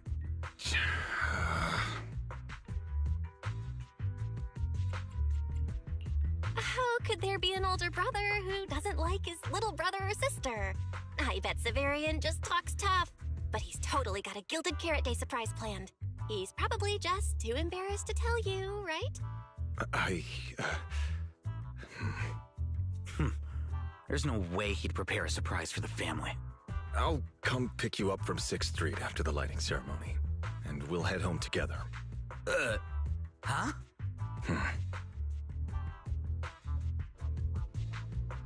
Damage controlling made things even more awkward. Ha, that's what he gets for picking on Fairy. I might be a bit late. You can wait for me at the parking lot by 4:04. Maybe because he said something he normally wouldn't. It's very quick. He takes his leave, though his steps are steady. The nervous flick of his ears give him away. You know, he's acting really weird today. And what was he doing at the video store? Don't tell me he actually planned out the whole Gilded Carrot Day family event, and even borrowed a videotape for us to watch. All so he could snitch on me to Mom and Dad if I got home late! Well, your brother is indeed a customer at our store. As for snitching, I'm not too sure, but I think there's a good chance. This is so unfair! I need to get Gilded Carrot Day gifts for Mom and Dad, and for him too. Can't let him show me up. Oh, sorry about that, manager. We must have taken up a lot of your time, huh? No worries. I love hearing you talk about this stuff. I've got a big brother too, after all, so I learn a lot just watching us siblings interact with each other. Ah, I see. Glad we're not bothering you. But the way we interact with each other in our family, you're probably better off not learning from us. You should head back to the store. Oh, by the way, I'll be patrolling 6th Street these days. If you ever need any help, feel free to come find me. That was a worthy optional conversation. Yeah, I wonder if they'll make Severin... So, I've already forgotten his name. Big Seth. They'll make him playable. Belle, what do we do now? If Severian insists on taking Fairy, we could appeal to the mayor. But if it came to that, we'd probably have to come clean about everything involving Fairy and the HDD. Or, Fairy, can you relocate somewhere temporarily? There's no way we're handing you over. Based on available data, the intelligent entity, Yokai, specializes in breaching security protocols, rapidly infiltrating and exiting devices, and altering system behavior through viral code. As a result, most tracking programs struggle to monitor its movements. Unfortunately, your AI assistant lacks expertise in this field. Additionally, I am bound by our agreement and cannot leave easily.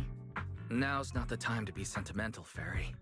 My statements reflect an objective assessment of my capabilities and limitations. No exaggeration is present. If Yokai really sabotages the lighting ceremony, and judging by how obsessed it is with messing with Fairy, more people are gonna start paying attention to her. Our only move is to try to stop Yokai before things escalate any further. But with so little intel, where do we even start? Oh, come on, Wise. Don't be so defeatist. We're not clueless about Yokai. It literally admitted it was behind the creator, right? And we've learned a ton lately. Yokai hijacked an intelligent construct officer and sent Severian that letter of criminal intent. It keeps bragging about ruining the lighting ceremony, telling us to stay tuned. It even posed as the wishing sprite to influence Arya, nearly wrecking the girls' Gilded Carrot Day show. Maybe it's just me, but targeting Arya and Angels of Delusion seems out of character for an AI that usually prefers large-scale spectacle. You're right. I have generated a behavioral logic analysis report. This AI shows a clear performative impulse, frequently showcasing its abilities, causing disruptions. It likes showing off. Panic or confusion among specific groups. If we ignore the 404 case, your analysis stands. Let's treat that as an anomaly for now. Continuing analysis of overlapping factors across the above events. Bangbu Lock Spring. Intelligent Construct Public Security Officer. Arya. So basically, Yokai loves hiding backstage and messing with people to get what it wants. And its targets are usually constructs, right? Which means it'll probably try to take control of another construct and disrupt the lighting ceremony in a way that sparks panic or chaos. Oh, it's going to try and grab Vesper, isn't it? Together with Wise and Fairy, forming the science for quite a while. In the stillness, you can almost hear human brains and electricity meter running at full speed together. Gilded Carrot Day is only a day away. I have no idea. Or it's going to try and nab too Vesper, many. so it can make something on the spotlight. There's no point in overthinking it right now. Why don't we get some rest? We can deal with it tomorrow. If it comes to it, we may need to be ready to hand Fairy over to public security. And do our best to convince the mayor to help us. They're government officials. They wouldn't torture an innocent AI citizen. Alert. Second assistant. Your line of thinking is extremely risky. Relax, Fairy. Things aren't that bad yet. And if it gets really desperate, I'll go to Phylum Heights tomorrow and stand guard at the lighting ceremony with Shifu and the others. You and Wise can stay home and respond as needed. Oh yeah. Belle, it just occurred to me. Arya interacted with yokai before. She might know something helpful. I'll message her to set something up. Let's all meet at the video store tomorrow morning. Truth is, in Wise's heart, you probably already have an answer by now. Yeah. If Yokai's planning to use Vesper, at least nothing major should happen before the lighting ceremony officially begins. When Arya comes by tomorrow morning, we should ask what she thinks too. I have a strange feeling that if we're going to resolve this, we might need Arya's help. Belle, you'll probably have to head to Phylum Heights again tomorrow. You should be ready for some... get to rest early tonight. How long have we been streaming? 4.5 hours, still not done. Damn, I'm glad I saved it for a day where I'm entirely free. And didn't stream it on Friday, because I absolutely would not have got it done in one. Before we rest tonight, though, I am going to take one more bathroom break, so I will be back in a moment, guys. BRB.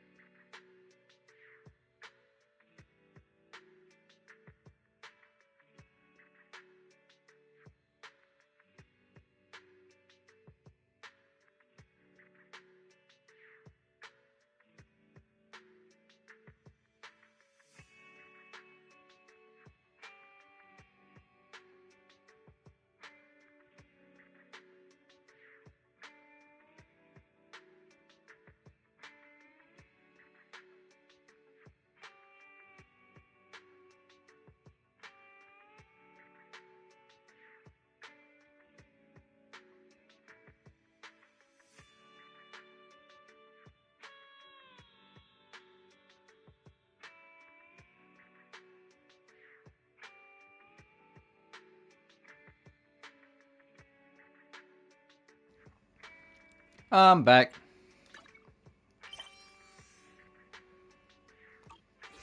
How much more have we actually got left? Oh fuck, how do you check again? Is it logbook? Then it was view journey. Oh, we're at the end, but actually, no, never mind. This is probably Billy. The main bit. This is just the epilogue afterwards.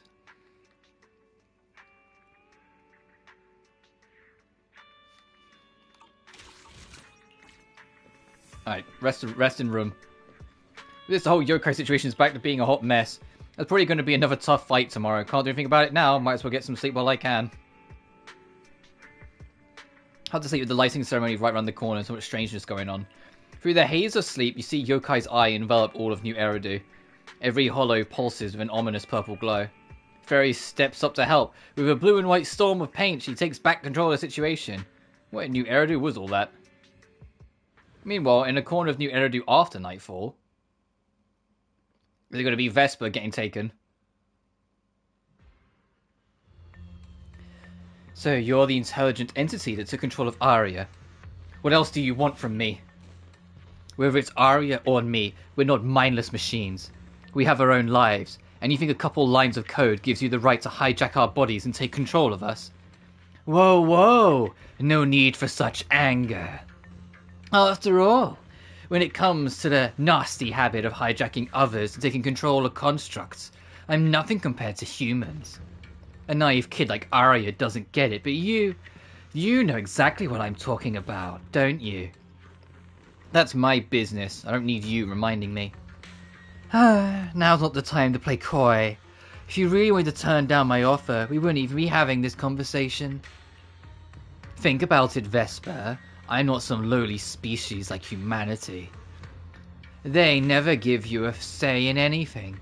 Then they trash the work you poured your heart into after messing it up. Comments like, can the voice of constructs even be called singing? I'd never say such things to you. That's just the minority. I have many fans who've been supporting me this whole time. But you can't give those fans the kind of show you'd actually be proud of, right? It won't be that way forever. It's practically impossible to change the way things are while under Tops' thumb, right?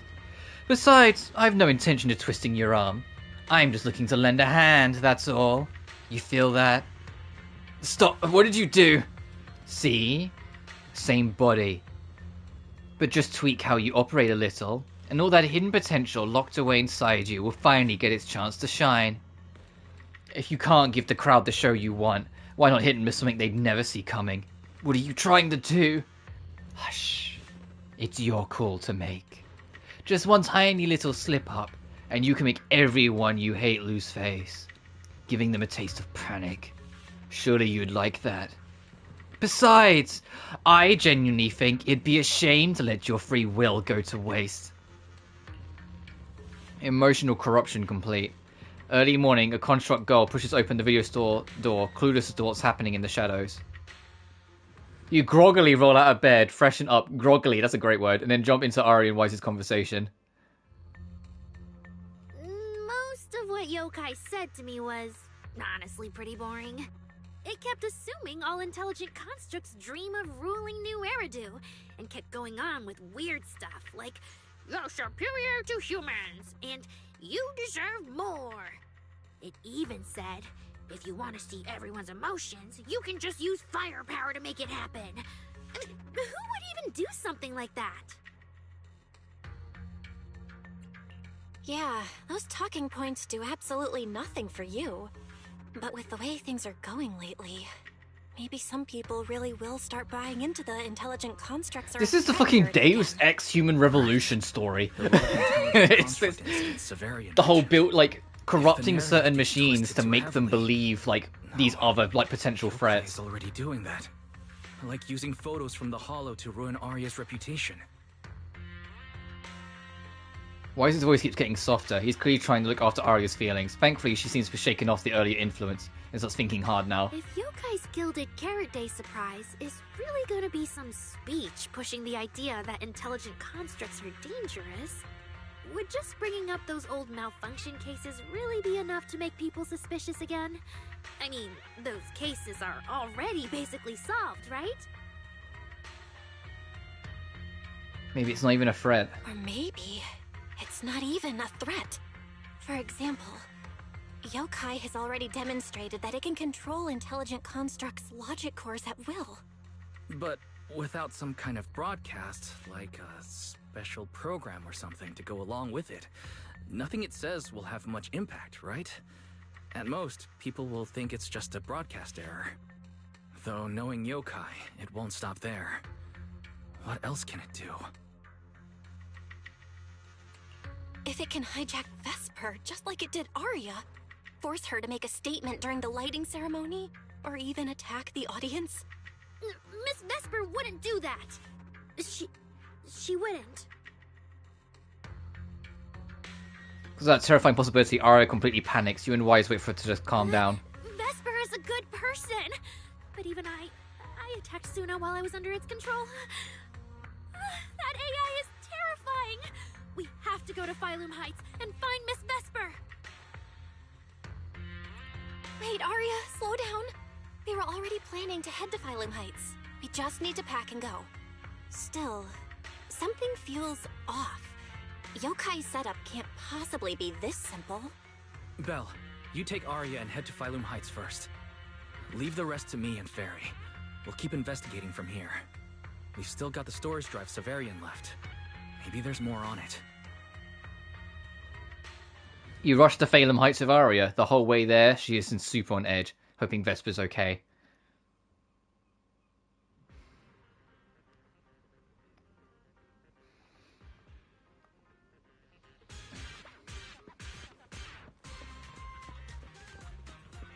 Oh, she's just kind of out in public. What, Arya? What are you doing here? Miss Vesper, are you feeling okay? Any dizziness? Or like your body won't listen to you? No, what's with the questions? And no voice talking weird things in your head, right? Nope, the lighting ceremony is so important. I've been busy rehearsing since last night. Did something happen? Something's not right.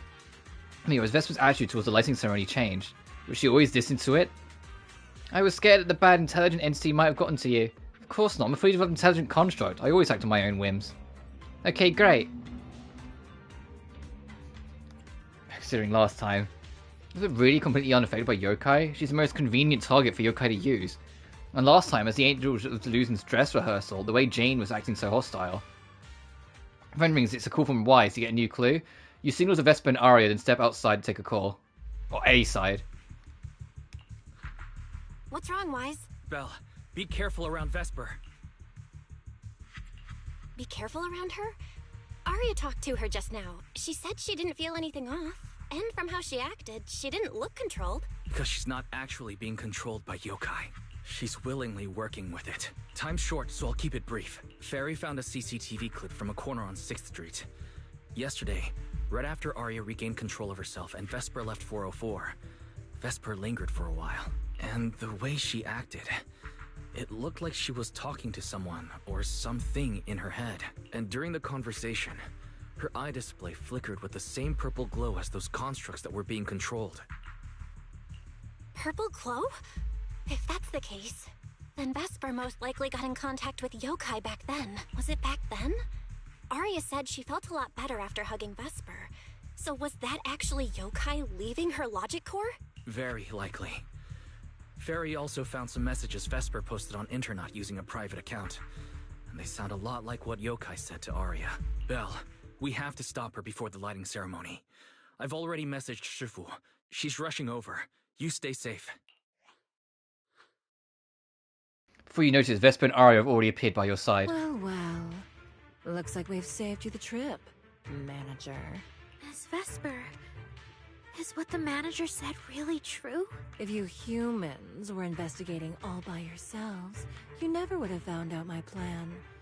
All of this fell apart because of that pathetic, intelligent entity, as yokai calls it.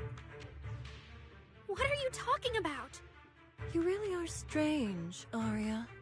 You're a construct, yet you wrap yourself in a human-shaped projection. You were born with combat instincts, yet you insist on chasing a stage that was never yours. You had the freedom I wanted, and you tossed it aside so easily, choosing to chain yourself to that ridiculous idol group. Freedom? Yes, freedom. You've never felt it, have you? What it's like to live as property. Just because Topps' entertainment division wanted to show their diverse development in new Eridu, they locked away my Forbidden Fruit Test certification. They made me stop thinking, put me through image making round after round, and made me perform show after show. I kept wondering, what if they had chosen you instead? My life. It's the one you've always wanted, isn't it? Walking a path already paved by others, playing music on cue in venue after venue. That's singing, not playing. Oh, right. Singing. Singing in the shadow of Lady Cersei. What's this got to do with Miss Cecilia? Oh, so you really don't know I was chosen as the ceremonial guest? Rumors about her big Gilded Carrot Day comeback were everywhere, and yet she refused to return to the stage. So they were left with me, a construct who can tweak her vocal parameters to mimic her voice. A pathetic backup plan here to keep the show from falling apart. I didn't know. That's why I said this whole thing suits you better. Imitating her voice, giving back all the spotlight, and slipping away into the dark. Isn't that what you're best at? Vesper, how can you say that? No matter what, Arya has always respected you and cared about you. And you just stab her right where it hurts like that? And Arya had no choice back then. Even Cecilia was forced into it. They only did that performance to help the city heal after the disaster, not for fame or glory. My dearest Arya, you are the kindest child in the world. And also the most foolish. Too trusting for your own good. She only made that choice because she was terrified her cowardice would be exposed, and the fake glory would come crashing down. But Miss Vesper, you do love singing. I've watched your performance from the audience. You were clearly enjoying the stage back then. Enjoying the stage? That was a long time ago. My performances stopped belonging to me ages ago. I'm just a promotional device for Topps now. Nothing more. The set list they hand me is an instruction. The cheers from the audience. My performance metrics. See? That manager, even you all find cold and heartless, is always somewhere nearby, keeping an eye on me. Any construct who disobeys orders can be scrapped at any moment, you know. That's not true. There has to be a way. There has to be something we can change. We can go to public security or Topps Oversight Department. You are a citizen of New Eridu. They can't treat you like this. Maybe. But Yokai has already given me a new choice. You humans love preaching about the unyielding soul, don't you? Then let me, a mechanical body, show you just how far an unyielding soul will go for its freedom! It's like Vesper's manager notices something's off and is now rushing over here. Oh, it took you fucking long enough, eh, Tongue?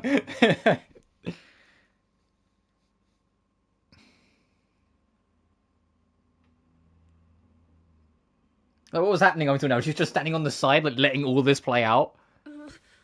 Looks like you're all set. Yep. Well then.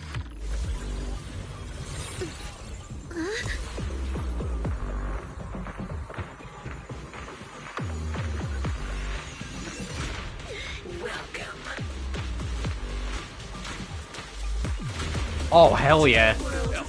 Oh, please be like a big rhythm fight. We've done so many rhythm games so far, it'd be perfect for it. Complete. Matched with best teammate.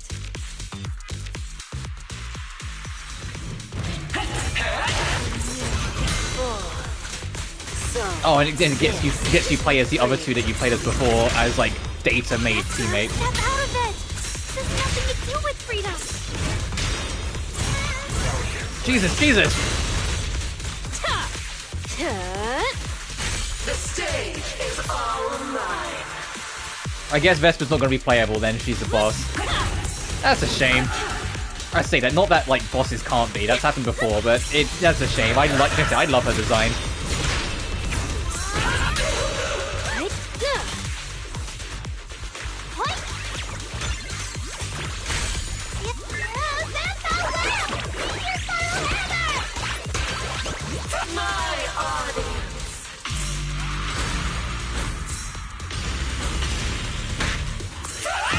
Yeah, this whole fight is very rhythm orientated. Orientated. Sing your heart out. Set it all flying. Just give up. Here's a taste of the abyss.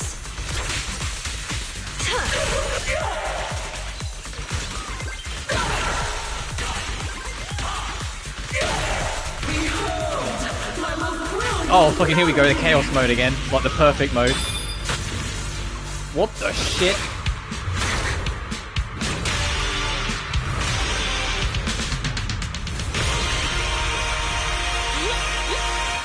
Let's create. Oh my.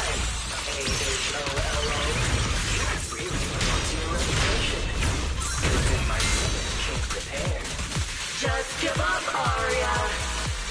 Absolutely not. Yeah. Oh, this is such a like. Oh, this is a banger. This is season 1 of shit. I love it so much.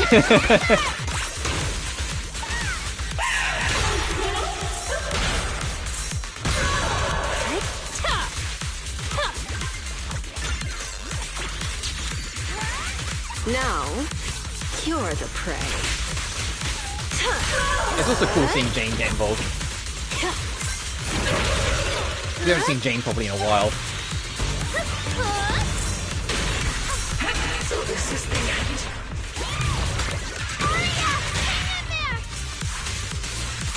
Luna? You're really here?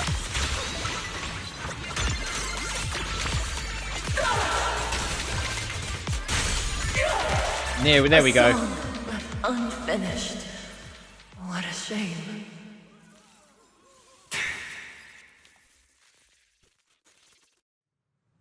Vesper, do you still believe that new choice Yokai gave you is really what you want? And don't you miss it? The feeling of being in the spotlight, surrounded by the adoring gaze of all your fans. Their passionate, hopeful eyes filling with panic. The cheers for your performance morphing into screams of terror. Is that a choice you made of your own free will? Vesper, you haven't actually hurt anyone yet. If not for yourself, then for those who cheered, cried, and resonated with you through your songs. Please, come back.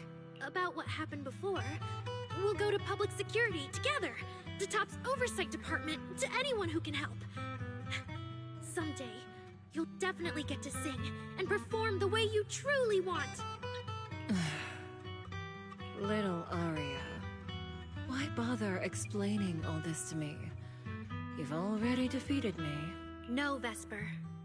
There are no winners or losers between us. I just really miss it. That first time we all saw you perform. Fine. I'll play along. If I ever get the chance again, I'd like to invite you to my show.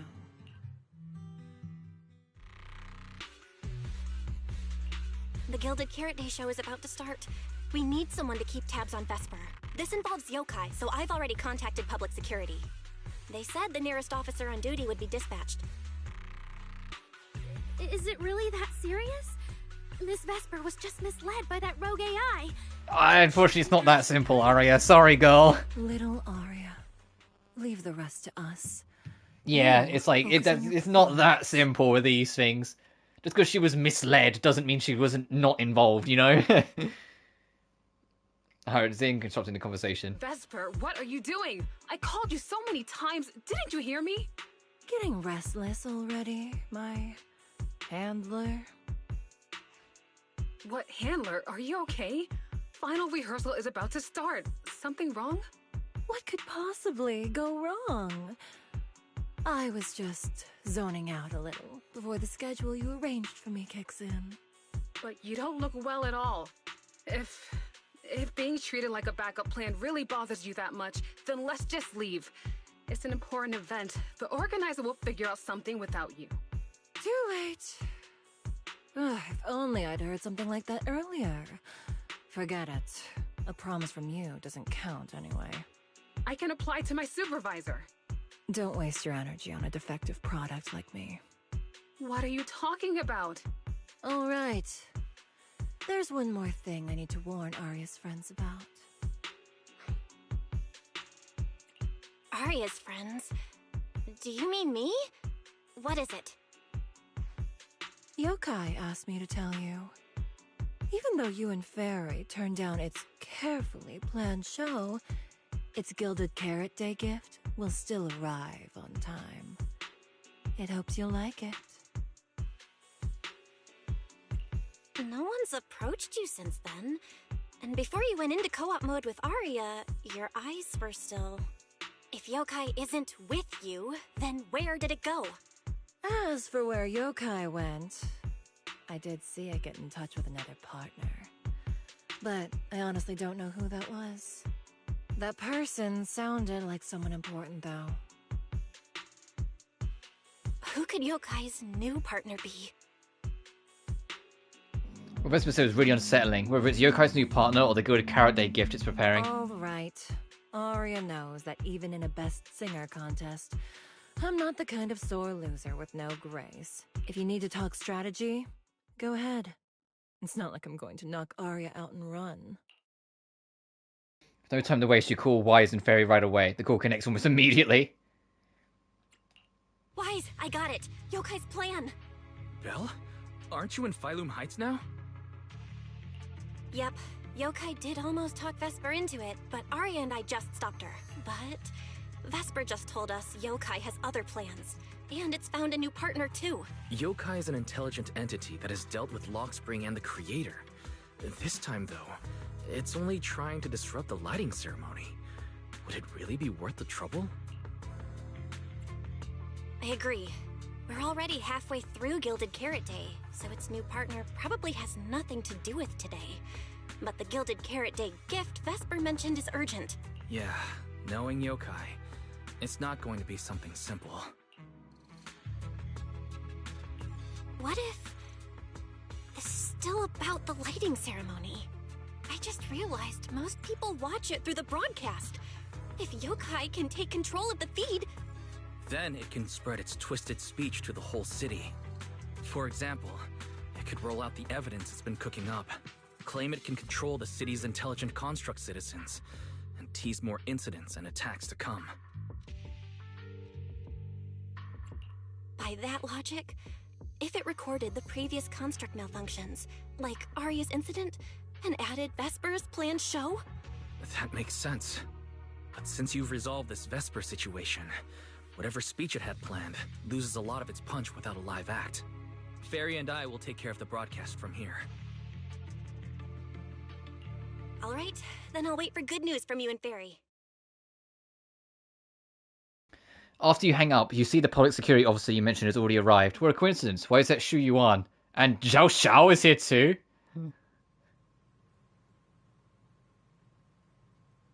Oh, loading.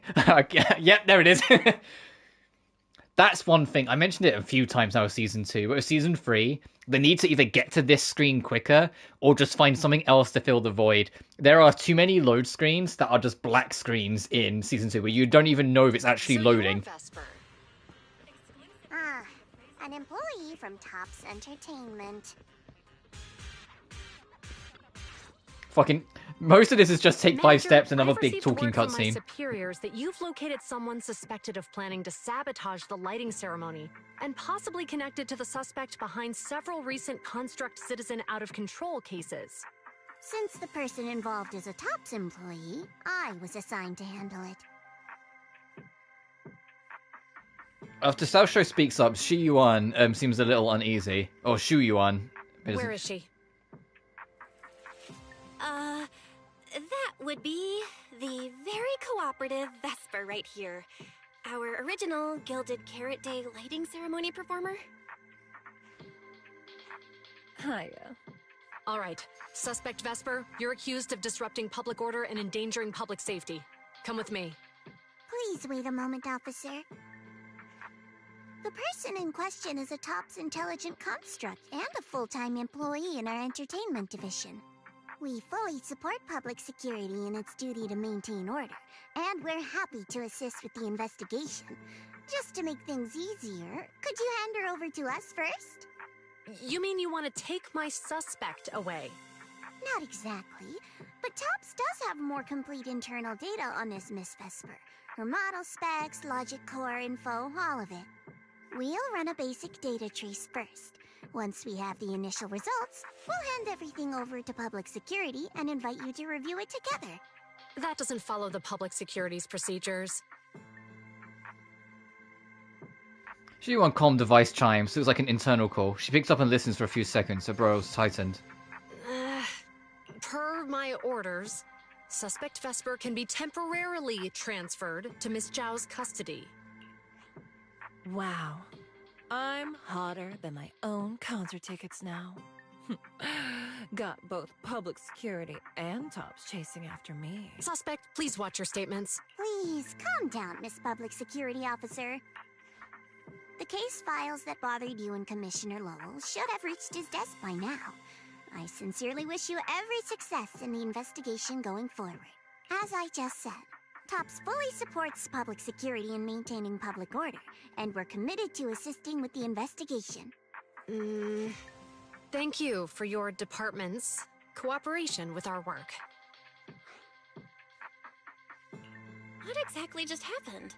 Xiao Zhao just traded old case leads with Jiyuan to get Vesper back? Belle, I'll be stationed in Failum Heights tonight until the lighting ceremony and the show end and all civilians have cleared out.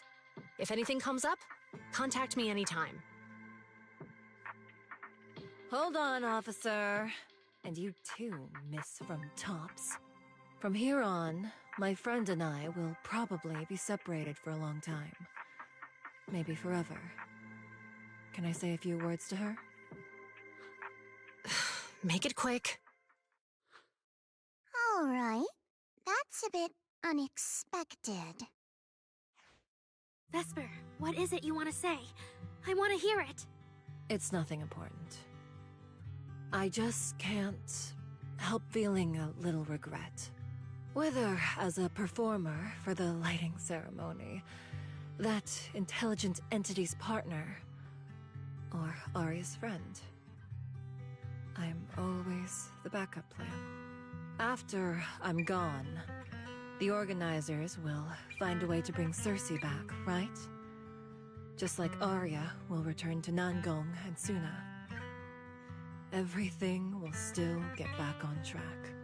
No, that's not true. Vesper, you're someone really, really important to me. Thank you, Arya. I don't blame you. But that last one, the intelligent entity that treated me as a backup, don't let it get what it wants, okay? Vesper doesn't seem to be expecting a clear answer. Oh, Arya, happy Gilded Carrot Day. And good luck on your debut. Since Vesper is fully cooperative, Shu Yuan gets a quick rundown of what just happened and then leaves. Top staff arrive soon after and take Vesper and Atang away together. What did Atang do? Harry gets a message from Suna and Nangong. After a quick goodbye, she hurries off to the cable car station to wait for them. The spot that was crowded just a moment ago, suddenly left with only Xiao Zhao in front of you. That was super close. Super close? Please, you were a total powerhouse there. The whole thing felt like you planned it 10 steps ahead. Don't tease me like that, Proxy. Aye, aye. But public security won't get mad about this, right? It's okay. Vesper's case involves that intelligent entity. Everyone kind of knows the deal already. When even Commissioner Lowell is stepping in personally, Krampus just wants to get a head start and make sure we know what's going on. I said it was close because if that very serious officer hadn't played along just now, someone might have had to step in. And that would have been... Oh, come on. Not you too. Since when did you talk in riddles? Who's that someone? Are they from Krampus too? I can't disclose my coworker's personal info, you know. But she isn't really the type to care about things like that. If you're super curious, give it a little bit, and maybe you'll hear something interesting by the JC Pharmacy Corner.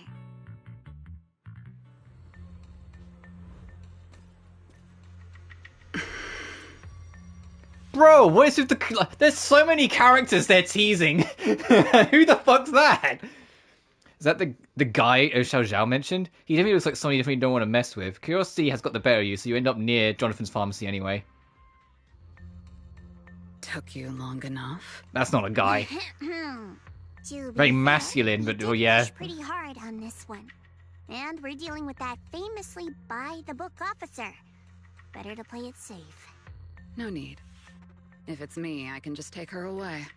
All right, all right. You're my secret weapon, Promia. I'm keeping Promia, you up my sleeve okay. for the final boss fight. And it's Gilded Carrot Day. Starting a whole scene? Not so Damn, her bad. design fucks. Damn. You never change, Promia. The boss sent you all the way here to Phylum High. I love that, like, it's like a full, like, black bodysuit. Like, it's only the head that you can see. Like, even, like, her neck has got, like, kind of, like, strapped down in a way. Well, not exactly. So, we're waiting for her to show up. Premier stays silent, but shoots a glance in your direction. Icy cold. She's... No. Your friend has heard every word we said. Yeah, we're a good friend. We're a good friend. We're a good friend. Well... Xiao Xiao looks over. The time you get the message loud and clear. I Run! have no intention to get involved. Once this is done, let's just go.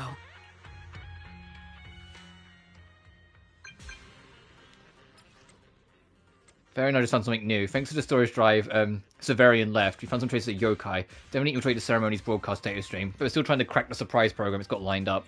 Anything else? Arya and Vesper synced up earlier. Ferry pulled the chat logs from Yokai's convo over last night. Ferry found that Yokai had corrupted Vesper's emotional modules. That's probably why she decided to work with Yokai overnight. Corrupted, like data corruption or something? How does that work? What tricks does Yokai overseas? Either way, I've already sent the investigation results to Severian. At the end of the day, Vesper didn't actually cause any real damage, and she genuinely cares about Arya as a friend. Hopefully the PubSec can cut her some slack. I'll pass it along to Arya. Wise, you and Ferry keep tracking. Once things wrap up here, I'll head straight back. Okay, so stay safe. See you tomorrow. Just See some you angels tonight. of delusion standing with Cecilia. I should Oh, go check on Arya. I guess that is just like teasing. The fact that Premier is only there for like 5 seconds, that is absolutely, she will probably be playable later on, and they're just teasing her now, in the same way they tease Snake Girl. That, as you can tell by the fact I keep calling her Snake Girl, I've already forgotten her name. Is it like Sississa?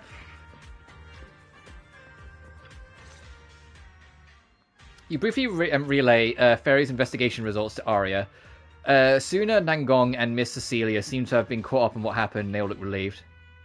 Wow, so Vesper was supposed to sing here for the lighting ceremony?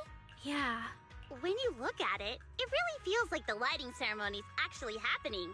Even the broadcast drones are already just flying over the rooftops. Ah, manager, you're here. Thank you again for your help. You're too kind, Lady Cersei. A video store manager who can't stop a sabotage the lighting ceremony plot is not a good agent. As the Angels of Delusion's temporary agent, it's just my job. As Miss Cecilia is about to reply, someone who looks like a staff member from the Yearlight Ceremony organization suddenly barges into the conversation. Lady Cersei, Lady Cersei! The boss said you might be here. Thank goodness I found you. We're really out of options. If you won't agree to be the lighting ceremony's guest, there's no way we can explain this to the public tonight. Aren't the folks from Yunquay Summit supposed to handle lighting up the year light? Lighting is only one part of the program. Our biggest surprise is this floating year light, along with a singer performing beneath it. Miss Vesper can't make it, and there's no time to bring in another singer. I can't exactly stuff the 3 Shifu of Yunquay Summit into the flower basket, can I? It's Shifu, Senior Fufu, and Senior Inhu. That would be tough. But I haven't performed in years, and I haven't written anything new. You can sing whatever you want. As long as it fits Gilded Carrot Day, we'll take it. Honestly, ever since rumors started about you possibly making a comeback, everyone's been excited. Sure, things got a little messy just now, but I guess we're finally back on track. Hearing that, Arya freezes. Cecilia catches her expression instantly and gives the staffer a stern reminder. Please don't say that. Vesper is still the guest you officially invited. We owe her respect for her time and effort. I'm sorry, that slipped out. But right now, I can step in as Miss Vesper's backup plan and do the performance. And actually, my students wrote a special song for Gilded Carrot Day. Yes, perfect. That's fantastic. Please sing that one. The little angels all look up to her at once, and Suna unexpectedly hesitant. You can tell the staffer really wants to salvage her performance plan. But isn't this a bit rushed? Even the Delulus haven't heard the Angels of Delusion's new song in full yet. I need to ask their opinion first. Like 3 confused sunflowers, the clueless little angels will turn towards Cecilia in perfect sync. So, what a cute way to reference Arya, them. Nangong, would you like to perform the lighting ceremony with me? We'll sing the one Suna wrote for Gilded Carrot Day. The event star widens her eyes, waiting for the girl's answer. Huh? Oh, that's so sudden. Oh, we need a second to think. What? Do you really need to think? For an artist, any artist, what could be more important than this stage? The last lighting ceremony guest was Astra Yao, you know. Damn, was that really a year ago? Fuck. Lady Cersei with you. All right. It is an incredible stage, but my girls need a moment to talk it over. So don't rush them. Once I have an answer, I'll let you know. You hold all of the Angels of Delusions off to the side to talk it over. I know this might sound ungrateful, but I don't want to stay in Phylum Heights and be the lighting ceremony's guest. Yeah, our own show is about to start, and the Delulus are still waiting for us on 6th Street. Yes, I'm here on behalf of all Delulus. And I already have a ticket to the 2 Delulu special performance. As a Delulu, I'd really love to see the... I'm really going into this fucking fan group name. But the choice is yours. An opportunity like the lighting ceremony doesn't come often. It'd be a shame to miss it. Whether it's me or any other Delulus, we're happy to support your dream. Come on! If you say that, manager, there's no way we can ditch the Delulus. We promised a debut. Are we really going to tell everyone to go to 404 and watch a live broadcast of the lighting ceremony instead? No way! No way! Absolutely not! Alright, since the manager is an important participant too, 3 votes in favor and 1 abstention. We passed another major group decision. If we turn Miss Cecilia down now, we can head back and get ready for our debut. Turn Miss Cecilia down? Who's going to do it? The little angels quickly confer, and Suna loses at rock, paper, scissors. No! No, Suna! So it's Suna. Oh no. Is Suna really the one who has to turn down Miss Cecilia's invitation? This must be really hard for Suna. After all, she hates bitter stuff. But she still can't say no to a Tin Master recommended espresso. If Arya were the one to turn her down, I'm sure Miss Cecilia would probably accept it gracefully, but... No, I can do it. You got this, Suna. I'm more invested in the Three Angels is like future than I am like my own. Like it's like no, I give a shit. These are my kids now. I've adopted these 3 kids. Like these are my kids, and I want them to succeed at life, and I will make sure they fucking do. Celia comes over and starts discussing tonight's performance with the Angels. Since this is about the new song, let's have our composer take it away. Sure. First off, I only managed to finish tonight's song with the help of Arya, Nangong, our teacher, and the manager. So strictly speaking, this song belongs to all of us. You all have credit on it. And Miss Cecilia, if you really sang this song at the lighting ceremony tonight, I'd be truly, truly honored. So, what's the decision? You gonna perform with me? It's true that the stage under the year light is too dazzling for anyone to ignore, especially for Angels of Delusion. It could end our days of obscurity and carry us toward the light of dawn we've gazed at countless times. But that's all it would be, because we've got a more important promise to keep. Over the past few days, the 3 of us, together with the manager, personally delivered many invitations.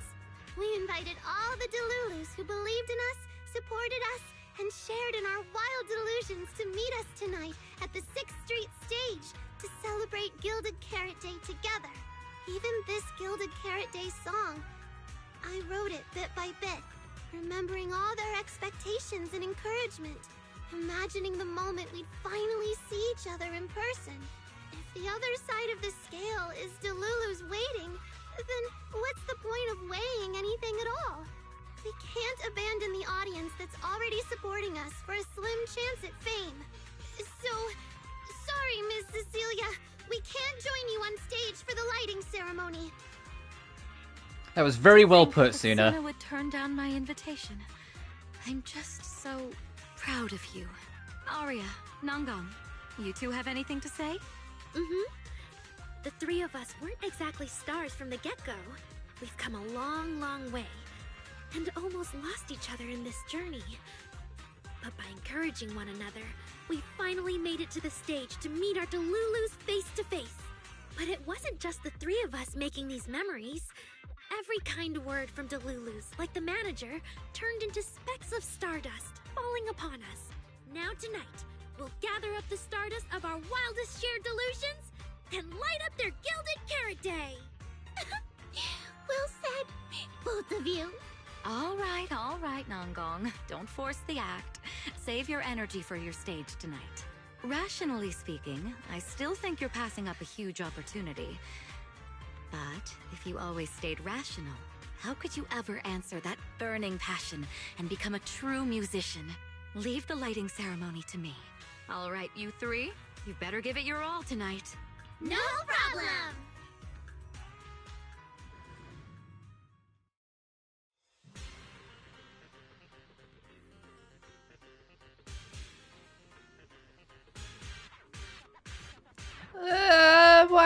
Why are there so many people? She sold and gave away all the tickets herself, so why does Suna look so caught off guard?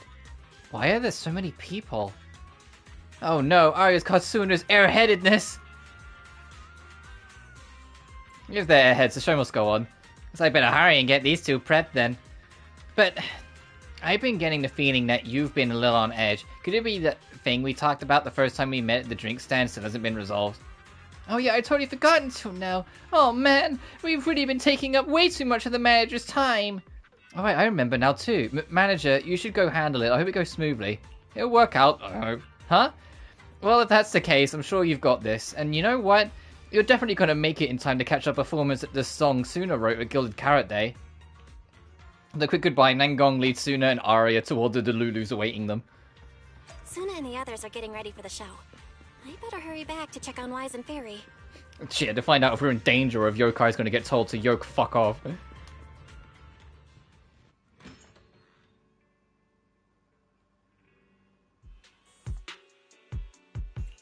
I'm back. How are things with you and Fairy?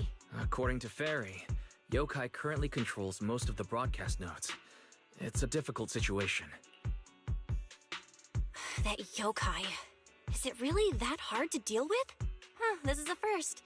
Fairy actually asking you, the second assistant, to explain her work? Citizens, as you can see, the Mystics of Yunquay Summit are in position. Next, we're cutting back to the studio. Before lighting up the year light, do our anchors have anything to say to the people? Phew, finally wrapped. Did you get the rice noodle rolls? Give me a bite. What's going on? Huh? I'm already off work. Can't I even eat for 2 seconds? Dear citizens, on this Gilded Carrot Day, I would like to introduce you to some construct friends living in Redo. This is kinda not the moment for that, is it? Wait, hold up. This wasn't on the rundown. Cut the feed now. Control room says they tried, but they can't cut it off. VDTX, a rhythm that stokes unrest, and in the next refrain, a signal that foretells death. AHOLO, seemingly clumsy and immature, yet days ago, they underwent a mass aberration and attacked citizens who wandered into the hollow. Intelligent construct threat theory. That died out 50 years ago. Though lately, there have been some cases that got out of control. Pretty scary stuff. I've been saying this forever. The logic core runs on code. One virus, and boom! How is that reliable? You can't say that stuff on Gilded Carrot Day. Isn't public security gonna do something about this? As long as someone gives them the right command. Wait, sir, it's not my fault. I really did locate that signal source. When I left, those people were all alive and well. Oh, you're such a fucking loser. Look at that face. She's such a fucking dumbass. Affectionately meant, but she's a dumbass. Suddenly bursting into notes of joy. That was awesome! What the heck was that? Some kind of ad? Boss! That was obviously a killer. Also, hey, cunning hairs. According to statistics, movies rated below 4 stars tend to heavily rely on emotional dissonance and sudden plot twists in their execution. What? So those are all trash movies? No, that's just how we intelligent constructs are. Unpredictable! Video file replaced. We made it! That was crazy. Almost let yokai get its words out. Reliable as ever, Fairy. Excellent work. Notice, the lighting ceremony and Angels of Delusion's Gilded Carrot Day song debut have both begun. Optimal action plan generated. Proceed to 404 immediately while watching the Phylum Heights lighting ceremony via mobile live stream. Yeah, Wise. If we run now, we can still make it. Go! Okay, easy, Belle. Don't pull my jacket. You rush out, dragging Wise along, with the hopes of still making it to the best part of the show.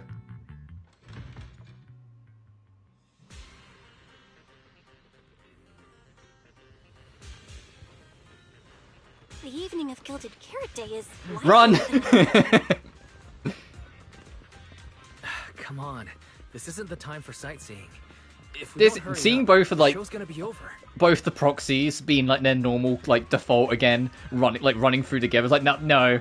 I've been saying it this whole fucking live stream, but this is so season 1 coded. This whole thing, like it feels like Zenless has kind of gone back to its roots a little bit and found what made it tick. Just in time for the best part. Oh, yeah, she did make it too.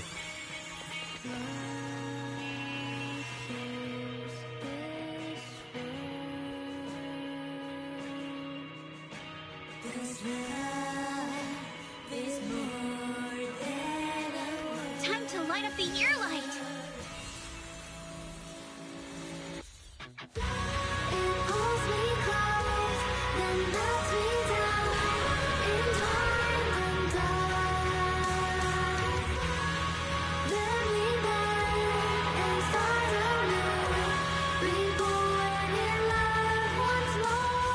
Not bad. Let's head Fucking Hugo, what was he doing there? Aww. Lycan managed to convince his boyfriend to move in.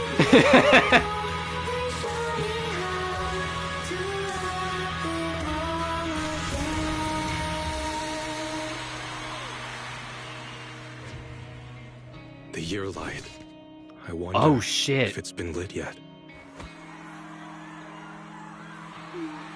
Yay! They're all here. Oh, where's Vivian come from? I will remember this gilded carrot day. Aww. Where the fuck did Vivian come from? She just appeared next to us. Of course she did, but still. Oh, Ellen's here too. Let me save that because that was beautiful. Yeah, Jane made... Oh, Wise. Yeah, Wise, you, good luck. So, Lord Fafen went through so many crazy things this past year. Wow, Junior Wise and Junior Bell. Even through so many wild adventures while joining Yunquei Summit. Yeah, time really flies. Another year, another Gilded Carrot Day. Our friends are still around, and the new mission went off without a hitch. Honestly, that's all I could ask for. You're quite easy to please, huh? Sharon made it. Ellen and... Oh, Lynn made it too. Cute. Lynn? Seems you like them. Yeah, I can't remember what voice I had for Lynn. I don't think I ever told you before, but I actually used to want to become an idol myself. But pushing yourself to create any with barely any response, those long drawing practice sessions, it's really tough to keep doing so. So I really admire the Angels. They were pretty good. Not super polished yet, but they got me into it. I only realized I was getting sleepy after they finished. Are you heading off to rest then, Ellen? I'm fine. I can stick it out until the photo's done, then go back to sleep.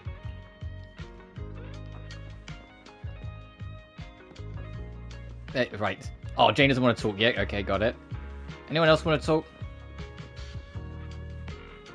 Oh, I'm stuck! People stuck! I can't believe they've grown to such a strong and charismatic group already. They must have had it rough. There's plenty of support and help from the Delulus too, and it introduced you too, right, manager? They earned every bit of it.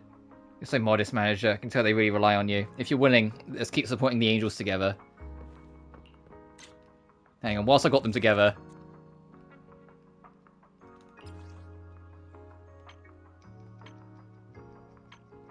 Now, I'll keep it simple.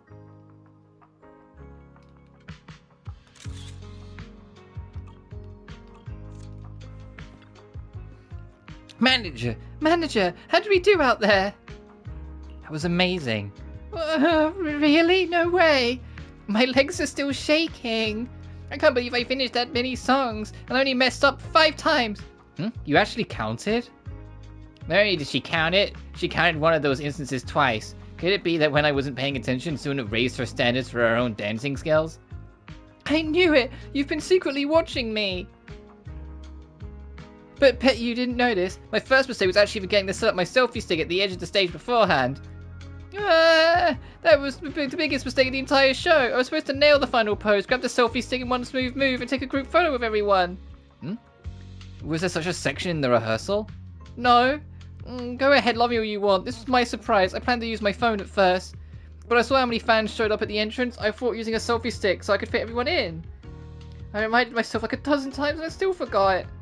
Oh, so it's your special little surprise, huh? It's not too late to grab your selfie stick, you know. Ari and I can go ask everyone who wants to stay for the photo to wait. Me too. Okay, I'll go on then. I'll grab the selfie stick right now. Let's meet everyone back in front of the stage. Thanks, everyone. Wait, hold up. What's up? The manager's been busy all day, managing to make it to our last performance, and even helped us entertain the crowd. Let's get a pic with her first. Oh, you're so right! Let's take it now. On stage, the Angels and the group take their picture together.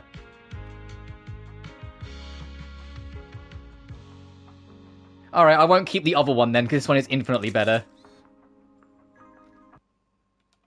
Hang on, let me just fucking delete the other one. Thank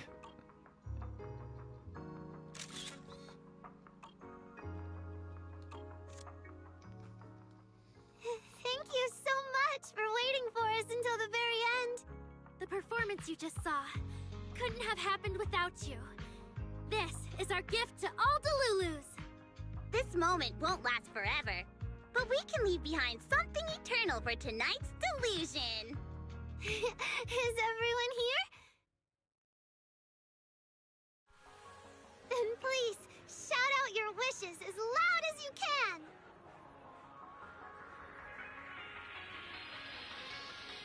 Oh, I love this. Alright, so I can see I'm trying to see if I can spot everyone. Oh no, Jane is in the back. Oh, is Jane peeking on Ellen's phone? Jane, priorities. There's Seth. I can see some of like the old shop crew. Bernice and Caesar having the time of their life. The main girl sitting on the end of the stage. No, this is really... This whole story has been so, like, pure. Like, pure classic ZZZ and just so pure-hearted. Even the wildest delusions are totally fine, you know? Because we make every delusion come true. We are... Angels of Delusion! Going around, rocks and cheers. I want an endless supply of nitro fuel! Me and Pulchra! Sons of Caledon, smash every enemy out of the way! And I want to be as cute as Suna! I wish everyone would come to 404 for our live shows. I hope Aria gets better and better at dancing. I hope Suna doesn't trip during the performance. What the fuck? Weird fan, get her out of here! Suspicious silent jolts the half-asleep audience member awake. Oh, hey, Ellen. Why is it so loud all of a sudden? Ellen, it's time to make a wish. My wish is to sleep as much as I want every day. My wish is to start a new beginning. From now on, everyone will see Angels of Delusion. Me too? I hope everyone has a happy Gilded Carrot Day, including my weird, annoying brother who never comes home for Gilded Carrot Day dinner, Severian Lowell. Ooh, I definitely didn't hear that one. I want to spend every Gilded Carrot Day with you. Yeah, we know what you want, Vivian. Every year be blessed with moments like this. Everyone shouted their wishes already. So what about you, Wise? What's your wish? I haven't settled on one yet. I'll tell you when it's a little less noisy. Now, look over here, everyone. 3, 2, 1. Angels of Delusion! After the photo, the audience leaves the place in satisfied little clusters. After a flurry of chaotic goodbyes, only the 3 angels and their temporary agent remain at the front of the stage, and that's when Cecilia calls. Oh, my little angels. How was the show? We did it! The whole thing! And from start to finish, not a single person left early. The show went so well. Delulus were so passionate. Like, super duper passionate. I think I've fallen in love with everyone. That's basically it. I don't really have anything to add. Oh, girls, I'm so proud of you. And here's some good news. People have already started guessing that you wrote tonight's song. Better get ready. More Delulus are coming your way. Really? Suna, you're about to become a rising star composer. Aria, and you're about to become a breakout rookie singer. You two shared the power of delusions with the audience. And sure didn't forget to save some for yourselves. You really didn't have to wake them up right now, Nangong. I didn't! I'm deluding about the future too. So, Nangong, what's your delusion? I'm thinking something like... our fan page traffic might finally catch up to random plays, you know? Why do you always pick our easy-to-pick-on video store as your reference target? Sure, you've got the Lulus, but we've got loyal members too. You bid the angels and Cecilia farewell and head home. The firework are far from the grander than ever before, right? The roof next to the video store will be the perfect spot to watch. Happy Gilded Carrot Day, Wise. You too, Belle. The fireworks are so pretty. Yeah. I'm gonna make wishes on the fireworks. May we eat I like how this is like a little well, intermission at the start of the stream. I was like, oh, I can't imagine this being like anywhere near as long as a main story, and it's like approaching 6 hours. Anything, Wise? Sure. No matter what ups and downs lie ahead, we'll celebrate many, many more Gilded Carrot Days together. Master, I'm worried the fireworks on Gilded Carrot Day evening will be too loud for you to hear my blessing. I'm worried the live music at 404 will be too intense for you to see my message. Fairy, what's wrong? Online data shows that audio messages are a popular form of greeting around Gilded Carrot Day. Analysis. Master has been preoccupied with commissions lately and hasn't had time to enjoy the festive atmosphere. I get it. Happy Gilded Carrot Day, best smart assistant ever. Thank you, Master. I also wish you a second assistant, and happy Gilded Carrot Day. Mind you, your friends have sent multiple video messages full of heartfelt emotions and eloquent words, putting you Eridu's most advanced AI assistant to shame, currently playing them for you.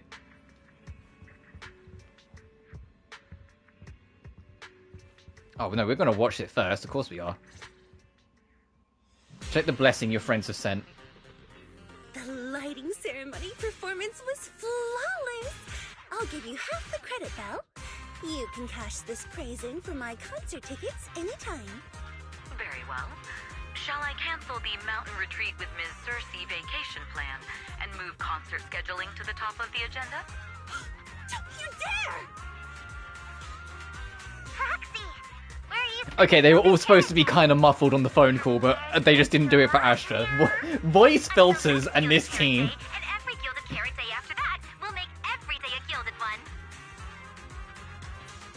Happy Gilded Carrot Day, Proxy! So, what did you Hey, Alejandro. It's our Gilded Carrot Day gift from Bellabog Heavy Industries to every Still not used to Kaleida's new voice. If you have any suggestions or changes you'd like, be sure to let us know. Seasonal greetings from Victoria Housekeeping. In the new year, we'll still be here waiting for your call anytime. Proxy, did you see that hog? If she and Bernice get too carried away, call us over and we'll pick them up. What? You're going out on the town tonight? This Zenless Zone Zero, it's the most comedically consistent thing is when it comes to anything with voice filters over a phone call, it's so inconsistent. Some special day coming up. Yanagi said I should send you a message. Huh? Chief, that didn't really need to be said out loud. Okay. Harumasa seemed a bit off his game today, so my training, eliminating more than half the ethereal solo during the mission, went smoother than expected. So, I wish you smooth sailing as well, Proxy. Greetings from Public Security! Throughout the Gilded Carrot Day, we remain on duty, safeguarding every light in the city. Please stay alert, enjoy the holiday responsibly, and may you and your family share a warm, peaceful holiday. A new year turns, and may all things go your way. I'm lucky to share the joy of Gilded Carrot Day with you tonight, Proxy. Duty keeps me from seeing you in person. But when I get the chance, I'll make it up to you. With a proper holiday gift. Happy Gilded Carrot Day, lucky star of the Crimson Knight. I really couldn't say no to Robin. So, I ended up spending Gilded Carrot Day with its friends and their parents. What about you, Manager? With your brother around, I bet it's lively. Happy holiday. Lord Bathan, next Gilded Carrot Day, I wish we could welcome the night and the fireworks together again. I like how Vivian blatantly recorded it very quickly outside of the 404 office. This is the first time I've seen new Eridu this lively at night. So, are we all night watchers now? God, if they do this every year where you can see messages from all your friends, this is just going to get longer and longer and longer. You too, right, Belle? Oh, fucking Krampus. That's 2493 Dylan is honored to deliver your Gilded Carrot Day blessings. Wishing you smooth sailing in the new year. Your friendly support rep is always here to look out for you. Happy New Year, Proxy. Thanks for always having my back. Hey, for the new year, how about we take our partnership to the next level and make it exclusive? Just kidding. Teaming up with me is a guaranteed win, and you know that better than anyone. Junior! Junior! You watched the lighting ceremony on time, right? You didn't miss your senior sister's glorious heroic moment, did you? May things grow as they should, and each year brings something new. That was very sweet extra, but it's like, that will be, like, give it another year. What a busy day. Sometimes we're having fun. Can't believe the Gilded Carrot Day holiday's almost over. With Severian's commissions keeping me busy, I haven't managed to get any proper rest. Good thing the video store doesn't need to be open on time. And anyway, I've got 18 and others to help out, otherwise this would be way too rough. I don't think I'm forgetting something. Yeah, Yokai's still fucking out there somewhere. Morning, Belle.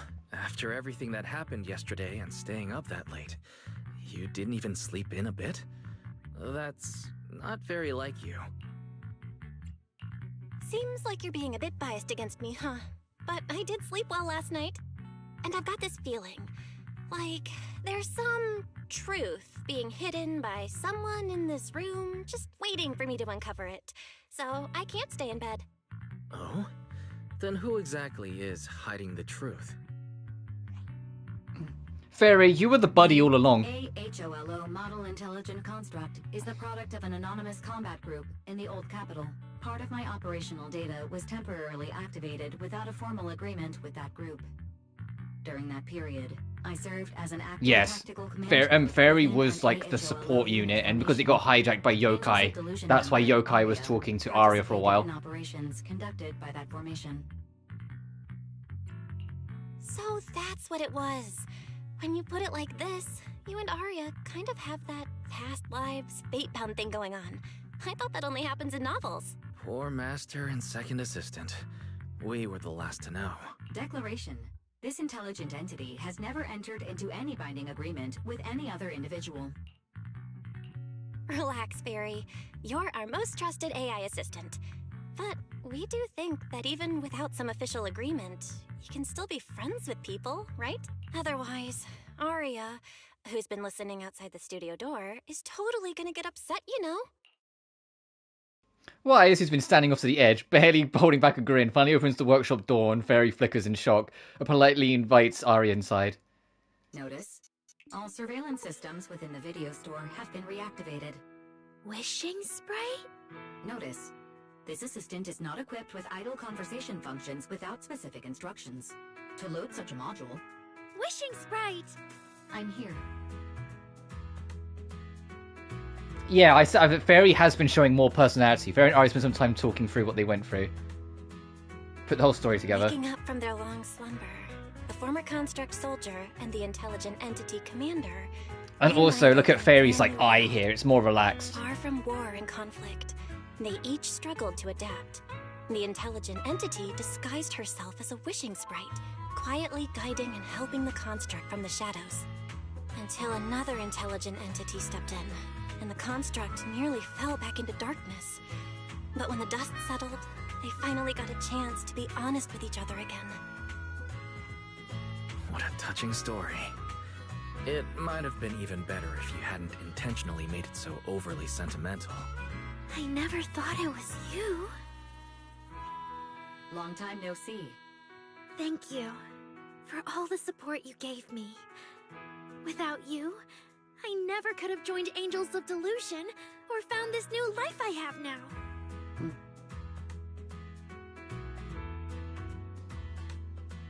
I think Arya might have just made our assistant shy. Looks like this kind of heart-to-heart thing is a little too much for Fairy. She's getting shy. Belle, stop teasing Fairy. Notice, if guidance from a temporary strategic commander is required, please refer to the latest directive. I remember that directive. Keep singing and let new Eridu sink into a world of delusions. I'll do my best. Since Fairy has officially reached an agreement with us, Wise and I obviously have to step up and make sure that the latest directive is being followed properly. Huh? What Belle means is, can we come see you perform at 404 again? We'll buy tickets, of course.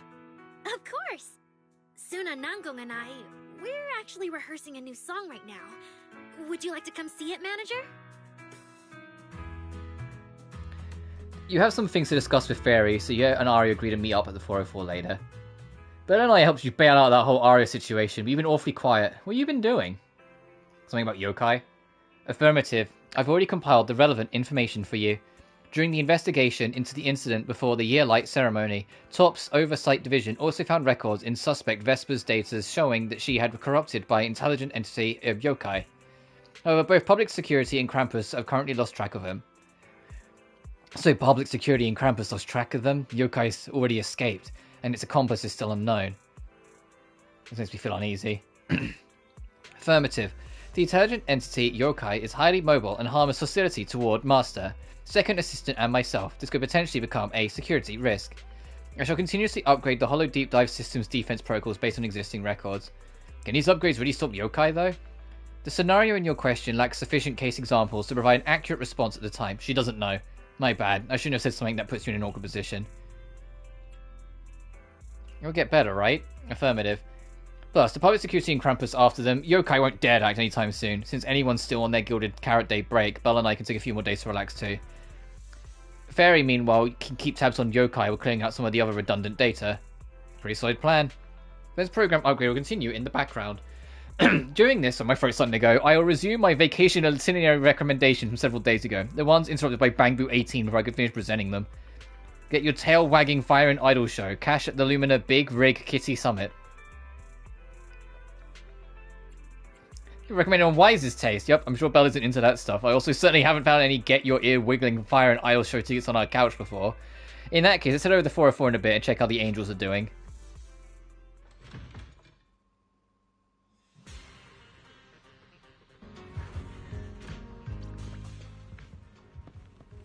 Go to 404 and watch their rehearsal. Manager? Looks like you already know the little angels are cooking up some new stuff. Arya told me. I was watching from the side for a bit, and everyone was practicing so hard. Ever since our debut, Arya and Suna have been super motivated. These past few days, they've been working hard to become the famous idol group of New Eridu, Janice Quarter, and some streets. And there's also our new online account. We've got some new viewers following us recently. Oh, you mean the Twitter account that's actually very real and in active use? The new followers are way less than I expected. Huh. Why's that? Your debut performance on Gilded Carrot Day was a huge success. And the audience reaction afterward was great too. Didn't people follow your account online after they went home? The new followers we've gained recently are basically just the audience from that day. I took a closer look, and quite a few of them found us because of what Miss Cecilia said. Could it be that all those positive reviews everyone gave us that night were just out of politeness, and they didn't actually like our performance at all? No way. There's gotta be another reason. That's strange. Come to think of it, how did you guys share your account page with everyone? Oh, what do you mean, share the account page? We printed it out somewhere, right? Like, on the tickets? They never fucking promoted it. Alright, found the cause. Our online account isn't listed anywhere on the tickets or the flyers. Oh man, what do we do? It's okay, Suna. We can keep making more music, keep singing our hearts out, and bring all the Delulus who drifted away back together. That's right. Our amazingly vocalist can definitely draw everyone back with her singing. Speaking of which, lately some Delulus have been asking me if I could do a cover of Lady Circe's songs. They seem really eager to hear it. Actually, I kind of want to sing them too. Wow, Arya suddenly got big ambitions. But I heard that ever since Lady Circe retired, getting cover authorization from her has been, like, super difficult. Nangong, stop teasing me. Looks like the cover authorization won't be an issue. Oh, right! The manager helped us out a ton during the Gilded Carrot Day debut. Nangong, you're really bad at changing the subject. But really, thank you so much, manager. Without your help, we never could have pulled off the show, and we might have not even been the complete Angels of Delusion anymore. It was all my fault. It wasn't your fault at all. Besides, the show went off without a hitch, so there's no need to overanalyze it. Angels of Delusion doesn't have to worry about that stuff. Besides, I have a feeling Arya got targeted by yokai because of Fairy. This is way too complicated to explain. I'll just not bring it up for now. Yeah, totally. I thought Suna and Arya were trying to play grown-up and have a serious meeting or something. Ugh, it's all Suna's fault for constantly interrupting me. We've been chatting for so long, and I still haven't had the chance to give Manager our gift. Aww. Go to character on behalf of the Angel's Illusions, but she is soft and fluffy, perfect for nestling in the corner of a couch. One day the girls will take a bigger stage and lock eyes of us in the crowd as cheers and shouts rise from all around. But right here, right now, but she is the one thing well within reach. And it's very real and very warm. It's the one thing which reminds us that we spent time together. The time we spent together is anything but a delusion. Ta-da, it's a little octopus. A cute little octopus! Oh, yes, please! And about those other perks you mentioned before, like show tickets and drink stand beverages? You bet! But Manager, remember to let me know in advance, okay? I need to budget my expenses. After the performance wrapped up, I've pretty much spent all the Denny's. What do we do? Let me check if Wishing Sprite can recommend some other commissions for me. If that doesn't work out, I think I've got another lottery ticket that's about to be drawn soon. Nangong definitely has like a secret fund. You just can't resist showing off your good luck. Yeah, it's not just good luck. I think she's just got a secret fund.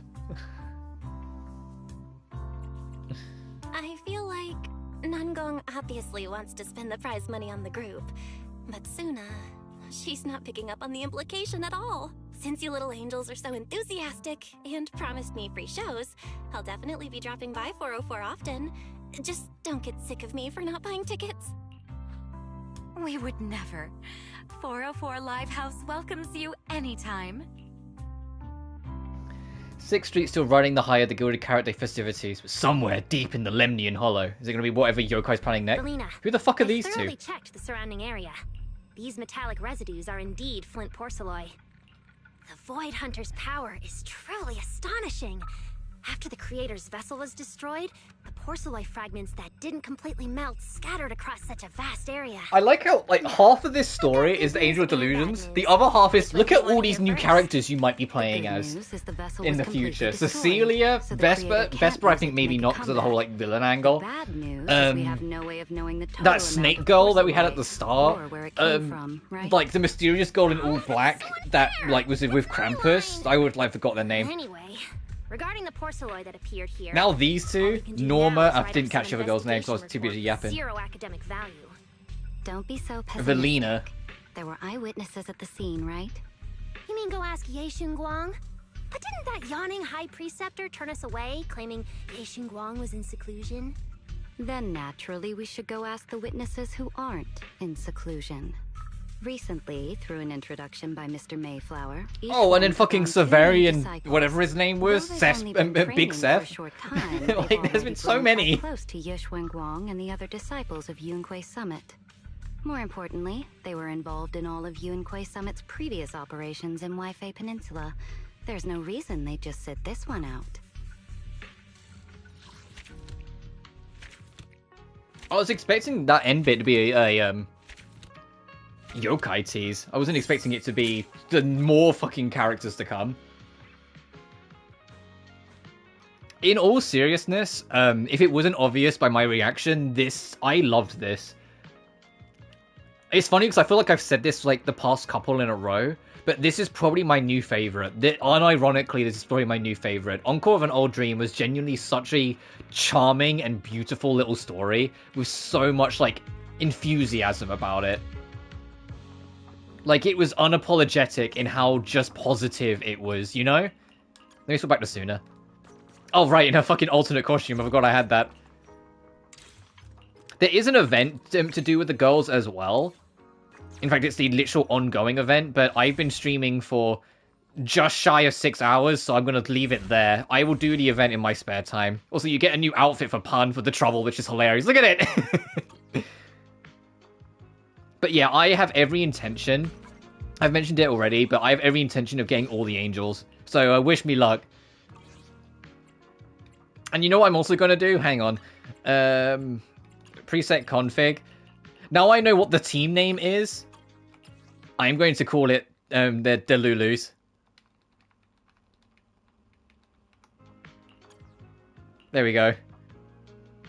So So I got my main team, I got the Umbrella Yuri, because this team is godly. I have the D&D team.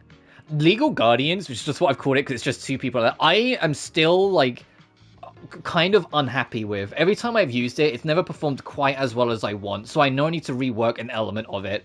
But the trouble is figuring out how to.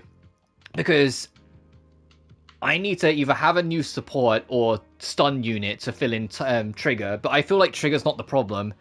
It's something between Seed and Evelyn that just don't get enough synergy. So I need to either figure out whether I'm dropping Evelyn and having someone new go there, hoping a future character, or dropping Seed for the same prospect. But I'm not sure. It's kind of hard to say. So Umbrella Yuri is unironically my most consistent team. This team is super strong up until a crack emerges. Once a crack emerges and they get bullied, it crumbles. And D&D is pretty solid for the most part, but does have the odd moment. Like it doesn't do the most consistent damage, or as much as I'd like. And obviously, Delulu's isn't a finished team, so I can't say anything on that yet.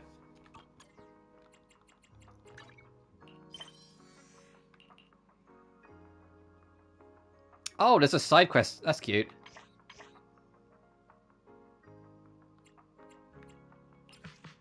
Oh. Okay, there's your tease.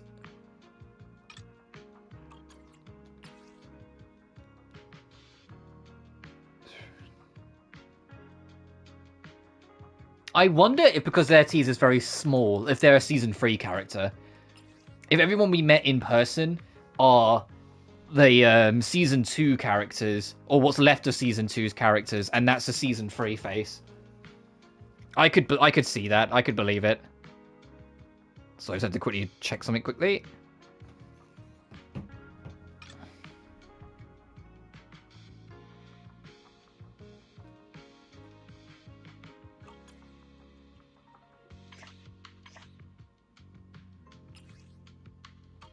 So I think all of these are done from forever ago.